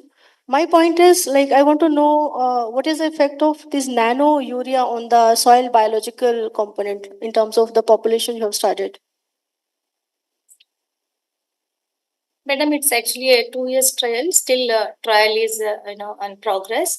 So there is not much difference in the microbial population. There's not much microbial population, and we could reduce the inorganic nitrogen. If we go for nano urea, we can reduce the inorganic nitrogen up to 25%. This was the result, and there is no difference in microbial population. Okay. So is there any study Still on it the, is on trial. Yeah. Okay. Is there any other like study on the nitrogen fixing population? Or So it's that is what no. We couldn't find any difference in even nitrifying bacteria also. Okay. So still it is on trial. Still it is in progress, madam. Thank you. Maybe in another year we will come out. Ma'am, you have shown that the liquid biofertilizer application is very much beneficial in millet production. So, Yes. like, is this very much responsive than the general cereal crops biofertilizers in the Millets. millet applications? Yes, they showed good response. They showed good millets, especially the finger millet, foxtail, and little millet. They showed good response. Good response. Like, is there any quantified data that how much it is more responsive than the cereal crops? So generally, like other crops, like maize and other crops, these crops are also responsive towards the foliar application.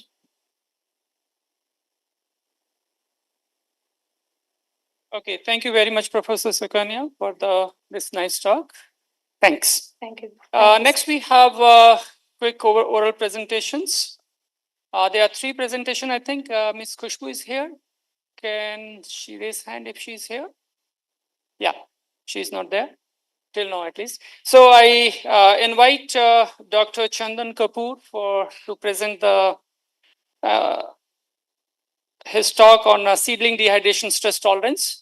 My request is that please skip the introduction and just keep it to the results for probably 3.5 minutes, 3 minutes, and that would be good. And as because these are scored, these are going to be scored, so it would be great if you can Yes, sir. I will try to. be on the time. 5 minutes, I will try to.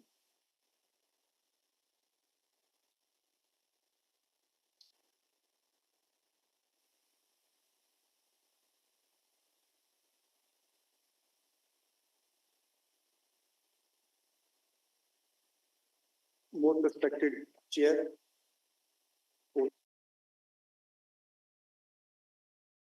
I will be describing very brief the research work we carried out in our institution regarding the one of the most abiotic stress causing to pearl millet. As you know, much has been said about the pearl millet. Actually, pearl millet is the lifeline crop, you can say, for both feed and fodder. And it is the major contribution to the millet group, pearl millet. The irony is that we say it is a drought tolerant, but the major stress causing major economic losses to pearl millet is drought, because most of the area, more than 50% or 60% of the area under pearl millet is in the A1 zone, that is less than 400 mm rainfall. So it is highly prone to drought, causing a very significant losses in yield, grain yield as well as fodder. And forget about the harvest, the establishment of the seedling itself is a major challenge to the farmer. So what we find, we didn't find any literature, we didn't find any scientific studies. So we carry out this study to look what germplasm we have that has a high degree of tolerance to the seedling stage. So we move forward with the 2 objectives. First one, to screen the germplasm we have, that is we call association panel, and then we identified the tolerant germplasm we have. Okay, so we have a panel we call pearl millet inbred germplasm association panel. That is a panel of 250 lines we have. These are inbred lines which we procure from ICRISAT. So this represents the whole global diversity of the pearl millet. So this is around 250 we have. So we standardize the technique through hydroponics, to which is called seedling dehydration. So 250 we carried out we have a phytotron facility at IRI. So we have standardized this technique for pearl millet in 2024. So we we also developed the scale for that, to how to store under hydroponics conditions through seed dehydrated method. So we have a 5 scale, 0, 1 to 1.5.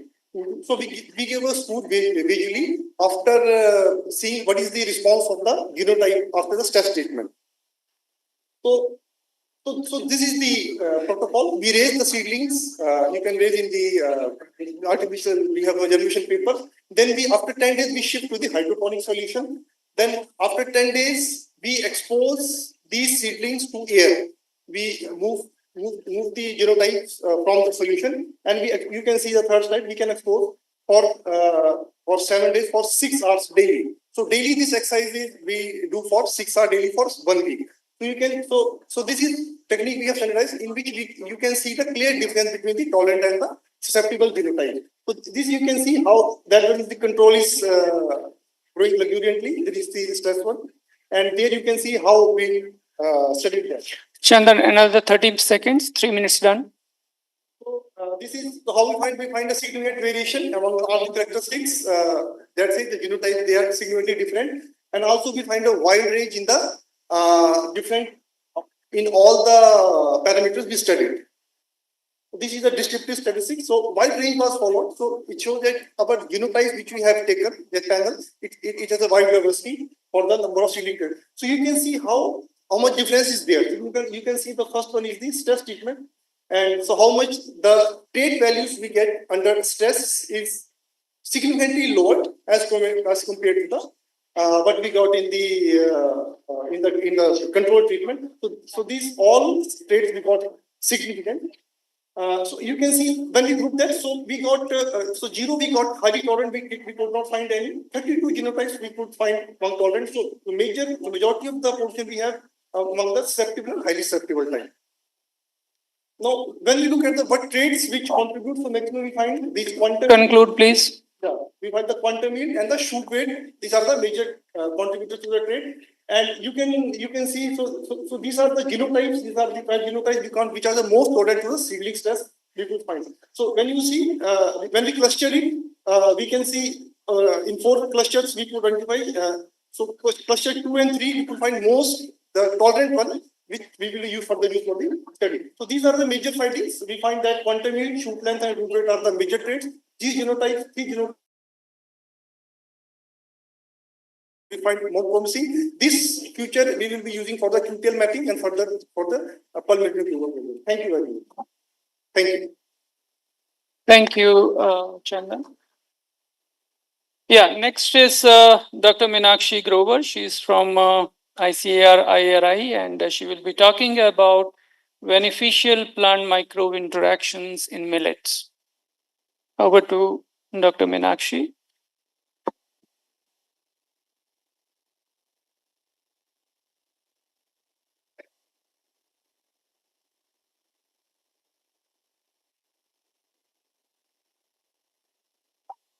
Is Khushbu here?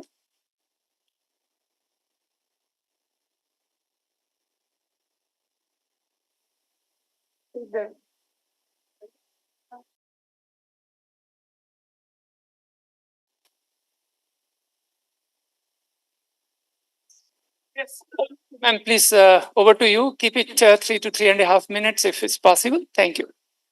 Namaskar and good afternoon, everyone. I just want the attention of the students, please, because my talk is more like student oriented. I'll be discussing the very important, because since yesterday we are discussing the importance of millets and what is their nutritional value, nutritious cereals, climate resilience. But this important aspect Dr. Sukanya has mentioned is very, very important. So I'll just, the nutritious cereal and the climate resilience, the 2 keywords plus the opportunities with the government of India putting so much effort. So the projections are very scary. So we can have different strategies. We can have biotechnological tools. We can have agronomical practices, and then we can have microbiological interventions, because plant and microbe are in continuous interaction. There is no eukaryotic system without a prokaryote as an associated. So it's very, very important we can exploit this interaction in a positive way. So the useful microbes, they are playing very, very important role. And another very enormous potential, this industry biostimulants, which also includes cell-free microbial products as well as beneficial microorganisms as per our fertilizer control order with amendment recently. So microbial biostimulant, they are the microbes which such as PGPR, endophytes, which when applied to the plant, they affect the plant in a positive way, affecting the physiology of the plant.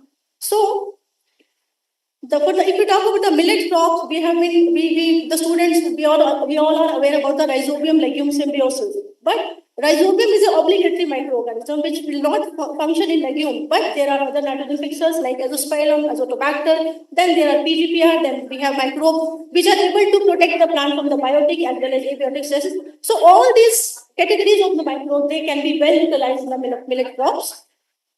So these are the traits which we can use, which we look for the microbe. It can be either the nutrient solubilization or mobilization, nitrogen fixation, biocontrol, then stress elevation, and ultimately the purpose is yield and the quality parameters in the produce.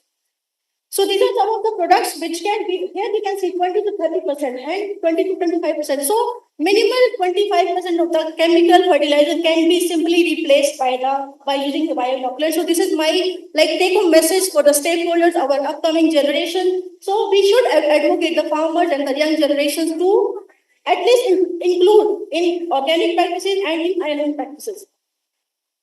So I have compiled some, not much information available, but still there are studies from our group itself that microbes, they do work in the millet crops.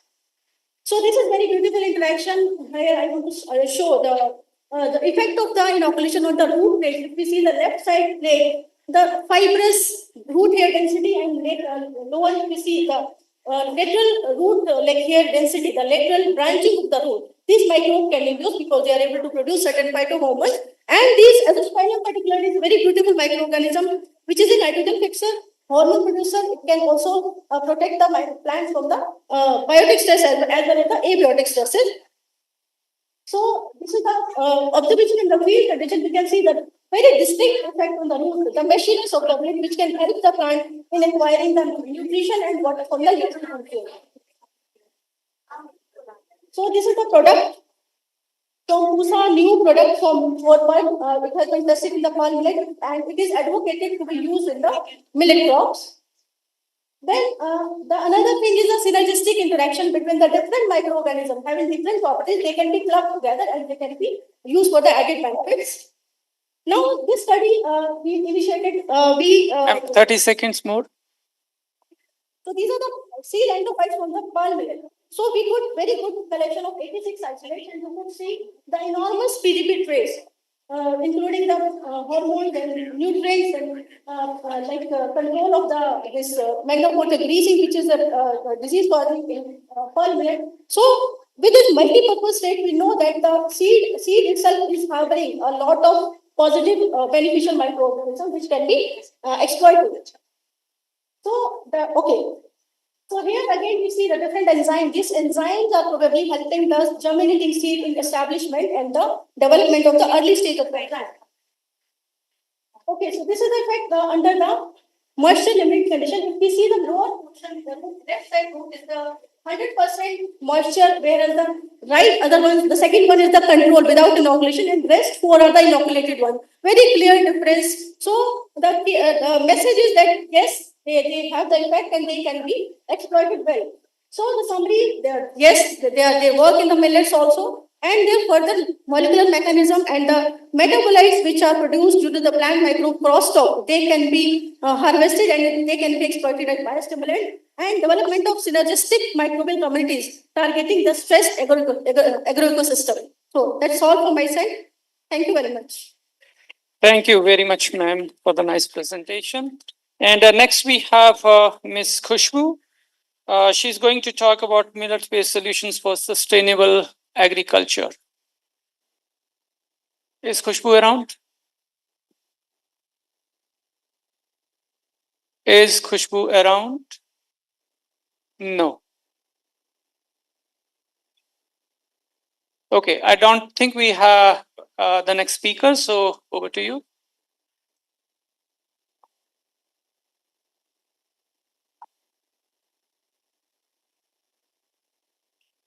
Announcing, huh? She's not there.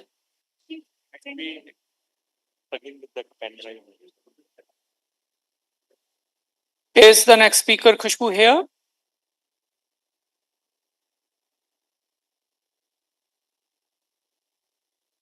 Is she here?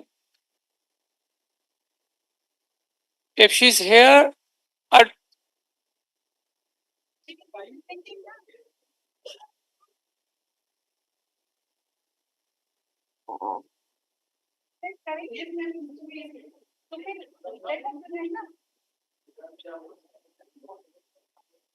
yeah, next speaker is here. Just wait for, I think, technical glitch. Wait for a few more seconds.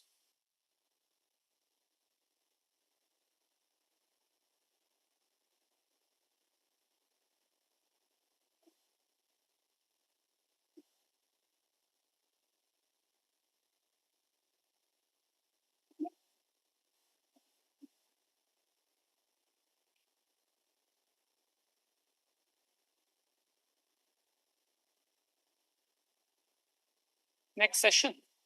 Okay, so over to you, Dr. Singh. So, thank you so much. Thank you all speakers. Now this is the time for like felicitation. So first I would like to invite our chair of the session, Dr. Manoj Sharma sir. Sir, please come forward.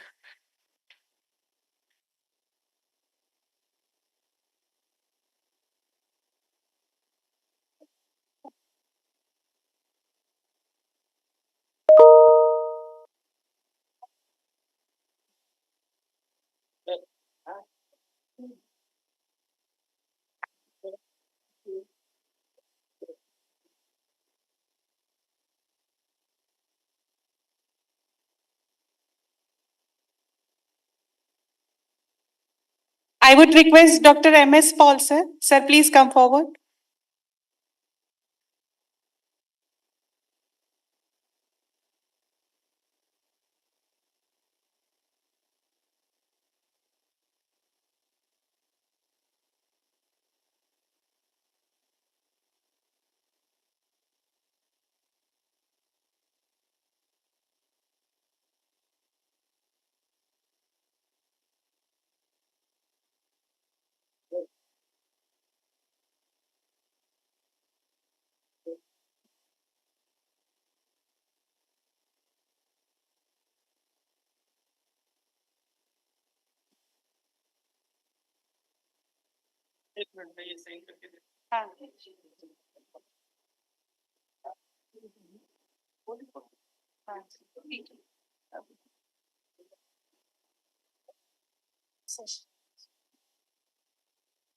Sir आपका track 3 है हाँ track 3 है अच्छा तो अभी track 3 पे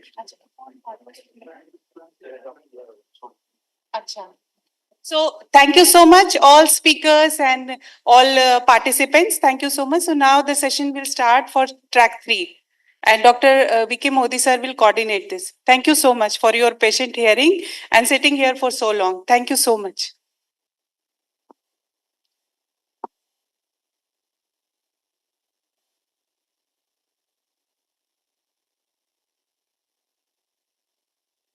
अरे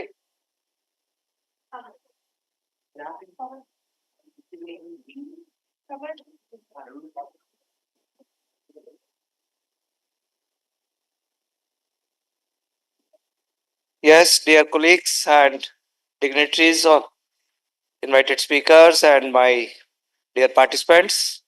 Now we'll proceed with the track 3 and this is a very important session which deals with the millet processing, which is the key of the your millets. Without processing, we cannot proceed with anything to make it more eatable or in product development. So we proceed with this session, and Dr. Swami will take care. So I invite Dr. Swami to proceed with the session 3. Dr. Swami. Good afternoon, everyone. I am Dr. Shami Chakravarti from the Amity Institute of Food Technology, and it's my pleasure to welcome our distinguished guests, esteemed colleagues, and enthusiastic students. Today, we embark on the second day of the International Conference on Millet Fusion. With the blessings of our founder president, our honorable Vice Chancellor, and the Chancellor, sir, we are commencing track 3 of this prestigious conference. I invite Professor Dipti Guha, Professor of Department of Textile Technology, IIT Delhi, to chair the session. She will be joining soon. So we are inviting our first speaker.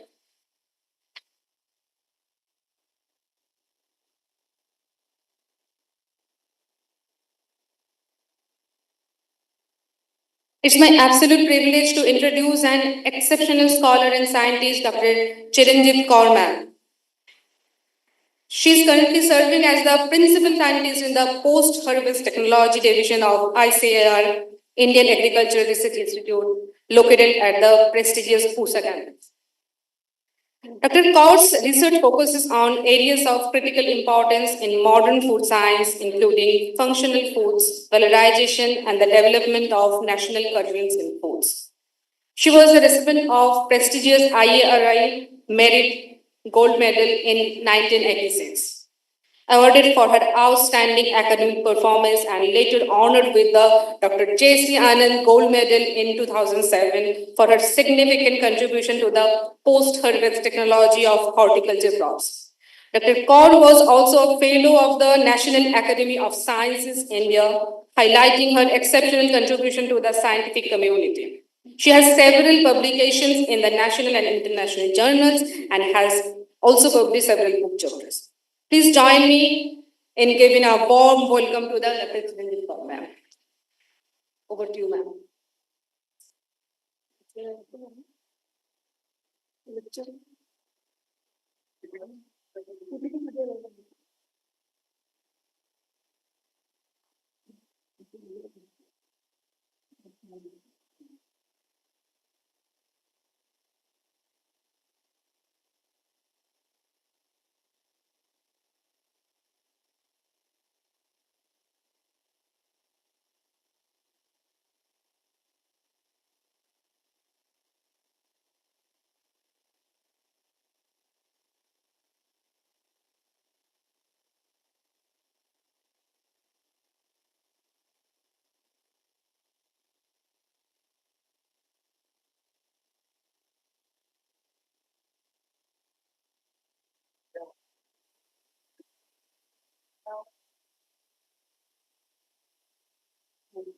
Very good afternoon to all of you. My topic for presentation today is modifying functionality of millets for designing healthy foods. But I find there are very just few participants to attend, but it's okay. I think this is also a good experience.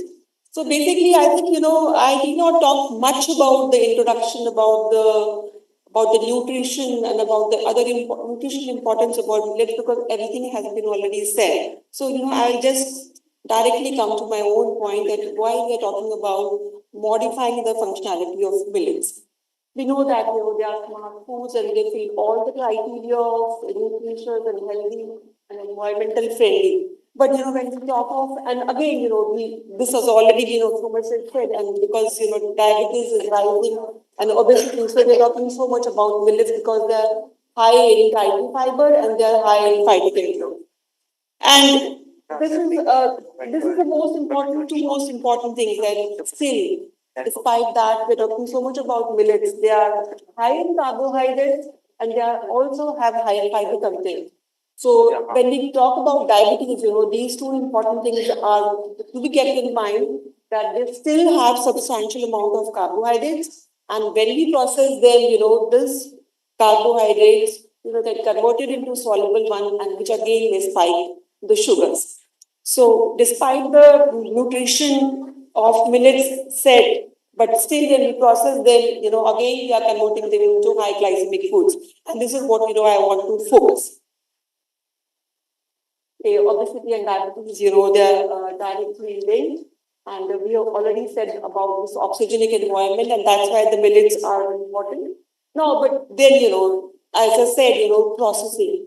So we need to process them, and there has been a lot of presentations maybe about converting them into some cookies or baked products or making pasta. But then, whenever we process them, the carbohydrate that is rapidly converted into rapidly digestible starch, and this is what which spikes sugar, which is the major reason for causing diabetes. So whether it is the cereal or it is the millets, the moment you touch them, the moment you process them, this is bound to happen.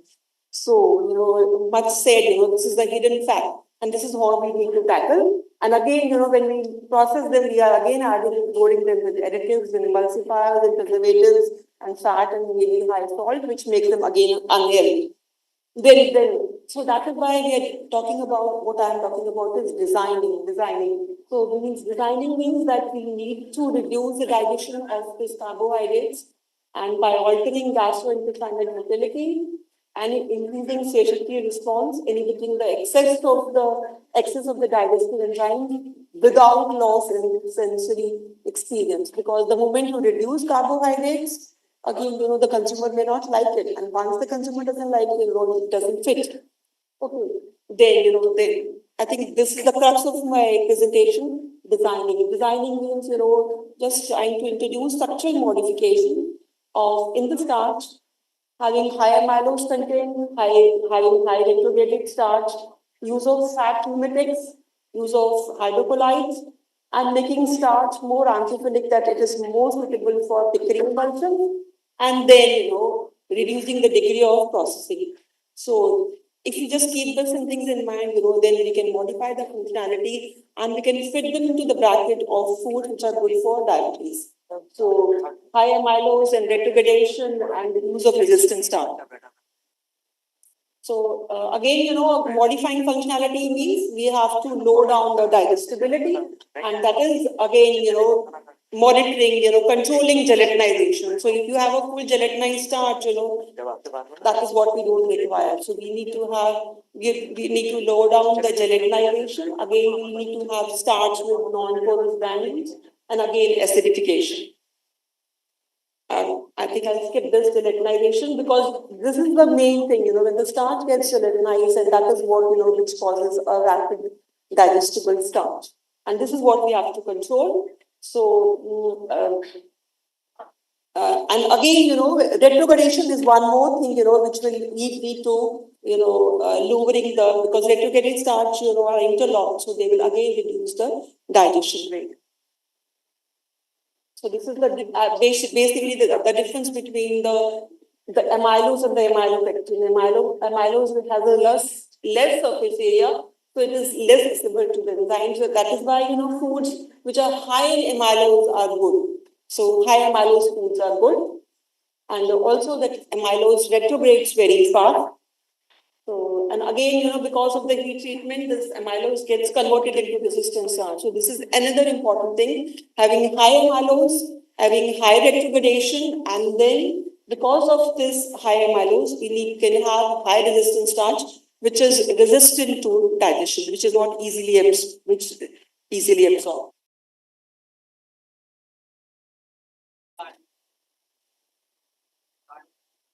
These are the foods, high in resistant starch. The green bananas, apart from again lentils. So again, we can again the third important, the last point is that is controlling the degree of processing. Because, like as I said, the moment you touch them, you convert the hard coat into more digestible starch. So we have to reduce the degree of processing, not go to the extreme extrusion processing, and monitoring, controlling the moisture content so that you have more of amylose, you have more of resistant starch.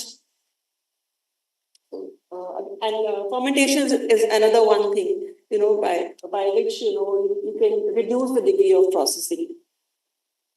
So again, so that, as I said, reducing intensity of processing using low temperature so that we can control gelatinization. Lesser the gelatinization, less will be the digestion of the starch. Another important thing, which is coming, in science is that because of the processing, there is a formation of Millet reaction products, and these Millet reaction products also add to the nutritional value, provided the Millet reaction is controlled. Again, there is no formation of hydroxymethyl furfural and acrylamide. So again, we do talk about extrusion processing, but again, extrusion processing again there needs to be controlled because if you have high moisture, then again there is a more formation of resistant starch. So that is just I was just trying to explain. So I think I'll end my presentation with saying that the most important thing is that the delay in starch digestion in starch-rich foods, whether it is cereals or it is millets, is based upon modulating the starch structure and preserving structure of plant tissue and modulating the Millet reaction. And of course, minimal processing is the best. In this regard, germination, parboiling, and fermentation and domestic cooking, are the methods, best if you want to have the health benefits of millets. So, needless to say, there are so many products in the market, but the consumer doesn't know. Consumer only understands only one thing that millets are good, but the inside story is different. They all have highs. They have the glycemic index is high because they have rapidly digestible starch. So unless and until you understand this, that millets can be healthy, processed millets, provided they have high in amylose, they have high resistant starch, and they have high reactivity starch, and the processing is minimal. So I think domestic cooking, is the best form of taking the most best benefit from millets. So germination, you can do fermentation, and you can make some porridge. That's it. Thank you so much. And yes, and the last thing is the use of hydrocolloids. Because when we are reducing the content of these content of the starch, now we can use some other hydrocolloids like pectin. We can use gelatin, which again give you the same kind of feeling of starch because they increase the viscosity and also they give you a fullness. And pectin is in this starch the best thing because the combination of carbohydrate with pectin, again the carbohydrate content may be high, but if combined with pectin or the dietary fiber, again it modulates the absorption of starch. So the glycemic index or the sugar spike will not be there if you have a high pectin-rich food. That's it. That's the crux of the story. So taste versus health, it's the consumer choice. Thank you. Thank you so much.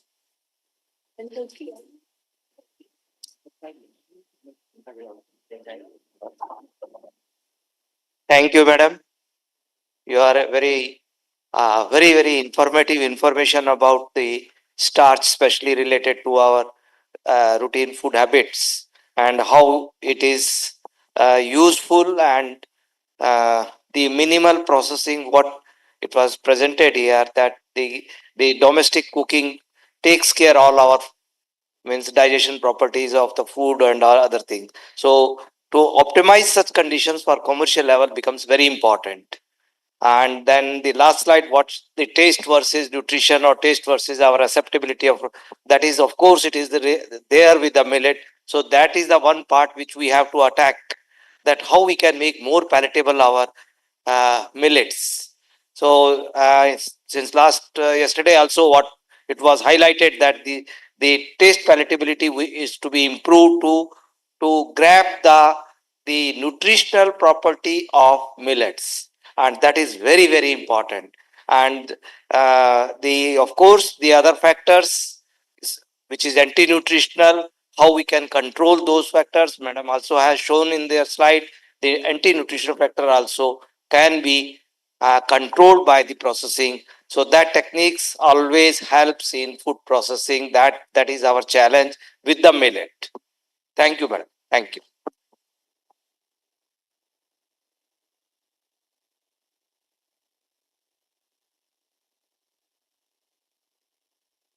Thank you so much, ma'am, for sharing your knowledge and thoughts. Moving on to our next speaker of the track. It's an honor and privilege to speak about a distinguished individual who has significantly contributed to the fields of food technology and the bioresearch research. Dr. Mahesh Gupta. Dr. Gupta currently serves as the principal scientist at the CSIR Institute of Himalayan Bioresearch Technology, Palanpur. where he leads groundbreaking research focusing on the development of functional food and nutrition for health and wellness from underutilized and unexplored Himalayan bioresources. Dr. Gupta has completed his PhD in food technology from the Defense Food Research Laboratory DRDO under the University of Mysore and has done postdoctoral research from Dublin Institute of Technology, Dublin, Ireland. He has 71 national and international publications, 9 book chapters, and 5 patents. Please join me in appreciating and celebrating the extraordinary work and achievements of Dr. Mahesh Gupta. Over to you, sir.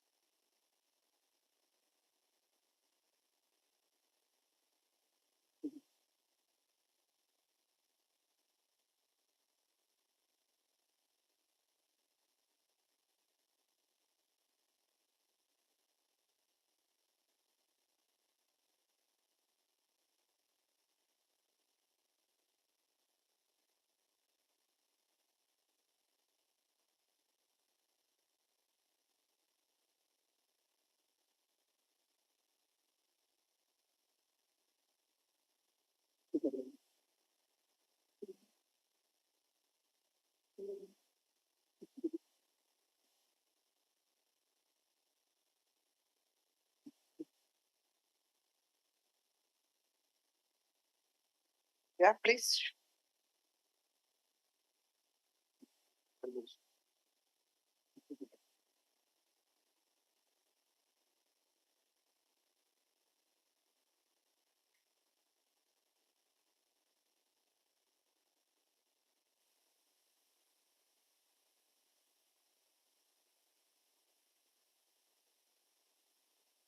Thank you, madam. And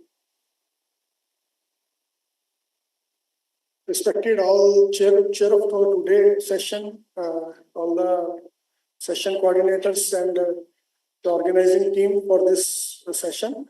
So thanks for giving me a chance to share my research outcomes as well as my thoughts for this Millet's current and future prospects for value addition for this today's session. First of all, I will more importantly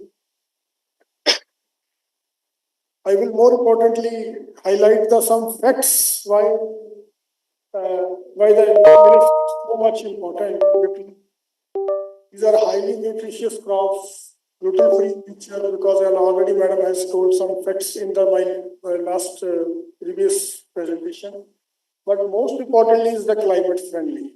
That is the factor where we can see how the lesser energy and water footprint will be the cause of cultivation of this type, all this millets as well as different crops under this area. Most importantly, we will found that it will require 70% less water than rice and other crops. And this grow in half the time of wheat, need 40% less in processing as well, because it's a small grain. It will be require less energy and as well as unit operations to process these crops and require not a very specific soil conditions to grow. Most importantly, we will found that as 2023 is the International Year of Millets, but before that and after now, in 1.5 or 2 years, we will found that before that there is a very less consumption due to lack of public awareness and limited adoption of these millets in the different food products. There was a market main price issue because price was so high before, because 200 rupees to 300 rupees kg will be the price before 2023. But now after the awareness and after this millet years, so we will get it with a very reasonable price and throughout the India. And consumption issue was one most important because digestion as well as the nutrition absorption was the problem, which is during the research and development now anti-nutrition factors can be reduced from during processing and after processing as well. Then during this after 2023, so there is a lot of innovations and innovative products are coming in the market now, and it is easy to available so that there is an alternative source of nutrition as well as diet pattern can be adopted by the all household and in the India.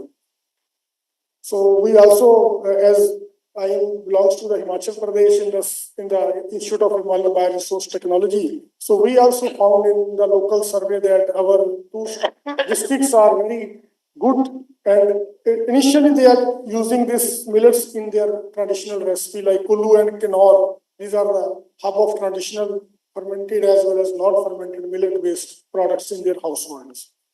This is the local varieties which is available in our Himachal Pradesh and Uttarakhand region of this Western Himalayan.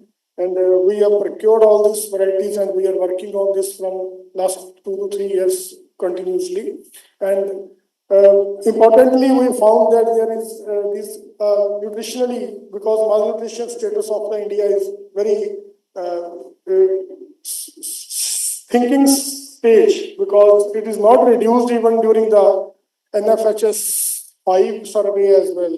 So India become the second malnutrition society, means malnutrition population in the world as after China. So we in Himachal Pradesh, we found that we procure the local variety and we found that there is a good chance for developing products which is rich in iron, calcium, protein and fiber, which is we have done and compared with the rice and wheat of the region. How we found that we can revive the economy, because value chain is most important. We are always telling that there are so many millets are available in the market, but how we can process it, and after processing, how we can make a different type of products out of that, which will be the secondary processing enhances the value in the millets, because this is most important from all the aspects by the marketing point of view as well as startup and incubation point of view. In India, as presently there are more than 500 startups, and government also initiated to invest more than 6.2 crores in different startup schemes through the state as well as central levels. And also there are so many products are available in the market in this field. Government initiatives already I have discussed with different system, but most importantly, one part is their distribution of millets for midday meal, because we are also engaging, our institute is also engaging with midday meals scheme, or even we are also Poshan Abhiyan program of the Himachal government, where we are supplying this. Our startups or our technology partner are developing a product through our technology and supply to the midday meal as well as to the Poshan Abhiyan program to the children. So we have a very good results out of that from these products. These are some products we have done at our IHBT. That product is ready with us, and already we have to transfer the technology to various industry and startups. Like a beverage mixes, we have a different type of multi-millet as well as single millet in the different formulations. Ready to eat bars, snacks in the form of snacks. Ready to eat cooked noodles as well as khichdi and dalia as well as canned foods, which is available in our technology is available at our HBT website. These are the products which is a very good silent few. I have given the example that there is a good USPs of these products, which 40 to 50% of at least the millet ingredients as well as it will cater to 25% minimum RDA value of fiber as well as protein, iron and zinc. So this is a good candidate for the protein malnutrition and anemia malnutrition. Instead of that, we are also working on the peptide area. So we have local millets varieties. We have seen that this is very good for health benefits. So we have done the peptide extraction of protein, hydrolyze it and peptides, which has a very good oil absorption capacity, emulsifying capacity and emulsion stability. That can be good for arthritis as well as one or more disease we are doing in the in vitro animal model system. So we also done some publication in this regard and in different research way. And this Poshan Abhiyan program, which is I have giving you the example that we are completely collaborating with the Directorate of Women and Child Development, Government of Himachal Pradesh, and we have already signed a MOU with them, and we supplying our startups and technology partner is developing a product, already developed a product at a commercial scale level, and they are supplying to the millet to the children of 3 to 10 year age. And we found that there is a very good results, and there is our second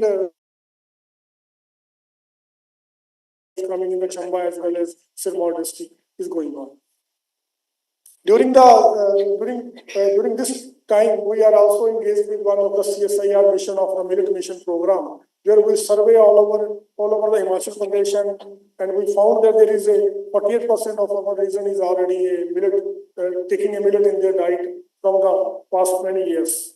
So these are the varieties which is available in our Himalayan region, different varieties with the different cultivar names as well, that we procure, we analyze their nutritional as well as all the contents which is available, which can be a good candidate for the different type of food product development. One is the most important good example. I will show you that whenever you will visit to Himachal Pradesh or somewhere, there is always a beverage. This is the ragi beverage, kodra ki chai. Kabhi word suna ho to you can remember. It is always served during the many events as well as during the festivals time. So this was only the household recipes of the ragi millets development drink, but we have organized this into such a way it can be now in the form of complete organized process, and thus any industry can be take up this into a market level in the form of sachet or in the form of some drinks. So we have done all this product into an animal study for the nutrition point of view, how it will be affected with your amino acids profile as well as with your body, how to gain the body weight by using this type of product. Another is the millet panjiri, which is another good product which is locally taken by all this north region, but millet-based panjiri is not available in our local recipes and local products in the market. So we have developed different formulation and compare with the wheat panjiri like ragi panjiri, jowar panjiri, mixed millet panjiri, and high protein panjiri. We have developed all these products, and we have done all the activities to see the nutrition as well as their health benefits. Already we have done in vitro animal model system all these studies. So we have found that there is a good gain of weight, and also some histopathology and gut microbiome analysis are also going on. The same product will definitely be coming to the market. Many other products we are also initiated with chilra mix, pancake mix, soup mix, kheer mix, and some of the products which is already, but it is available in the market, but it's not in such a way that it will give you a good nutrition with the composition analysis, and USP of the product should be on your table.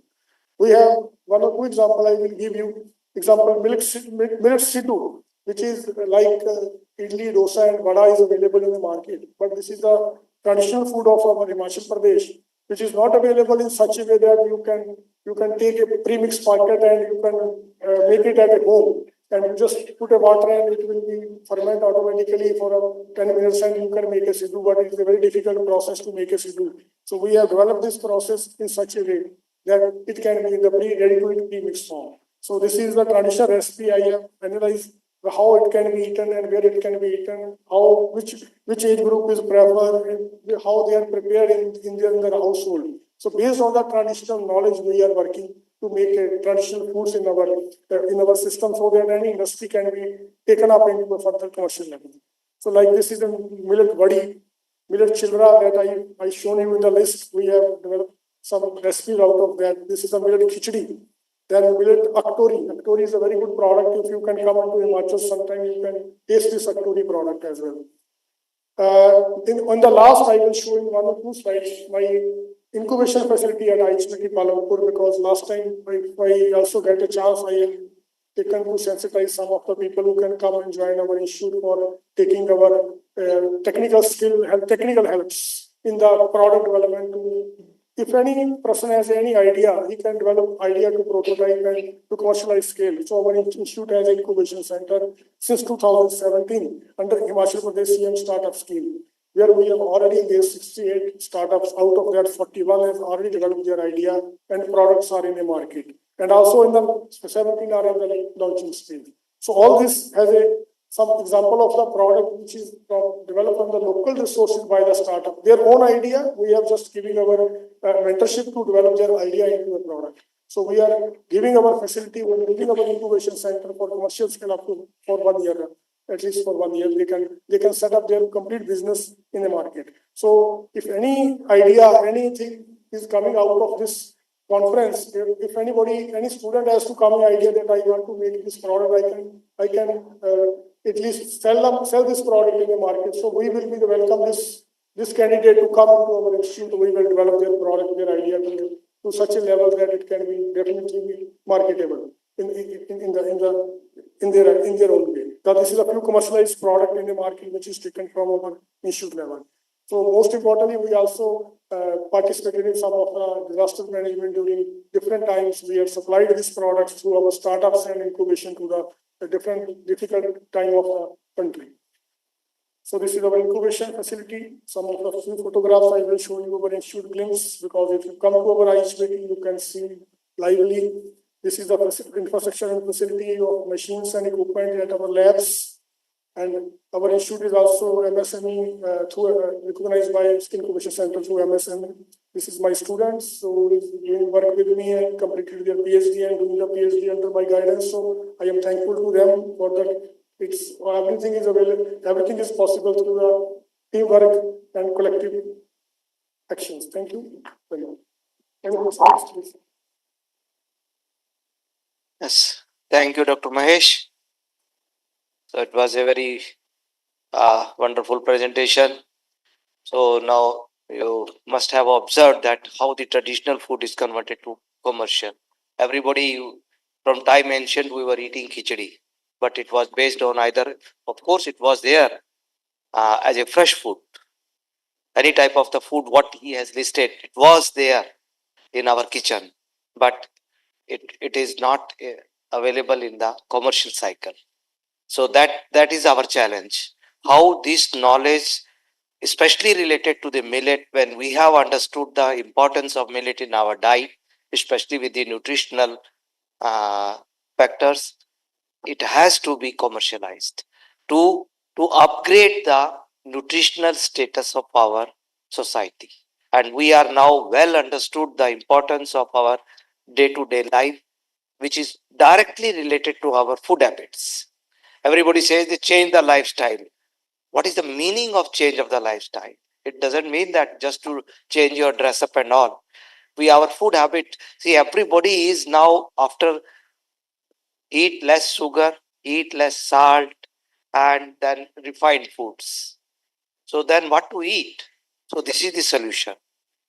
This is the solution what to eat. So now we should look into our own meal, which has lost from our present meal. It was there.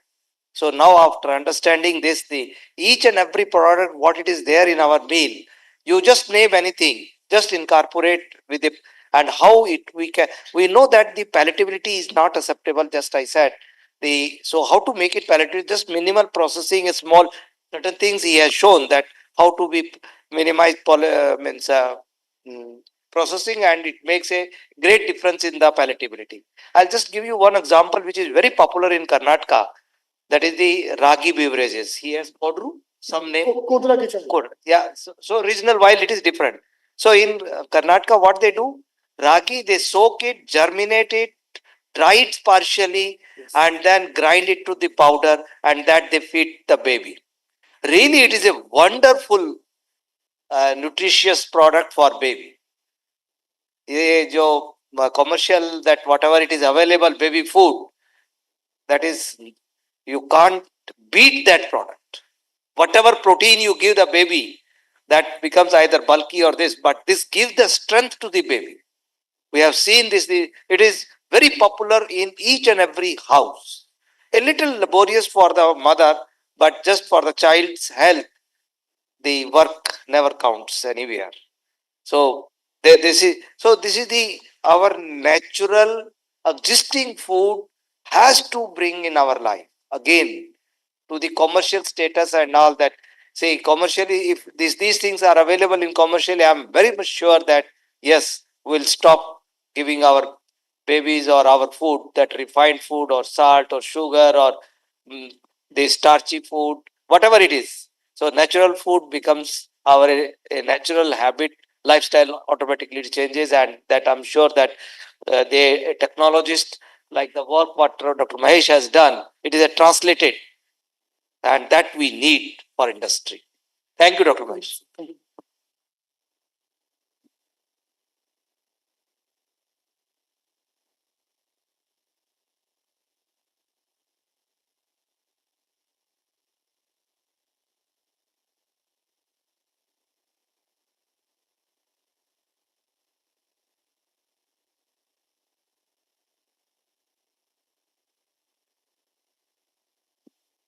Thank you, sir, for sharing your valuable knowledge with us. Now, moving to the oral talks, I invite Mr. Deepak Joshi from National Institute of Food Technology, Entrepreneurship and Management, Kundli.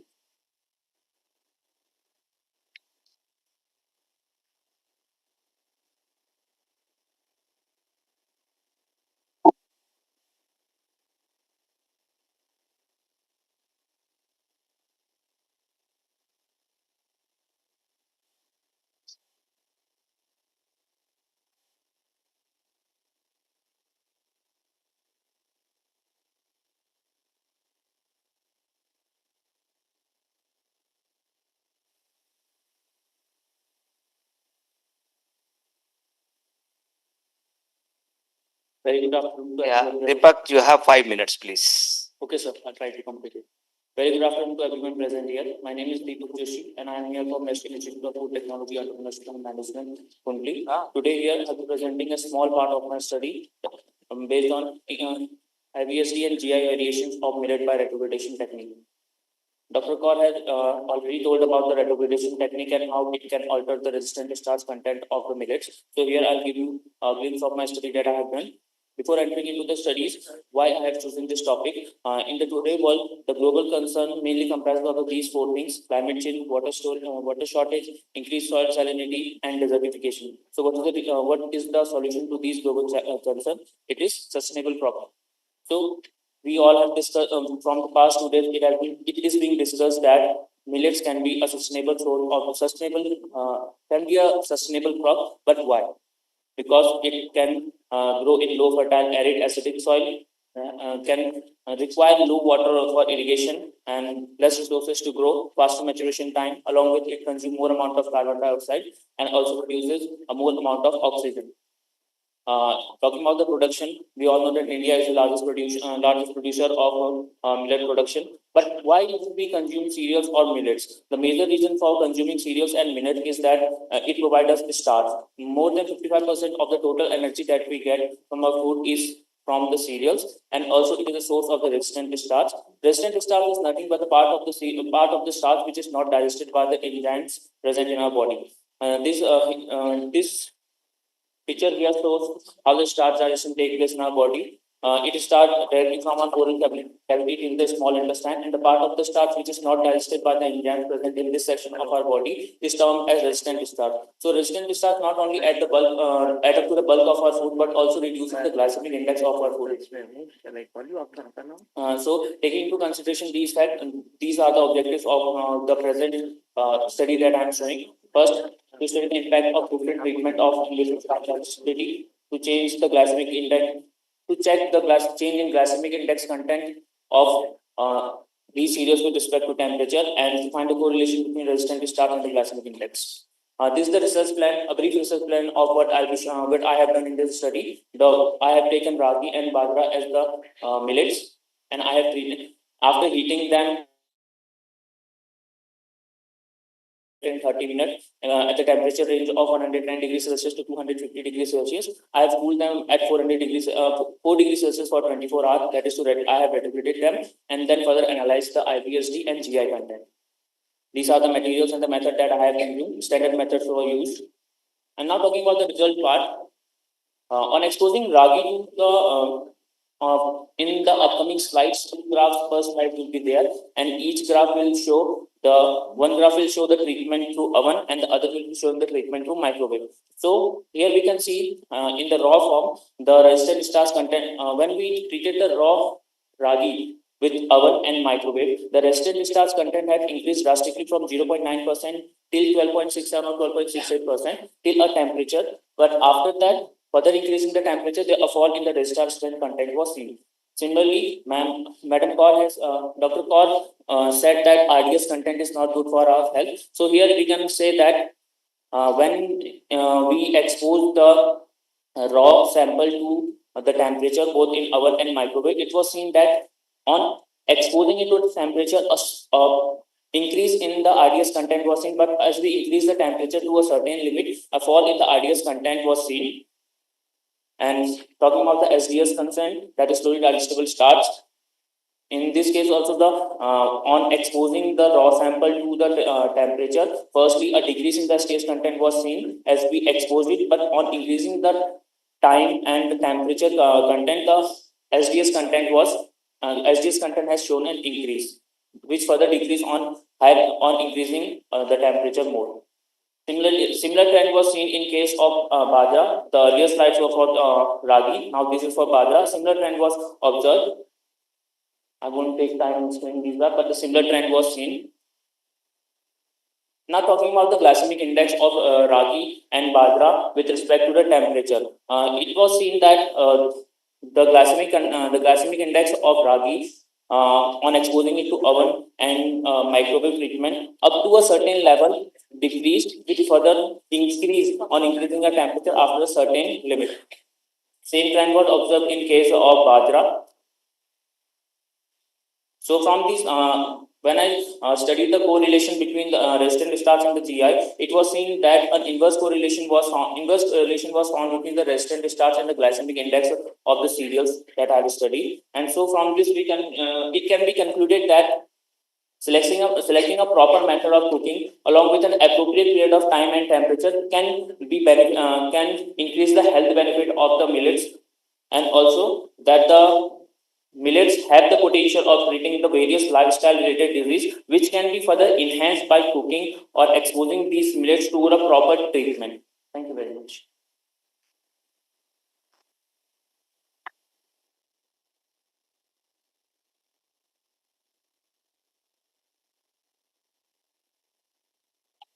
Thank you, sir. Now I invite Ms. Khushbu from Sharda School of Basic Science and Research, Sharda University, Greater Noida. Ms. Khushbu.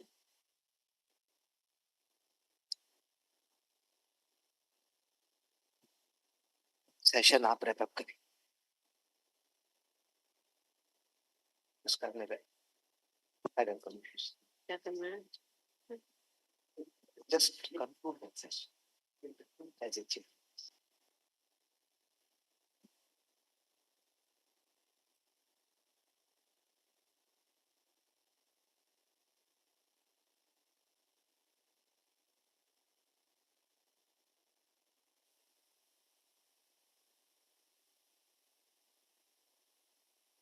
Hello.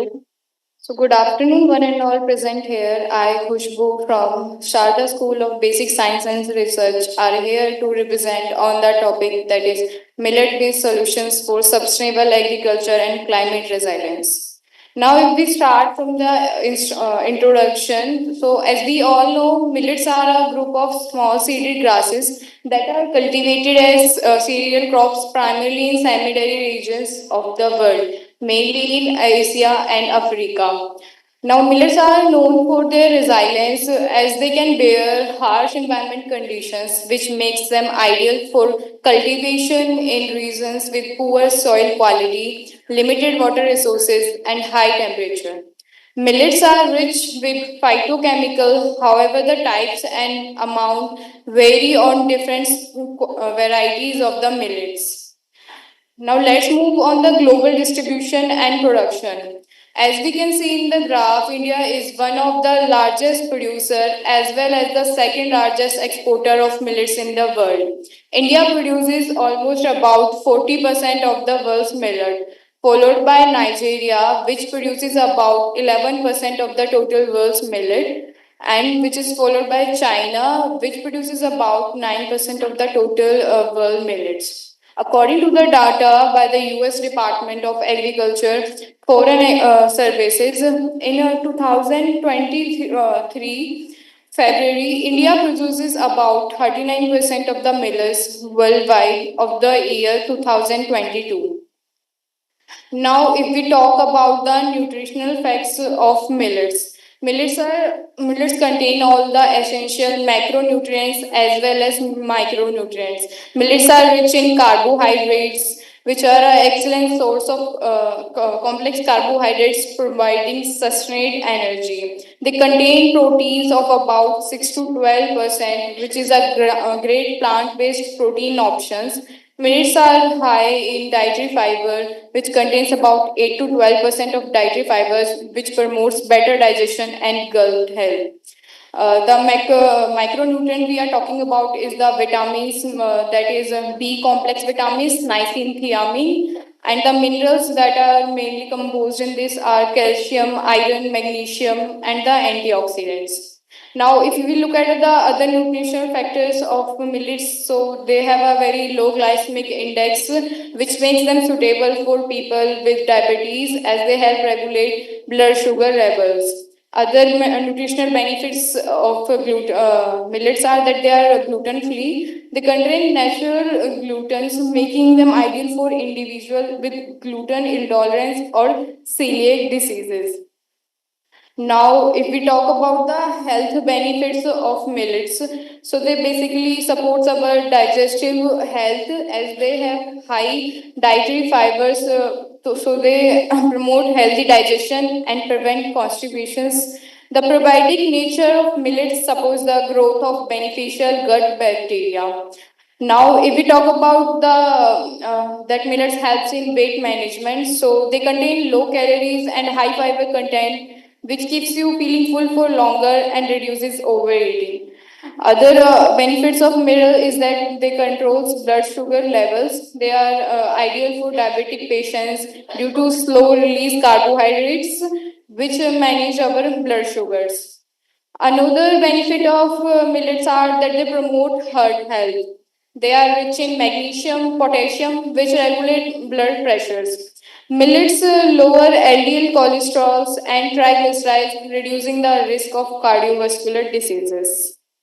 Now we look at the advantages of millet processing. Now basically what we get from processing. Processing, like basically the food processing we are talking about. So food processing basically ensures about of the food safety and food security, as any processing we are using for the production of the final product helps to increase the shelf life and shelf life of the food products and helps it more digestible. Now, as in the first point, by the millet processing, its digestibility is increased. And if we talk about food safety, cooking mostly inactivate natural toxins and heat prevents bacterial and food spoilage. Other value addition in millets, if we see, are the ready-to-eat products that contains our millet oats. So the innovations are mainly to meet consumer demands for quick and easy meal solutions and also nutritional supplements. Other millet processing benefit is that they maximize our nutritional availability. Processing makes it easier for nutrition grains to be digested. Now, if we look at the inclusion development in millets, as we all know, the year 2023 has been declared as the International Year of Millets by the United Nations, which is followed by India's proposal. India has early observed the year 2018 as the National Year of Millets. The declaration are mainly aimed at spreading awareness on the contribution of millets to food security and nutrition, and also scaling up the sustainable production and quality of millets. Thank you for your kind attention.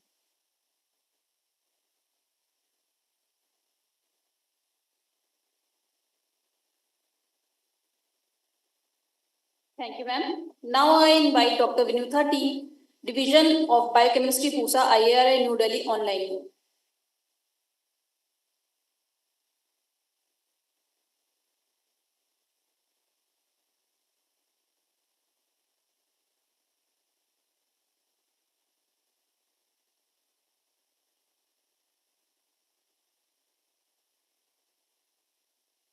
Yeah, very good afternoon to all of you. So I kindly apologize for me that I could not able to upload the slides now. I'm out of the station. So I'll discuss the work what we have done on the pearl millet, and we all know that the pearl millet we are the leading. India is the leading producer of pearl millet, and also we are the leading consumer of the pearl millet, and the major millet what we consume is pearl millet, followed by ragi and followed by sorghum.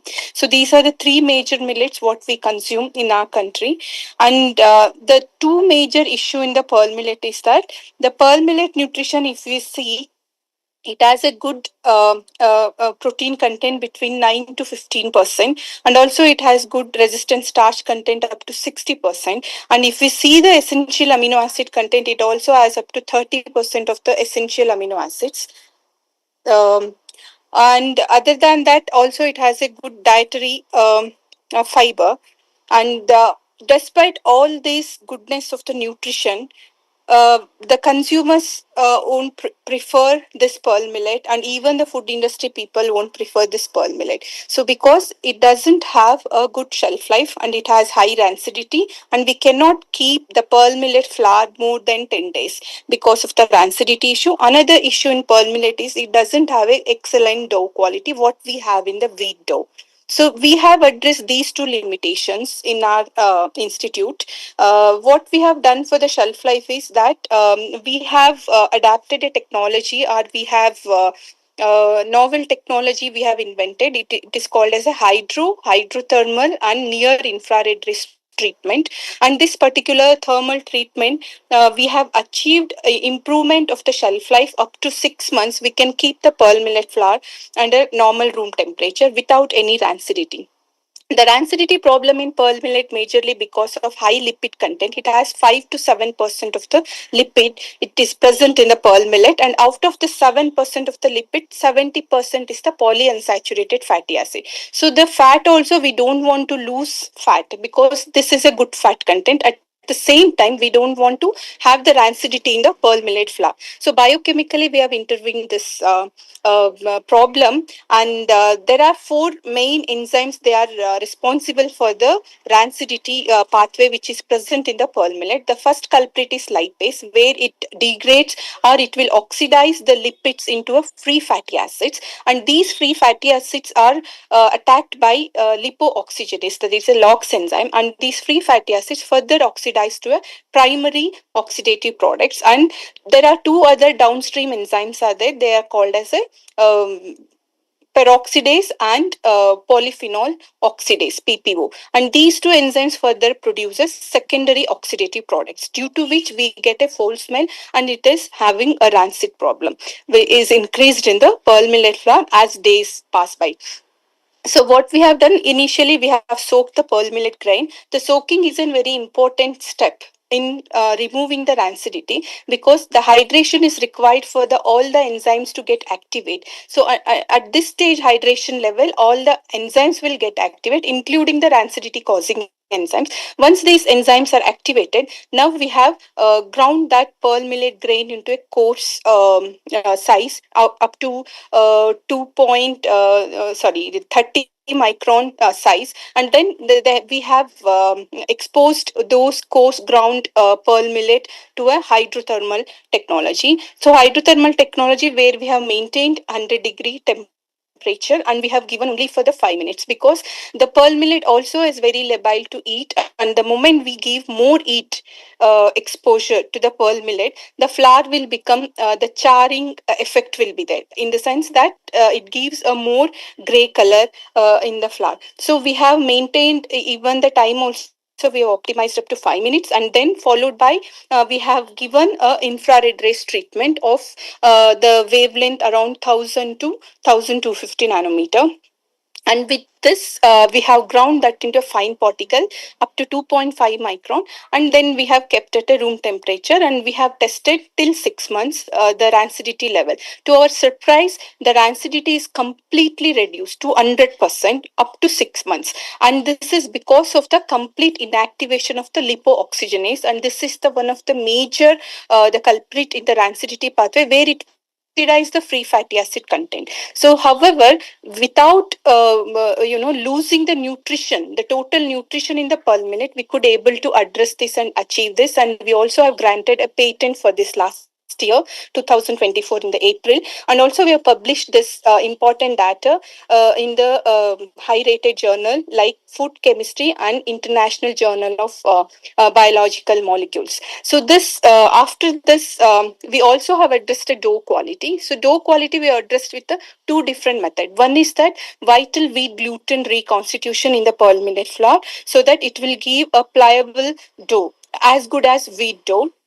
And the people they are of the gluten concern, so the gluten allergies, for those people we also have addressed with the gluten free by reconstituting with the gluten free materials, where the three types of materials we have used. One is that which has the material which has a good binding quality, that we have applying for a patent this year for this. And also it should have a good binding quality and good elastic materials. So all these three different binding material we have used, including the gelatinized starch, because the dough quality comes only by the binding of starch with the gluten if we see in the wheat dough. So similarly we should have that swelling ability of the starch granules is also very very important in order to maintain that network in the dough. So this in the dough matrix, and this and all we have established, and we could able to achieve this without adding vital wheat gluten with the gluten free materials. Now we also have come up with the pearl millet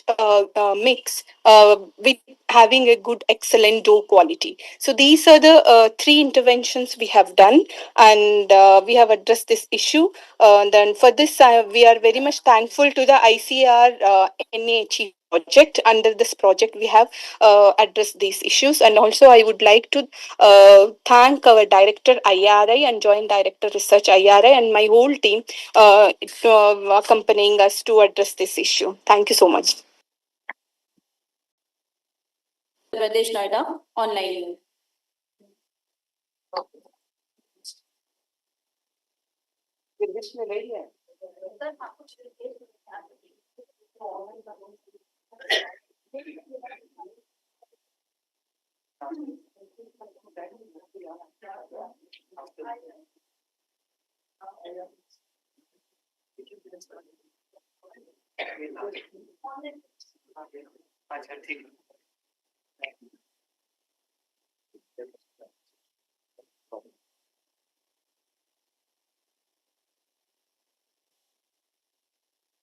Yeah, just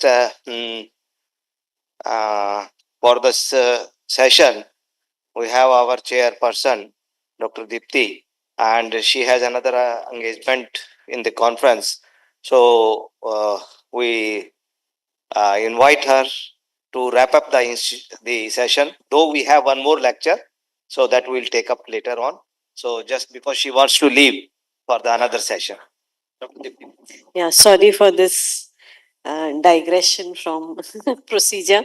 So I would like to thank all the speakers, Dr. Charanjit Kaur, Dr. Gupta, for very interesting. I could actually relate to the session because as a consumer, I've been trying to introduce millets into our, daily menu, and it's challenging. It's not easy for the kind of reasons that have been discussed already. So I think very interesting papers and very interesting research. I congratulate all the young researchers also who are working in this very relevant area. So wish you all the very best. Thank you. Thank you, madam. Thank you so much, ma'am. I would like to request Dr. Modi to come forward and felicitate Dr. Deepti Guha and Dr. Nutan ma'am.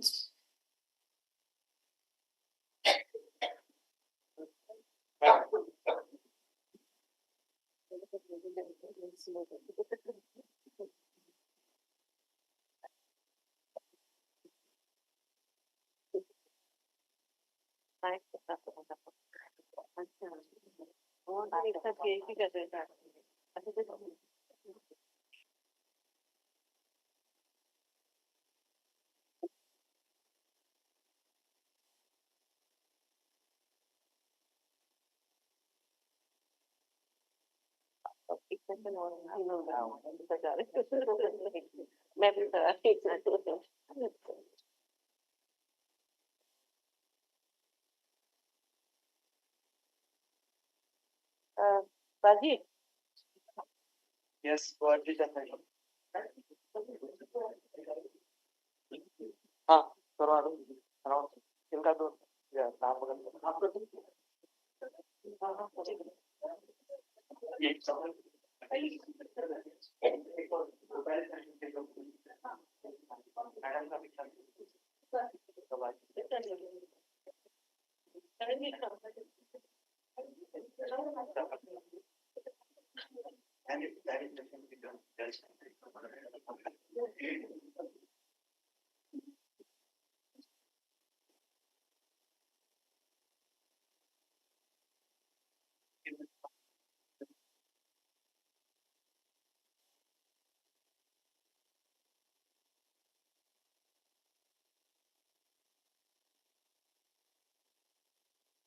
Now we are moving to our felicitation ceremony.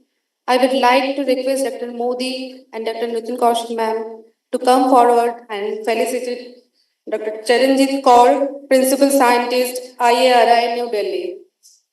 आइए madam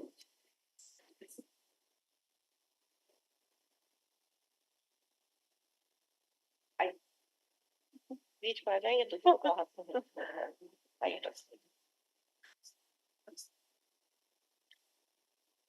हमारी bank के साथ नहीं जब हमारी degree मिली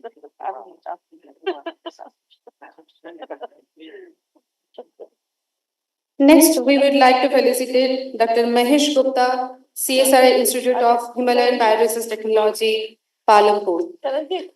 photo में हाथ बंद हो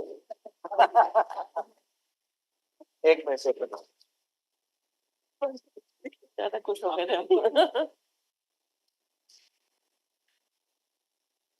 आप तो खुलिए खुलिए अरे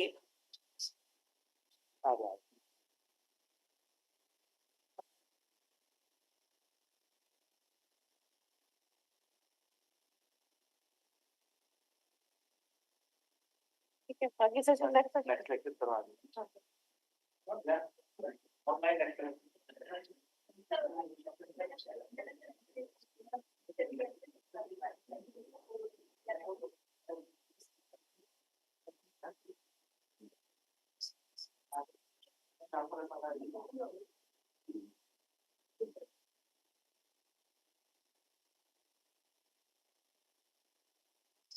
I would like to call Dr. Gautami Srivastava, Assistant Professor, AIJSR, Amity University, Noida, for providing the vote of thanks.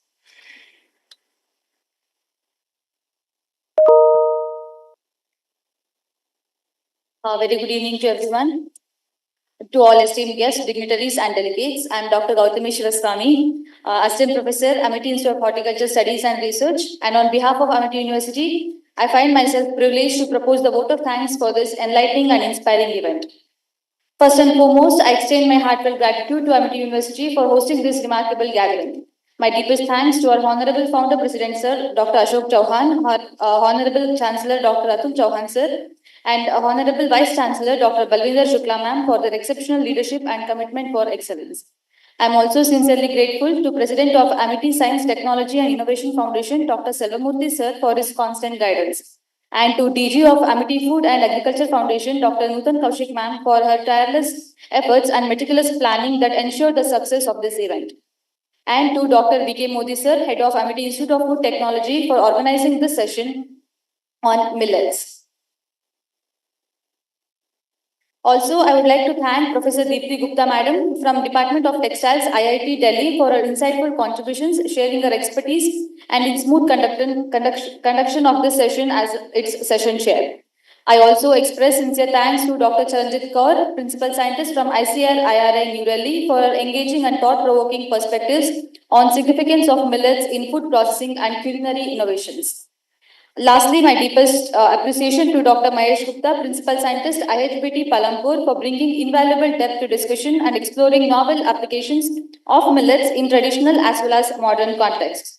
A special note of gratitude to all the participants of the session for their talks and throwing light on various topics like retrogradation variation in millets, improved dough quality in pearl millet flour, millet-based solutions for sustainable agriculture, and nutraceutical importance of finger millets.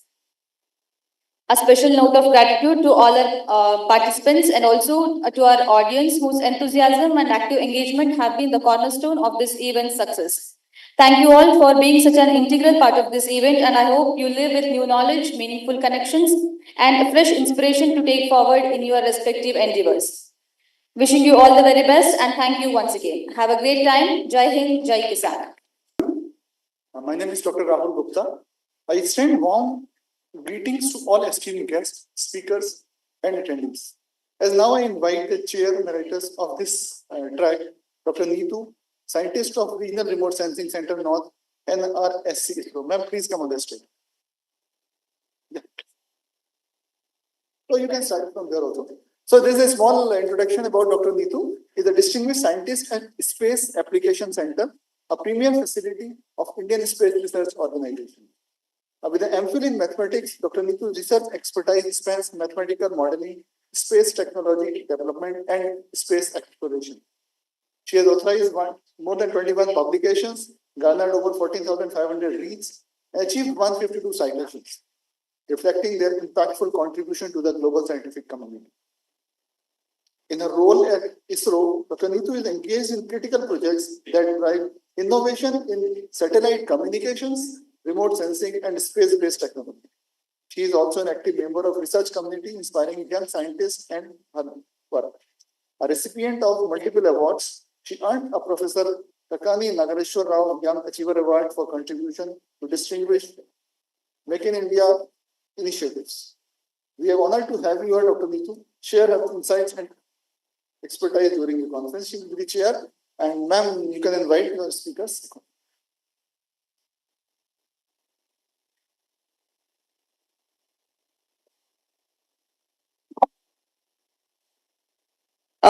Thank you so much for the nice introduction. So we can start with this track 5, which is having the theme in challenges in millet's value chain from farm to fork. Can we have our first speaker, Dr. Lakhan Singh ji? He's professor and advisor in MIT Center and for Extension Services. Sir has pursued his BSc and MSc in Agriculture Extension and earned his PhD in Agriculture Extension from IRI New Delhi. So he is having an impressive portfolio of publication, training programs for the farmers, focusing on capacity building, sustainable farming practices, and adoption of innovation technology. Thank you. Please.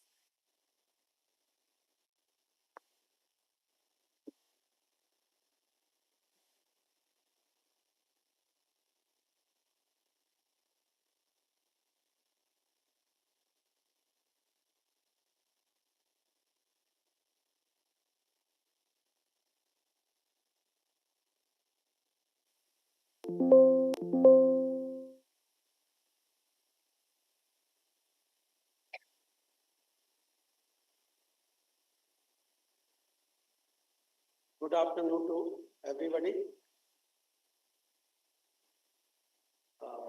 I am Dr. Lakhan Singh, former director, ICR Atari Pune, and now I am working as an advisor in MIT University. As I had to discuss regarding building a millets economy, policy and market strategy for sustainable production and consumption. Here I would like to start with this quote given by Honorable Prime Minister of India. Millets are not new. They have been cultivated for thousands of years, but markets and marketing have influenced our choices so much that we forget the value of our traditionally grown food crops. Let us embrace Sri Anna millets as food of our choice. That's really very, very relevant. And as all earlier speakers we have already discussed, these millets are having very good characters. They can be grown under different very agroclimatic situations, under adverse conditions, and with degraded lands. And we know this millets are having low GI. So it is very helpful to our healthy life and happy life. And this millets for sustainable development goals, especially for millets and SDG 1, no poverty, SDG 2 and 3 and 12. All millets can contribute a lot, and millets are also contributing for better health and well-being. Here you can see, millets area is decreasing like anything at the rate of 56%. And productivity has also increased 228%. But here you can see this Moot cereals, they have shown the declining trend or static trends. So that is also one of the great challenges.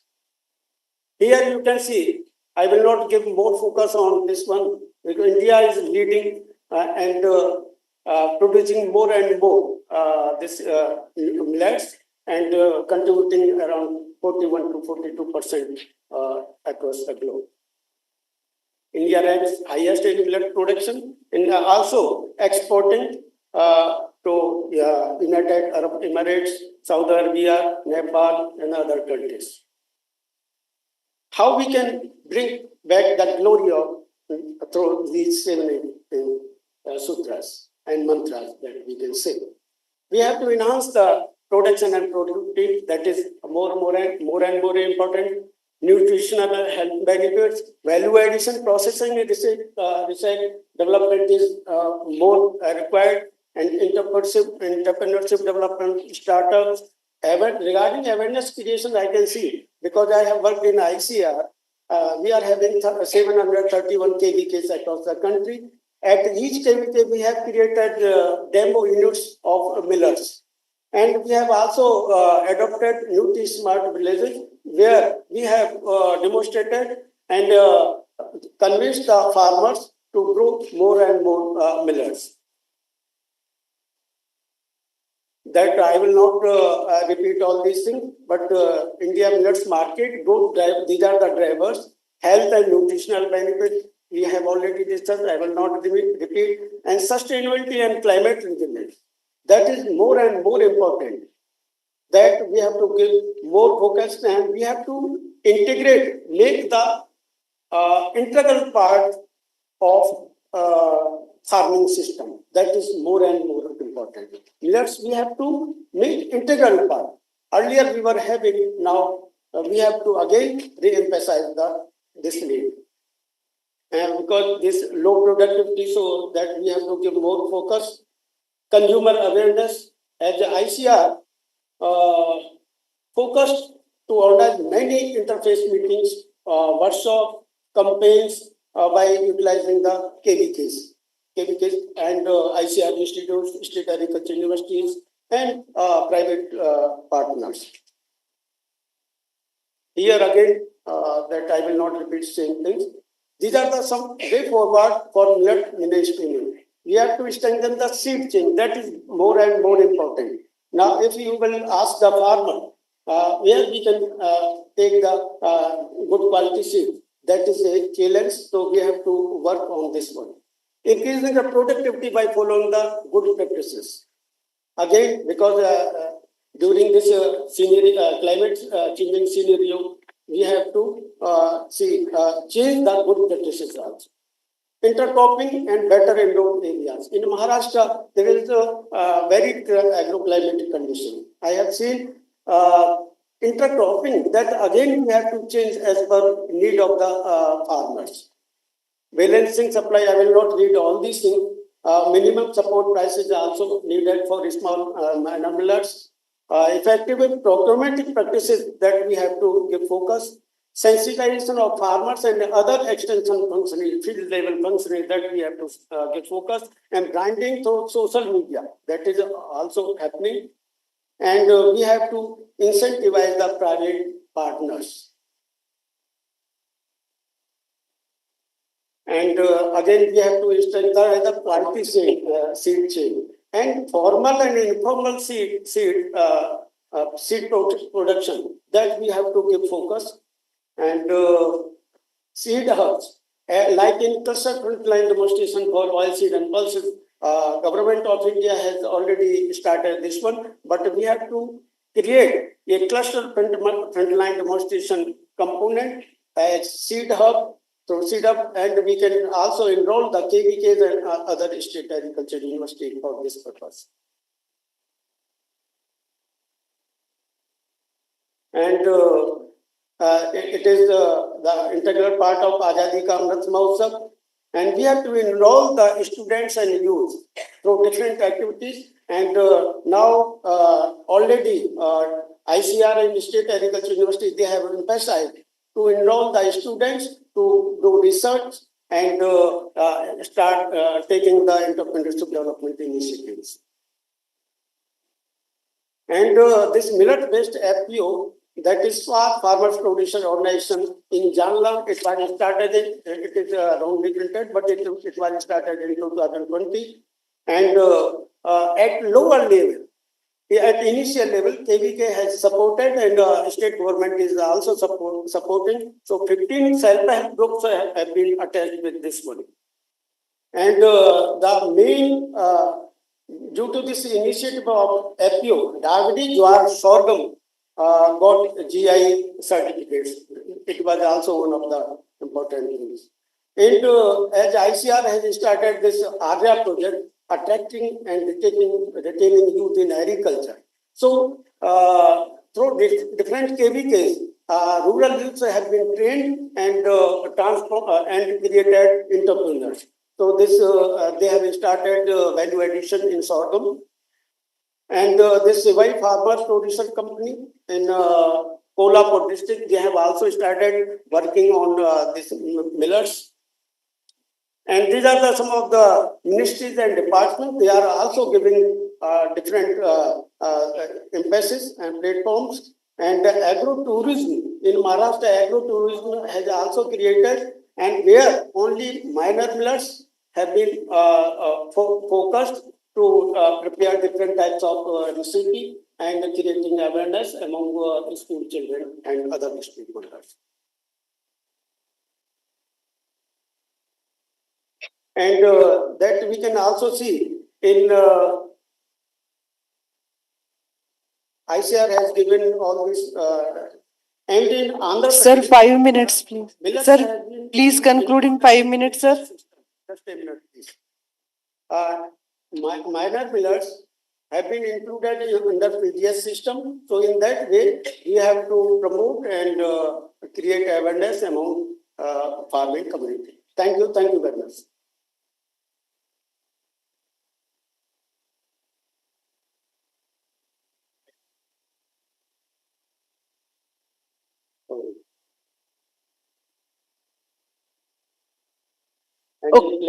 Any questions, please? Okay, so thank you so much, sir. Thank you. Nice presentation.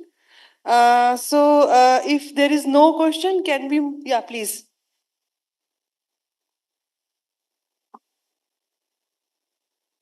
Sir, any millet to feed the animals, or then is any millet residues we can add in the animal rations? So there is a reference. Any millets? Millet or millet residues. In bajra, you can see bajra, sorghum. They are very. But pearl millet, actually we feed the fodders. But millet residue, because right now millet processing are, most of industries that now processes their millets, make the biscuits and like different cookies one. But when we do processing in industries, so their residues is there. So we can incorporate into animal feed. Definitely it can be included. Of different millets that we can include. Any reference, any name of millet, sir? No.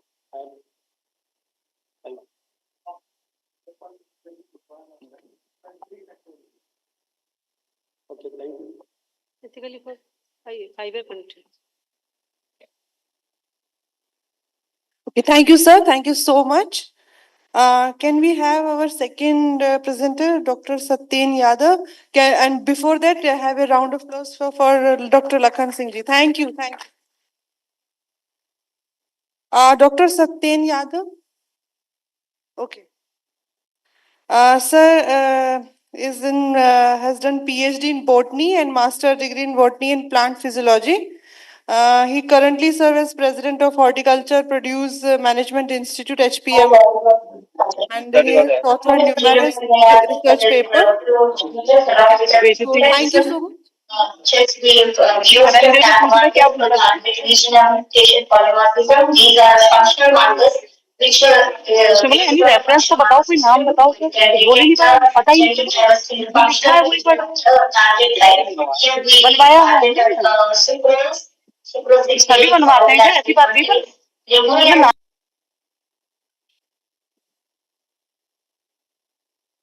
I already given the presentation, but unfortunately they are not uploaded.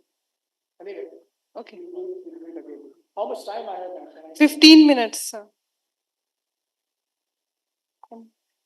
It will be appreciated if you will conclude in 10 minutes. Otherwise, there is 15 minutes can be given. It's already late. This is not fair. Your bad planning cannot be emergency at the end of the speaker. It's highly objectionable, and I appreciate that. If you're inviting people from far off places, you should give sufficient time to, and you should have patience to listen them. It's not done. My commitment with Dr. Newton, I came from Bangalore and I left my session in IFPM. He was the lead speaker for this session because of my commitment. Now you say that you finish 10 minutes. I will finish in 5 minutes even. There's no problem. 15 minutes, okay, sir. There is no issue. All the organizers of the MIT University, especially Dr. Newton Kosik and Honorable Chairperson of the session, all the participants. I'm sorry for my outspoken words, but this was the hurt feeling which I was observing from my previous speakers. Everybody was having a big pain. They came all the way from Panagar, from here and there, and you are rushing them. No, you finish it in 3 minutes, 2 minutes. Then why do you invite? That's my humble suggestion for future conferences. Do it properly if you want to do that. Now I will finish it in Millet time, don't worry. So we are going to talk about International Decade of Millet. It was born in 2004. I am working on the millet since 2004. And it matured in 2018 when Honorable Prime Minister announced National Year of Millets. And then finally in 2023, International Decade of Millet started. So then we conceptualized India Millet Initiative in 2022, and we launched the first program of the country, May 2022 in Rajasthan. So this is how we started the journey. I don't want to elaborate it because now this also I skipped the slide because everybody knows that why millets are good. They are good for various reasons which you have been listening from morning. Now these are the millets. We have 10 millet crops, the major millets, 3 major millets, 5 minor millets, and 2 pseudo millets. And I have included one exotic millet, that is quinoa. Because quinoa was introduced in India by me when I unofficially brought from Peru and introduced in India a couple of years, a decade back. So now quinoa is available in plenty. So I have adopted quinoa also. So we have 11 crops to work on this. Now, this is the production. I am not going to discuss about it. Now, this is our mission, to bring the maximum number of farmers, processors, buyer aggregators, or any other stakeholder who believe in the promotion of millets and want to be the part of millet expansion program. This is our mission, which we are carrying forward. Now, this is our vision, to accelerate the production and promotion of millets in India in order to enable population opting more millet-based healthy foods. Now, why India Millet Initiative? India Millet Initiative is incorporated to serve the interests of the farmers and bring efficiency to the backward and forward supply chain by removing the challenges of supply side and demand side factors. We are working with the producer, processor, and buyers and are fully dedicated to the growth of the millet sector. We are addressing the whole value chain, including forward linkage and backward linkage, including market access support. Now, this again I skipped. We work with the, as I told you, production, processing, product development, promotion, which is being done by India Millet Initiative. We are supporting with 100% hand-holding support to our farmers, to our processors, to the market support system. So it is a one-stop solution. We are trying to address the whole value chain from seed to the market, which I'll explain how we are doing it. How we are working it? Through B2C model. We do not promote the promote middleman. So we are absolutely farm to fork model, B2C, from business to consumer, through self-employment, through FPOs, through school children meal schemes, through malnutrition schemes, and especially promoted schemes for hunger alleviation. Now, this is the model which I proposed in 2003 to Government of India while I was asked to work on a farm to fork model for to eliminating the middleman, which you all must be knowing, but it is not being implemented as a whole. Some people have picked up the piecemeal, strategy. Reliance is doing hypermarket, somebody is doing supermarket, somebody is doing, wholesale market. So it's all fragmented value chain of this farm to fork. We talk about farm to fork, but it is not happening. You can't see one single example of the farm to fork model. This was another model where I was trying to integrate the agripreneurs and the farmers. Both we did many things in 2003. We have taken many initiatives. We organized international programs, national programs, and even we promoted this millet, Indian millets in other countries, Ethiopia, Nigeria, and United States, and many other countries. So now, what we did, it was 23 was year of international year of millet. It ended. So in December 2003, I was in US. I talked to various agencies in the United States. I said, we have finished international year of millet. What next? So we proposed with some agencies in the United States, international decade of millet, which somebody talked in the morning that Honorable Prime Minister, I appreciate, I acknowledge that at least Mr. Modi has, underlined the statement which I gave in 2022 and which I am implementing. The Government of India is just talking and discussing. We are implementing it. How we are implementing, I am going to tell you. Now, this is a five-fold agenda of we promoted Indo-US Millet Initiative in the United States. This is, I will just see. Now, these are my partners in the Indo-US Millet Initiative. In the United States,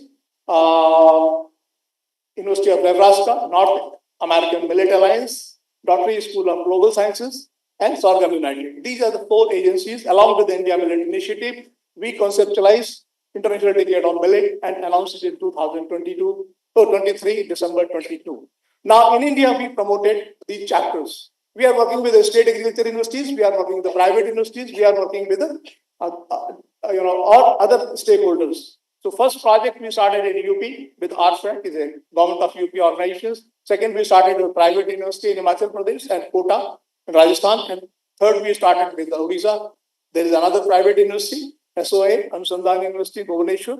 And another project we recently started in Raichur on 17th January. So these are the 5 chapters we established in India to promote International Decade on Millet. And we are slowly establishing in other part of the country. In each state, we are going to set up. And Farmout is a remote sensing agency who are working with us to support our farmers. At the moment, our area of operation is Maharashtra, Rajasthan, Uttar Pradesh, Himachal Pradesh, and Karnataka. These are our area of operation. And we are integrating farmers and we are taking it to the end market access. We have developed, millet cafeterias for supporting self-employment, which we have demonstrated in Himachal Pradesh, and we are opening a 500 millet cafeteria. We call it Millet Cafe and Stores. And then we have also proposed and formulated and conceptualized and did a pilot project for food therapy, which are going to be implemented in the hospitals in consultation with the hospitals which are owning them. So this is the basic aim of the International Decade on Millet, by the people, for the people. So we plan to propose dialogue with the stakeholders through national conferences, hybrid mode, international conferences, student poster competitions, student lecture series, to select the speakers who can be our brand ambassador for advocating these awareness camps to the school children, rural folks and other places, adoption of villages for organic millet seeds and crop production, millet entrepreneurship development, financial intervention group, recipe competitions, millet master staff training courses, generic promotion. These are our agendas. And what we are trying to summarize by concluding few things. We have written 11 recipe books, and each recipe book has 55 to 60 recipes of each millet. So we have 11 books, 5 minor millet, 3 major millet, and 2 pseudo millet, and 1 exotic millet. So 11 recipe books we have already compiled, and they are ready. We are waiting from the note from the Prime Minister's office to release these 11 recipe books. This is one contribution which we have done. And then we have established the chapters in India. Then we have set up the chapters in United States, Nigeria, Estonia, Ethiopia, and Zambia. So these are the few initiatives and achievements which we have done. And so this is an invitation by India Millet Initiative for productivity and production planning, seed bank for 45 varieties, post-harvest management, value addition, market access, promotion, better health, financial upliftment, employment generation, self-employment opportunity, and strengthening our country's economy. These are the few agendas where we are working. I don't want to talk more. I will request you, if you can ask any questions, I will be glad to answer instead of talking so much. Thank you very much for giving this opportunity. Thank you so much, sir. And millet cafeteria which we have set up in. You can see this is 20-feet container. So this kind of millet cafeteria we are going to set up in the whole of the country. Thank you very much. If there is any question, I would be happy to answer. Thank you very much. thank you. Any questions, please? Okay, if not, I have. Thank you so much, sir. Very nice presentation. And I just want to have one small query that how we are going, like you have given a very good example of that PPP, the public-private partnerships. So what is your plan that how you are now doing like for millets, that how you are doing and what is your like view of about that how to empowering farmers for this thing? So please have your this thing. 20,000 farmers value chain in Bundelkhand. Similar activity we are doing in Maharashtra. Similar activity we are going to do in Rajasthan. What we are going to do, we adopted farmers and we give them the good quality seed for which we have tied up with the I-2 agriculture industry. They are doing the seed production for us. They are giving all the required seed which we need, so they are providing the seed. We are giving to the farmer. And then we have committed to buy those produce at either MSP or predefined price or mutually agreed price. Any of the options they can choose. And then we are promoting entrepreneurship. We are promoting millet processing units in different parts of the country. And then we are taking that produce and processing it. And then we are marketing. For marketing, we are developing these kind of direct marketing system, millet cafeterias, food therapies, which you will see in importing it. Now we have one step ahead. All the farmers, they are organic farmers. They do certified organic farming. No nonsense of paramparagat kheti and all this nonsense which is being taught in the country. And we are going to take next step also, like climate smart agriculture. So we are creating a certifying agency which will certify those farmers that they are climate smart agriculture farmers and they produce the climate smart agriculture products so that it can fetch more premium. They get around $240 per acre as per the carbon credit policies, and they get a better premium on their produce, which we have tied up with the US because in India nobody is going to care for that. But there you get around 10 times more price of climate smart agriculture product, newly certified. We have created a certifying agency. We are working with some. I told you, actually, is our active partner. We have an MOU with IMR also. We have MOU with some other agencies. So this is how we are working. Okay, and as one more query, as you have nicely explained. Taking care of my all remote sensing requirement. 5 days we are giving this advisory to the farmers. What is your soil status? What is your crop status? And we are handling them. Yeah, I think this was my next question, which you have already answered, but still, I just wanted to have one more view of that how this remote sensing technology is going into that organic, agriculture, and how you are like certifying this organic product. So just have one few lines. I'm not doing anything. I have engaged an agency. No. I'm just my question is that how whether you are taking any kind of like remote sensing technology for like you have hired one agency to certify that organic products. My question is that whether any remote sensing technology is contributing into that in situ inspections of that organic farms. Okay. Right. Oh.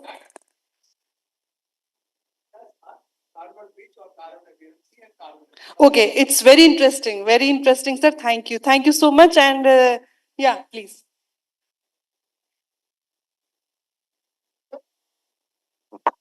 products are there. These products are climate smart. These products are climate smart. Yeah. Right. So will there be any difference between green product, organic product, and climate smart product? Further in this, we have the first prerequisite that they should be organic partners. Because we have to evaluate the nutritional status and other things soil status. Right. So once they are certified for organic farmers, then we are going to add biochar and other strategies for crop resilience. So automatically they will be part of the green. It will get under the audit for which we have incorporated the organization for certification. We granted this in a now we plan to do it every year. So I think this works. Nice, sir, your presentation. I have heard all the points, but my question, because you are doing the work in rural or farm directly connected to the farmers, so how we connect these farmers to cooperatives? Because if you are making the cooperatives among the farmer, so again, this is again good work, sir. Developing farm beneficiaries. Farm beneficiaries, we call it special groups, farmer beneficiary groups, and then we are integrating under the I-2. Right. So, and they are all committed to us. We give them the input, we give them the training, we buy their produce, we process it, so they don't go anywhere. It is 100% closely knit activity. But sir, this is all the objectives of cooperatives. Cooperative is being handled by Honorable Amit Shah, when I cannot. No, sir, I'm. But I look at this because Government of India gave me a mandate in 2002 to develop a model which has an advantage of the cooperative and advantage of the corporates. So we 6 agencies we came forward, develop a model which is called FPO these days. Yeah. The amendment was done in 2002. Then Honorable Manmohan Singh government they gave 2,800 crore which the CBC. This is from the FPO movement was taken. Then Mr. Modi gave a bigger boost, and now you can see it. But it was done much ahead. 2002, the amendment of Company Law Act was done. We were 6 agencies, which was coordinated by the UNDP, and then this act was amended. I am very well aware of this. Yeah, yes, sir, yes, sir.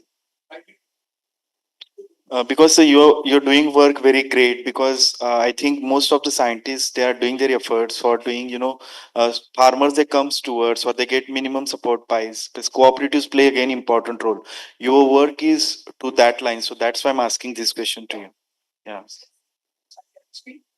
Or you decide on the Prime Minister's suggestion, cost of production plus 50%, or 30 is mutually agreed. You sign a contract, we take a post-dated check from them, we give a post-dated check to them, neither they can run away nor I can run away. It's absolutely very modest. That is the law. It's absolutely private transparency. And another thing which we have introduced in the agriculture value chain is 100% transparency. Any of my company employee, any of my farmer, any of my market initiative fellow can know what is happening, where is the price, what is the price it was procured, where is the price being sold. We call it 100% transparent agri-business guarantee system. My people are going to be certified with tax. Tax means transparent agri-business guarantees. So many initiatives we have taken and which we are doing silently. Thank you, sir. Thank you so much. We'll do collaborative work in future as well. I will contact with you, sir.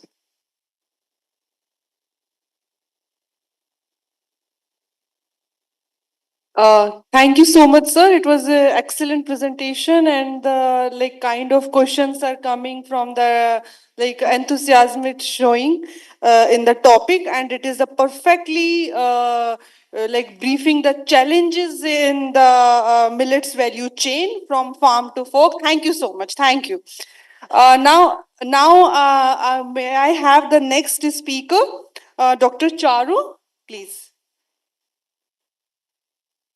2 more present. Okay, no problem. Yeah.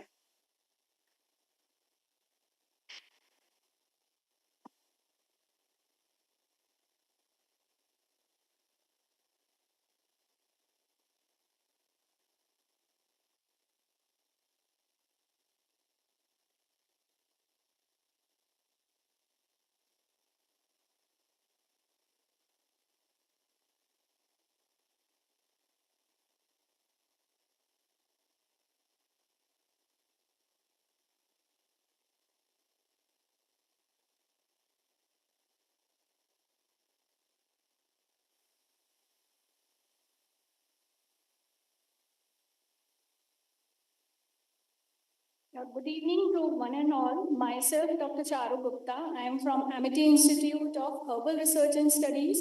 And today I will be presenting my presentation on one of my ongoing project, which is being funded by DSIR. And it is on the social and economic empowerment of the rural women, on the millets cultivation, value addition, and enterprise formation. So basically, I'll just skip the slides because we have already studied about that. The millets, they are quite ancient and they have been mentioned in our Yajurveda scriptures even before 4100 BC. So the major objectives and the goals of our study was to educate and train the rural marginal women and economically weaker section of the particularly the western Uttar Pradesh in the high value commercial cultivation of ragi, that is the finger millet, and we have also included besides the millet black wheat crop, and in helping these rural women in setting up the small scale enterprise development. So we have chosen the women as our major project beneficiaries because they have expertise in the traditional farming techniques, which is invaluable for the success of the millet. And we think that the agriculture is a most potent tool for providing the empowerment to the women. So through these projects, they would be further enhancing their skills and confidence in enabling them to taking up the leadership roles. So we are convincing the rural women to adopt the millet cultivation, seeing their various nutritional benefits, the economic advantages, and reviving the traditional crops. So this is the millet map of India, so I will not go into the detail. So India, as you know, that it is leading the International Year of Millets, which was declared by the UN under the recommendation of our Honorable Narendra Modi ji in the year 2023. So millets actually come from a medieval Latin word, which is millis, and which means thousand. So millets are actually small seeded, shiny seed nutritional role, and they can be grown in a arid or a semi-arid regions. So I'll just skip away these millet crops and I'll come to the this I want to discuss like black wheat we have chosen in our project as it is a new variety which has been found with enhanced nutrition. Now this variety has been developed by National Agrobiotechnology Institute in 2017 by crossing Japanese wheat with Indian high yield wheat.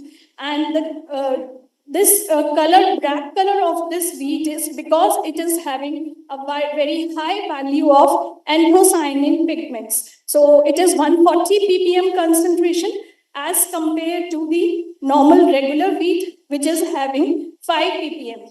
Besides this black wheat has other advantages like it is having the 60% more iron content than regular wheat, 35% more zinc level, and it is having a low glycemic index.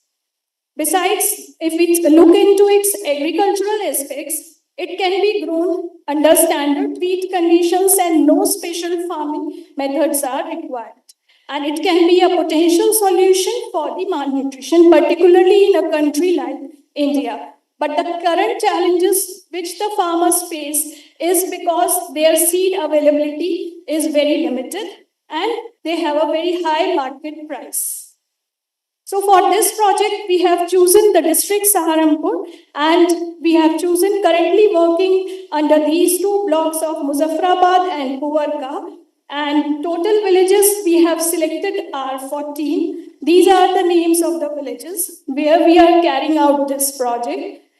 The mode of operation is that first we are conducting the survey of the target women beneficiaries and they are being briefed about the project objectives. Second, the questionnaire has been prepared in which their interest and their available land is being asked. And then the brief literature is being distributed free of cost, and we have also prepared one URL link through which we are circulating this link and to increase the awareness, and so that the women can just get what is the project objectives and goals are. For this, we are taking the help of Gram Pradhan, and we are requesting them to provide the Gram Panchayat land if possible. So we are organizing the trainings, we are distributing the quality planting materials free of cost, and we are also helping in developing the self-help groups. We have been identifying the women who have entrepreneurship skills and who are interested in developing or setting their own enterprise. Then we are also providing the training on the millet-based products like ragi flour, multigrain flour, vermicelli, ragi laddu, bajra pizza, noodles, and so on. So this is the agronomy, like we are convincing the rural women what are the benefits if they adopt the millet cultivation, like millets require a moderate water and they can be harvested within a month, 3 to 4 months. This is the training manual which we have prepared in Hindi language, and we are distributing it free of cost to our project beneficiaries. Besides this, we are also providing the training on the drudgery reducing equipments to the women. This is the glimpse of the pamphlets which we are distributing for creating the awareness. Now, we have also developed certain millet-based recipes for improving their nutrition, like ragi or bajra porridge, black wheat roti, multigrain dosa, and millet snacks. These are some other value-added products which we will be providing the training to the rural women, like crispy millet, namkeen millet, millet chocolate crunches, jowar naan khatai, and so on. Millet salad, finger millet chakli. So these are the training programs. Till date, we have organized 8 training programs in these villages. And we are now motivating the women to start their own enterprise based on these millet products. So for this, through this project, we would be just guiding and assisting these women in getting the packaging, in branding, and develop the market strategies, and also to obtain the necessary registration formalities like GST registration, FSSAI, and so on. These are some of the glimpses of our women beneficiaries. And they have planted the black wheat in their field. These are our project assistants who are guiding us. These are the glimpses of some training programs which we have organized in the recent past. And these are some success stories we actually share with these rural women, that how they can replicate these women who are already being established entrepreneurs and are doing the millet farming and income generation. So I'll just skip these slides. These are the different self-help groups, women in the different parts of the country, like Odisha, Karnataka, Maharashtra. They are successfully developing and millet-based products and earning a decent amount of income.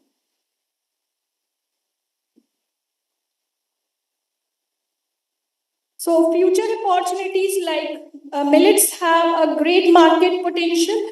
Like it is projected currently, it is having around 12.06 billion US dollars, and it is being expected that this annual growth at the rate of 4.6%, it will reach till US dollars 15.1 billions by the year 2030. And Middle East countries and Africa, they have emerged as the major importers because of the increasing demand for affordable and nutritious grains. Besides, Turkey has also been found to improve their import growth of the millets. So our strategic recommendation is that one can enhance the production efficiency of the millets by adopting the modern farming techniques like precision agriculture and investing in the research and development by developing the disease-resistant and the pest-resistant varieties. So besides that, one can also strengthen the market of these millets through partnerships, through developing the partnerships with these various food companies. As you can see, major food companies like Maggi, Nestle, and Horlicks, they have already launched their millet-based products in the market. So finally, the outcomes or the impact of the project we look upon is to create the greater awareness about the health benefits of the millets in their diet and to provide the agro-technology of the selected millet crops. And finally, to generate the income so that through their enterprise formation to make these rural women more economically empowered and self-reliant. Thank you.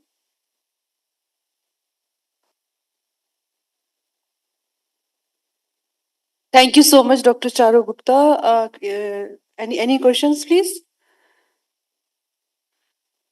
Okay, very nice presentation, and basically you have shown it very beautifully that how you are empowering women and how you are distributing the free material also. So it is a great step. So thank you so much. Thank you. Please.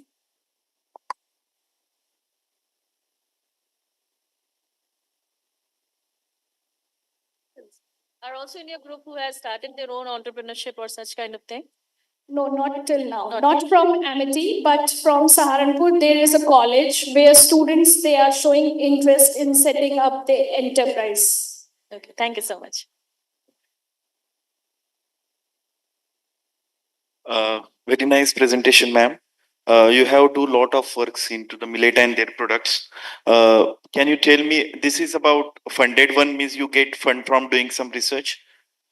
No, this is basically a women empowerment and extension and agro-technology related project.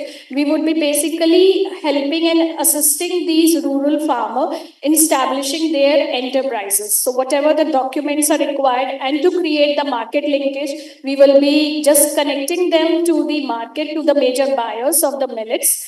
And they would, even after the completion of the project and to keep the project sustainable, so they would be just growing the millets and preparing the products and selling them in the market. Excellent, excellent, very good.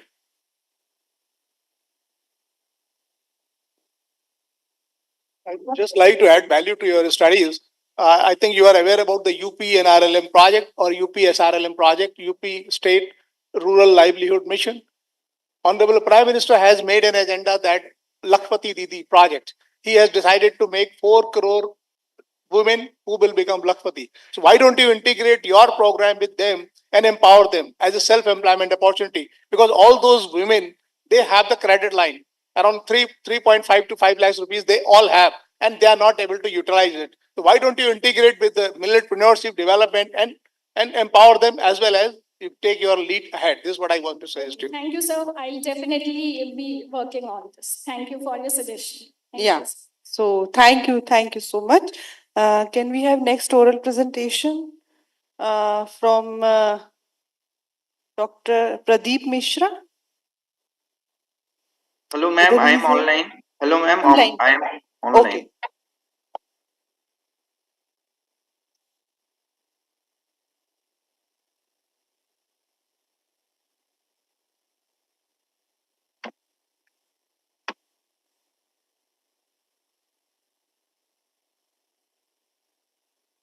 My screen is visible. It is showing, but slides are not there. Yeah. Okay. So, good evening to everyone. Myself, Dr. Pradeep Mishra from the Jawaharlal Nehru Agriculture University. So, this is the socio-economic sorghum in Western Krishna Basin of the Andhra Pradesh state. So, this is the actually case project done by the Indian Institute of Millet Research. Pradeep, Dr. Pradeep, can you go to the slideshow mode, please? Slideshow mein. Yeah. Now it is okay, ma'am? I think it is going. It is not still. It is on that normal mode. Slideshow mode में नहीं हो रहा है क्या? नहीं, मैंने अपने side से कर दिया है. I have done my side slideshow. Okay, it is not. It is not in that mode now. Dr. Pradeep, your office version is old, so you have to just screen share. Just stop sharing. Stop share at your end. Yes. And again share and then choose Okay, the I option. have stopped. Then choose option screen. Your office version is very old, so that's why it's not coming in a slideshow mode.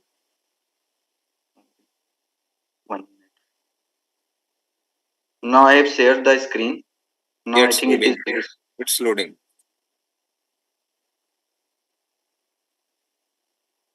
Yeah, now it's not.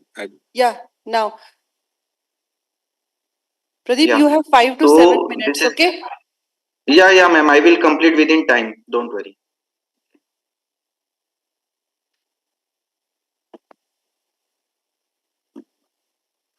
Please continue. Yeah. So actually, this is the sorghum. Everyone know that it is also known as the golden millets also. And as compared to this study is done in the Andhra Pradesh. So this is the given that how the area is declined over the time from the 2000 to 2021. But in terms of production, it will be increasing. And the major cultivation state are the Andhra Pradesh, Maharashtra, and Karnataka.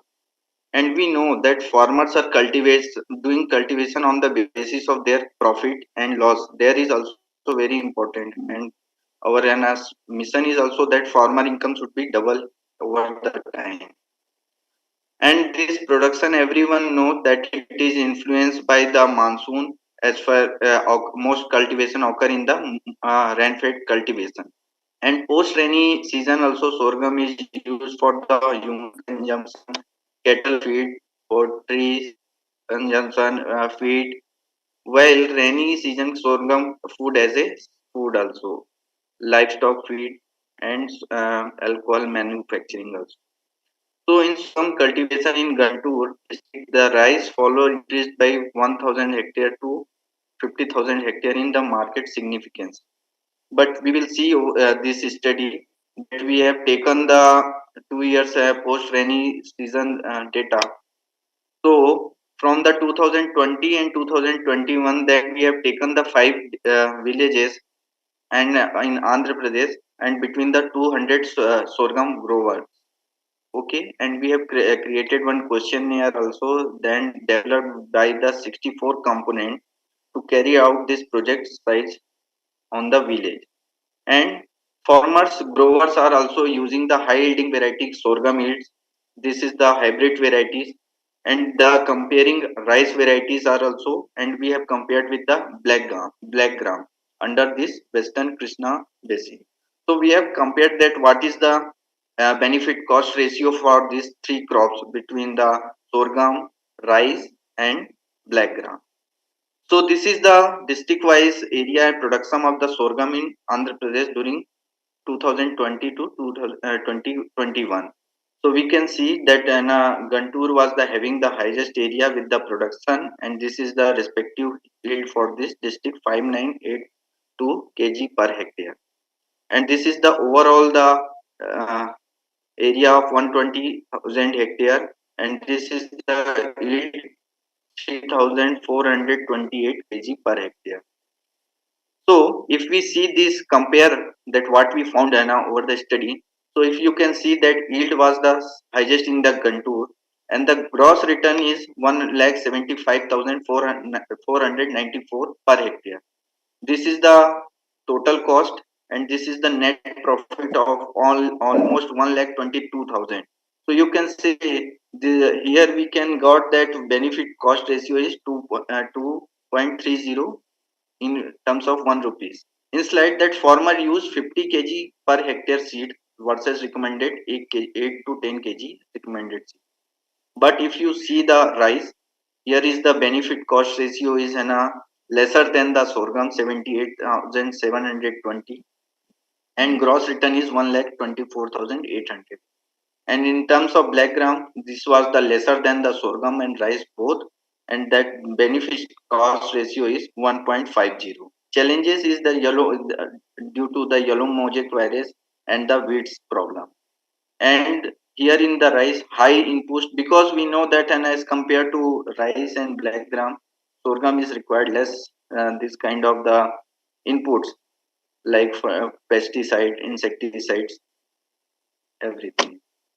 So this is the compare we have shown here. What is the cost of cultivation for the sorghum as well as the for the black gram. So you can see that seed cost is almost same, but the drilling cost is lesser here, and fertilizers here we are more, but insecticide here only we are paying 2880, and in irrigation also we are giving 7,200 rupees per hectare. So this we have make the compare, so we can see that how much what is the cost we are paying. Now this is the overall cost of cultivation, that how much we are getting, and this is the benefit cost ratio which already I explained in the previous slide. So this is the summarization of this these three crops.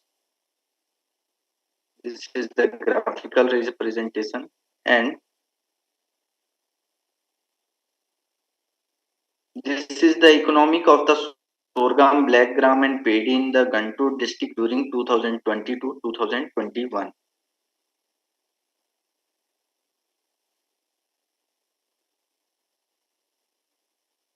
So in terms of age, you can see that socio-economic of sorghum grower in Guntur district, what is the situation, younger and middle and old, this is the frequency. So middle age, you can say that growers are the 65, occupations are the family, service, farming and other business. Education level also, here we have an mention land holding. So we saw that below than 2 hectares, that farmers are preferring this sorghum crops. Annual income, experience in the sorghum cultivation too. So we are having the experience. Can you conclude, please? Conclude. Yeah, just one. I have only one slide, ma'am. Only one slide. So this is the overall final thing, that 65% farmers of the age 30 to 35 years, and the occupation in the secondary activities like the dairy and services, and 56% holders are the small farmers, and area allocation is between 1 to 2 hectare, and grain yield we are getting 5 to 7 ton per hectare. So this is the references. Thank you from my side. Thank you, Dr. Pradeep Mishra. Thank you. Can we have our next this speaker, this Shiva Kumar? Okay, please.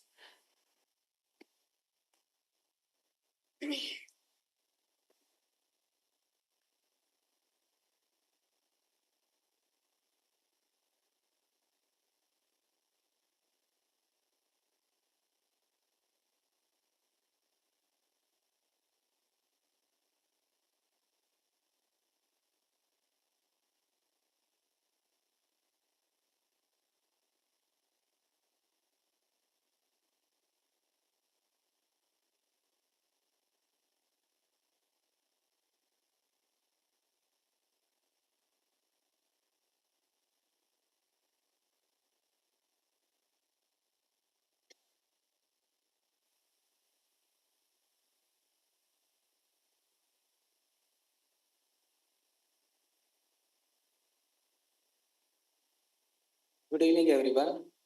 Myself, P. Shiva Kumar. I'm a PhD scholar in the discipline of agricultural economics. I am from ICR. So, my presentation is on demand and supply estimations of millets pertaining to Maharashtra state only. So, these are the millets we understood, major millets and minor millets.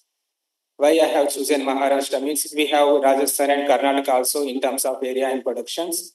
Area in case of Maharashtra is a little bit high. That is, according to latest statistics, 2.2 million hectares area is there and 1.6 million tons production is there.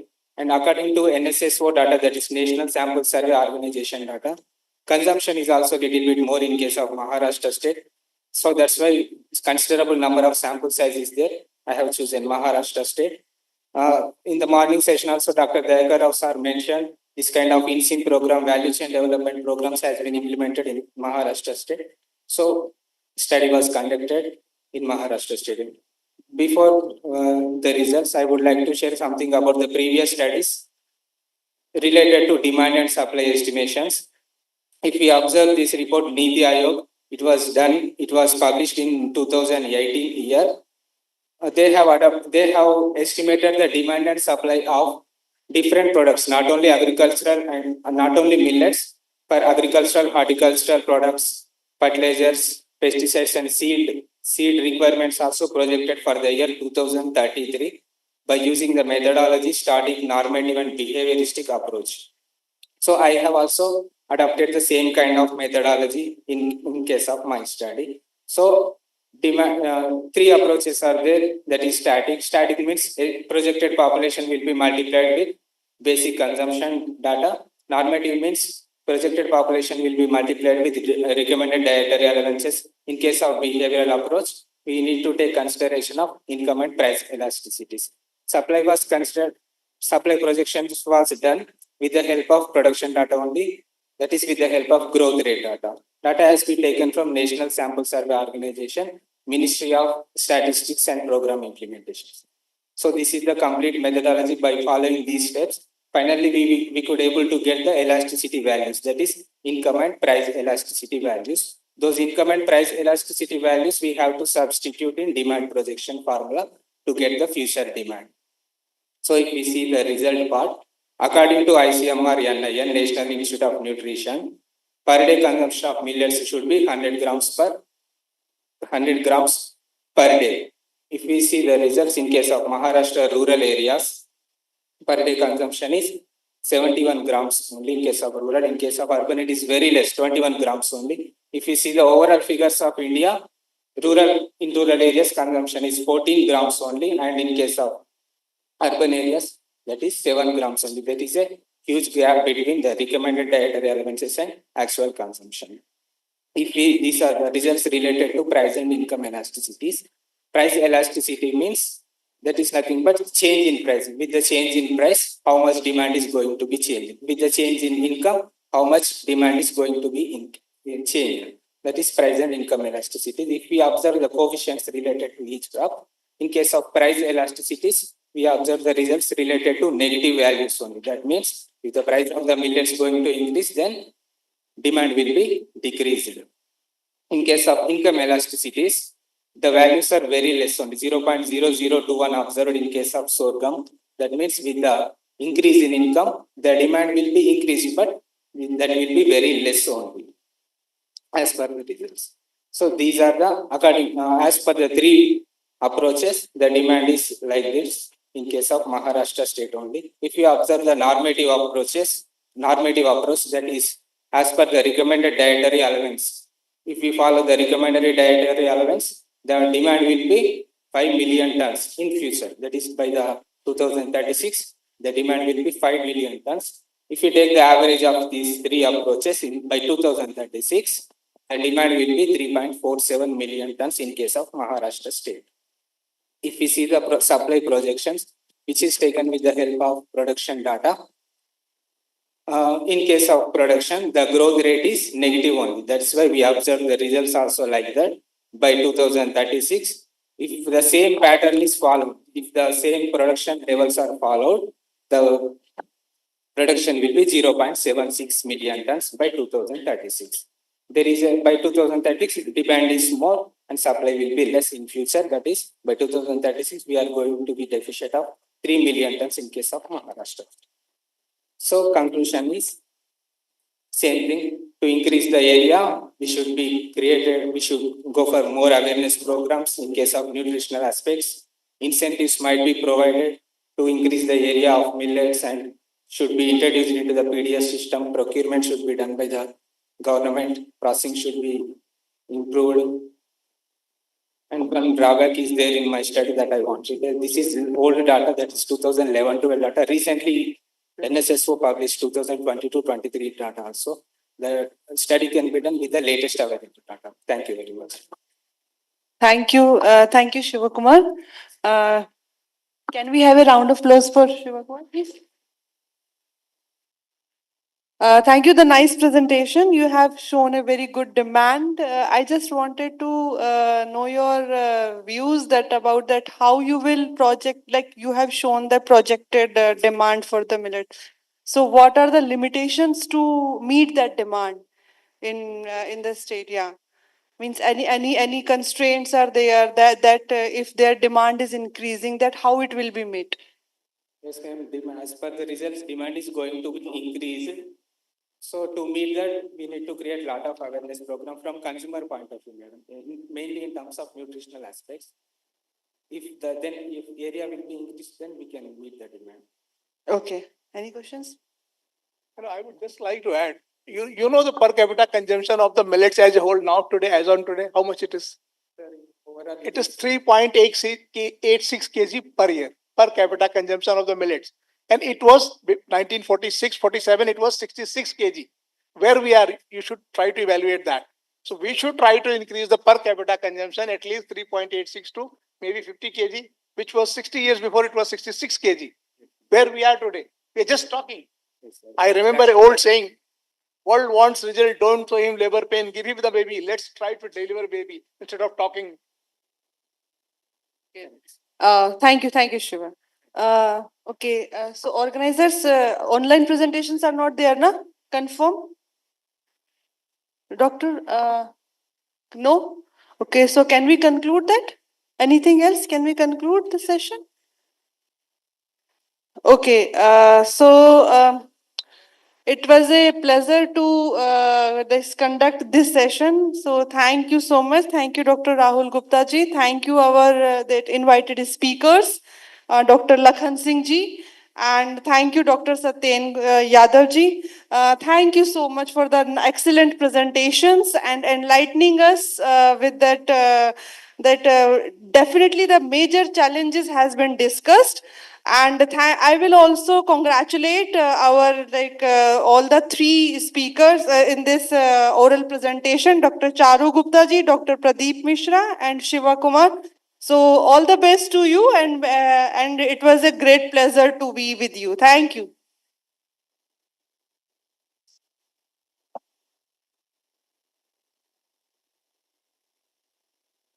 Thank you so much, ma'am.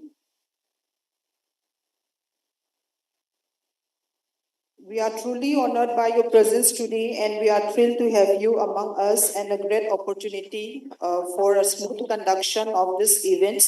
So now is the time for the felicitations. I would like to request Dr. Arpita, Professor, MIT Food and Agriculture Foundations, to kindly present a token of memento to Dr. Neetu as a token of appreciation.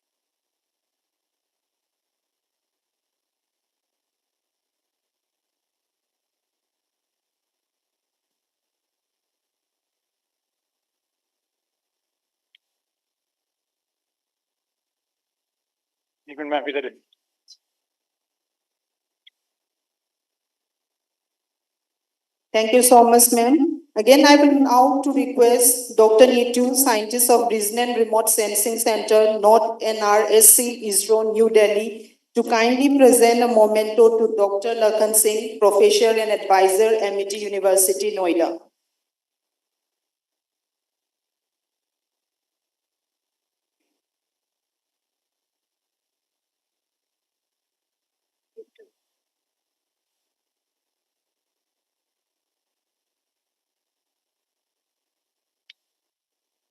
Thank you, ma'am, and thank you, sir.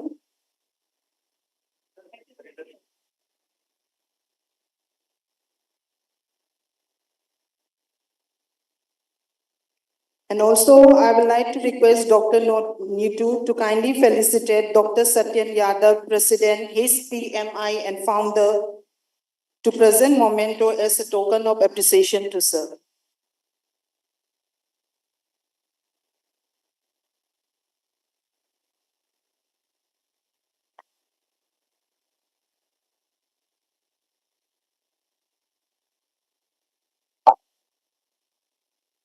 Thank you, ma'am, and thank you, sir.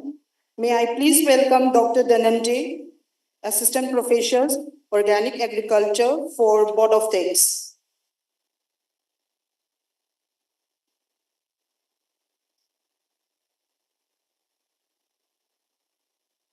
Thank you so much, ma'am.